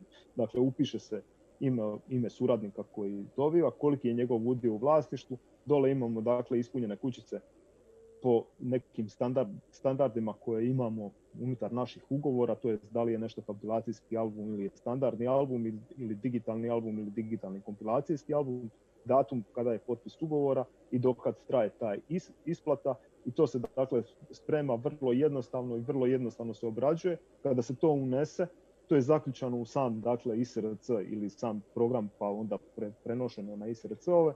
Dakle, tako da svaki put kada se onda presluša neka pjesma na YouTube-u, na Deezeru, na bilo čemu, kada dođemo u izvještaj obrađujemo i dakle sukladno ovim postupcima ide ovlaštenicima za isplatu. Na sljedećem slajdu vidimo u principu kako izgleda jedan program. To su u principu snimke koje se nalaze na jednom programu, dakle svi ISRC-ovi posloženi su na način dakle da tu vidimo ko je nositelj tog programa na svakom pojedinom fonogramu, ko je nositelj dakle na samom programu. Vidimo ko je urednik, ko je bio odgovoran za unos svih tih podataka, da li će to biti CD, da li će to biti LP. Trajanje se automatski kalkulira sukladno, dakle kada se dodijele svi ISRC-ovi na neki određeni program, oni se automatski kalkuliraju, ne treba ih se više upisivati niti išta. Kada je godina proizvodnje, datum kada je objave, ovo je još uvijek neobjavljeno. Tu u principu gdje stoji audio su u principu audio snimke pridružene. Ovdje na ovom programu još uvijek nisu, ali u principu se pridružuju i snimke, tako da se unutar baze može i preslušati nešto. Tako da ako tražite, ne znam, specifičnu neku izvedbu live-a Oliverove Cesarice, da možete upisati Cesarice i preslušati koji vam u principu od tih treba. Što do sada je u principu trebalo otvoriti 6 tabova da bismo došli do tog podatka. Sada je to kudi kamo jednostavnije. I ono što je jako bitno je u principu to izvještavanje koje smo napravili, dakle izvještavanje prema našim ovlaštenicima na isplatu, dakle ljudima kojima trebamo isplaćivati honorare. Tako da bih te molio na sljedeći slajd. Zapravo prije tog sljedećeg slajda, znači ako možeš samo nekako zaokružiti, znači prednosti aplikacije za diskografe u ovom trenutku. Evo, znam da i ovaj dio sljedeći odnosi se na izvođače, ali znači što je vama donijela ta nova aplikacija, znači u vašem onda poslovanju? Pa, kudi kamo je jednostavnije. Dakle, kada ovako unesemo, evo recimo sada je neko unio jedan fonogram, vidjeli smo kako izgleda unos svih meta podataka na nekom određenom fonogramu, može biti detaljnije od onoga, ono je samo najbazičniji, ali evo recimo tu imate, dakle unutar sustava imate da možete prijaviti u ZAMP automatski jednim klikom radimo dakle prijave ZAMP, jednim klikom radimo prijave ZAMP. Dakle, formati su prilagođeni dakle našim potrebama da ih možemo raditi kudi kamo jednostavnije nego što je to prije bilo. Tako da ovaj urednički dio je napravljen, kako bi rekao, sukladno baš našim potrebama. Dakle, točno onako kako smo mi željeli nešto napraviti, tako smo to i napravili. Tako da mi smo jako zadovoljni za sada kako stvari funkcioniraju. Što se tiče drugih diskografa, mislim da bi i oni trebali biti zadovoljni s obzirom da je ovo neki standardizirani način i meta podataka i prijava ZAMP-u i prijava ZAPRAF-u. Dakle, to su sve dakle, stvari koje standardizirano sve diskografske kuće moraju obaviti. Jasno, da. Ok, onda znači to je taj prvi dio za vas. Sljedeći dio, ajmo reći, aplikacije odnosi se na vaše izvođače, odnosno ovlaštenike. Tako. Dakle, za njih smo otvorili jedan portal na kojem mogu u principu pratiti svoje snimke. Dakle, pratiti njihove prihode po osnovi svih snimaka i pojedinačno koliko je svaka snimka donijela. Ovo je dakle kada uđete na portal, on manje više ovako izgleda. Dakle, tu vidite neku grafički prikaz u principu kretanja po mjesecima, kako se kretao taj katalog, koliko se preslušavao i kolika je neka zarada od pojedinog mjeseca. Ovo se dakle mijenja godine u godinu, se prijavljuje.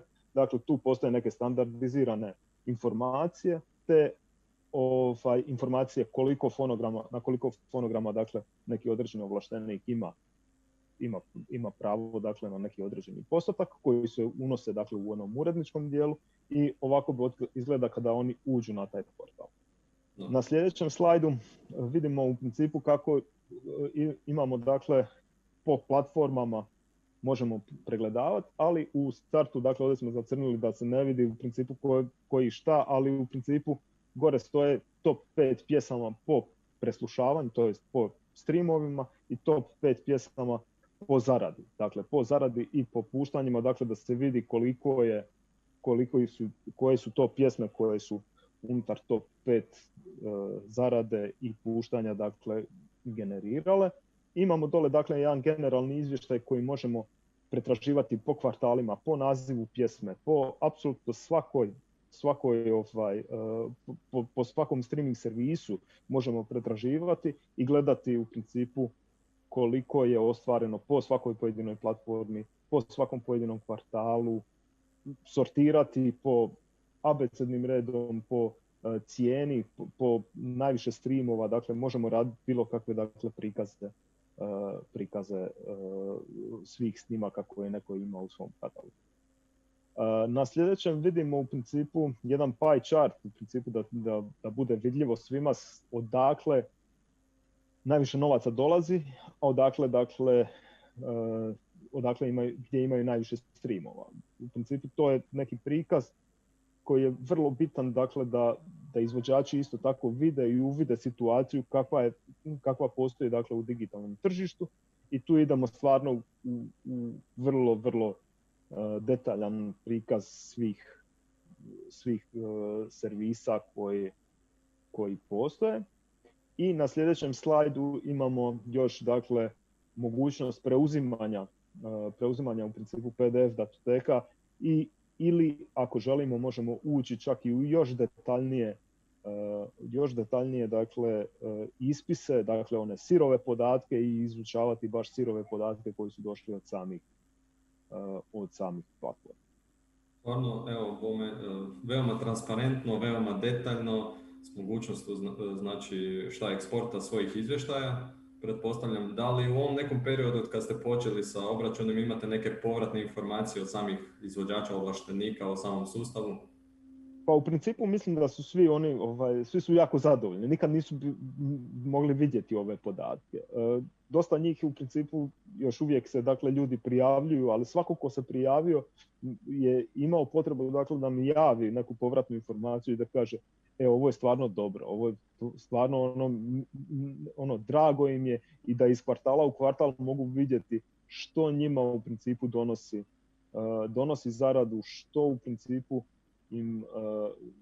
kako im to kolerira, kakav je odnos prema publici dakle, sa tim dakle, svakim pojedinim snimcima i detaljan prikaz onoga što je uprihvaćeno, na koji način je raspoređeno, dakle sve im je na jednom mjestu. Tako da potpuno su dakle oni kogod je ušao na portal nije imao potrebu dakle povratno javiti da mu je stvarno dobro. Odlično. Zapravo evo, mislim sad ajmo neki zaključak donijeti oko svega. Zapravo prije samog da li ti znaš, da li još negdje postoji ovakav tip aplikacije, odnosno sustava, da li imaš možda nekih informacija o tome sad trenutno u svijetu? Svi znamo da u trenutku prvi je izašao Sony s ovakvim sustavom, mi smo zapravo drugi kao strukovna udruga koja je došla iza njega, ali da li možda još postoji netko tko je zapravo razvio ovakav sustav? Pa ja prvenstveno pitam se da li postoji jedno obuhvatno rješenje za svakog pojedinog diskografa, dakle da svaki pojedini diskograf ima i ovaj urednički dio aplikacije i ovaj izvještavanje prema dakle, nekom krajnjem korisniku. Mislim da za sada ja nisam vidio ništa. Vidio sam dakle ništa slično tome. Vidio sam recimo Believe ima izvještaje koji su isto tako i transparentni i njihov portal isto jako dobro izgleda, ali on je samo dakle prema korisniku onog personalnom korisniku. S druge strane ne postoji ovaj uređivački dio, ne postoji dio koji se odnosi u izvještavanju prema nekom prema našoj obvezi izvještavanja, nego iz tih podataka bi opet mi trebali čupati pa onda izvještavati. Ovako, dakle, imamo sve na jednom mjestu, sve je fokusirano, dakle, svim potrebama diskografa koji sada trenutno ima. Odlično. Pa evo, za kraj možda neki kratki zaključak svega koliko je zapravo vrijeme za digital važno za vas i... Pa mislim da je već odavno vrijeme za digital. Drago nam je da smo počeli da smo prvi počeli koristiti, da su i drugi diskografi se uključili da je koriste. Ono što je Robert naglasio, mislim da i još jednom trebamo reći, ovaj sustav je još uvijek otvoren. Dakle, on još uvijek mi imamo neke prijedloge kako nam se u poslovanju ili dogodi, dakle, neka određena situacija, pitamo da li je možda bolje nešto na neki drugačiji način prezentirati ili nešto, i svaki put, dakle, nas saslušaju i naravno, dakle, obave sve kako sukladno nekim našim željama. Tako da, s druge strane, mislim da je jako dobro da se unificiraju poslovni modeli diskografa. Dakle, da diskografi svi, dakle, imaju model poslovanja, a ovaj alat im baš pruža, dakle, način, dakle, da imamo unificirani pristup i obradi podataka i svim podacima, dakle, koji stižu. Dakle, da imamo što transparentniji pristup prema izvođačima, da imamo što transparentniji pristup prema svim našim ovlaštenicima na isplatu, jer to je jedino što sada trenutno možemo, na čemu trebamo težiti i na čemu trebamo raditi. Evo, u potpunosti se slažem s tobom. Zapravo, s ovim bih htio onda i zaključiti ovu današnje naše izlaganje. Zahvaljujem se, Frane, tebi na komentarima. Roberte, također hvala na inputu. Evo, s ovime smo zapravo završili današnju prezentaciju i htjeli bi zapravo reći lijep pozdrav svima. Doviđenja.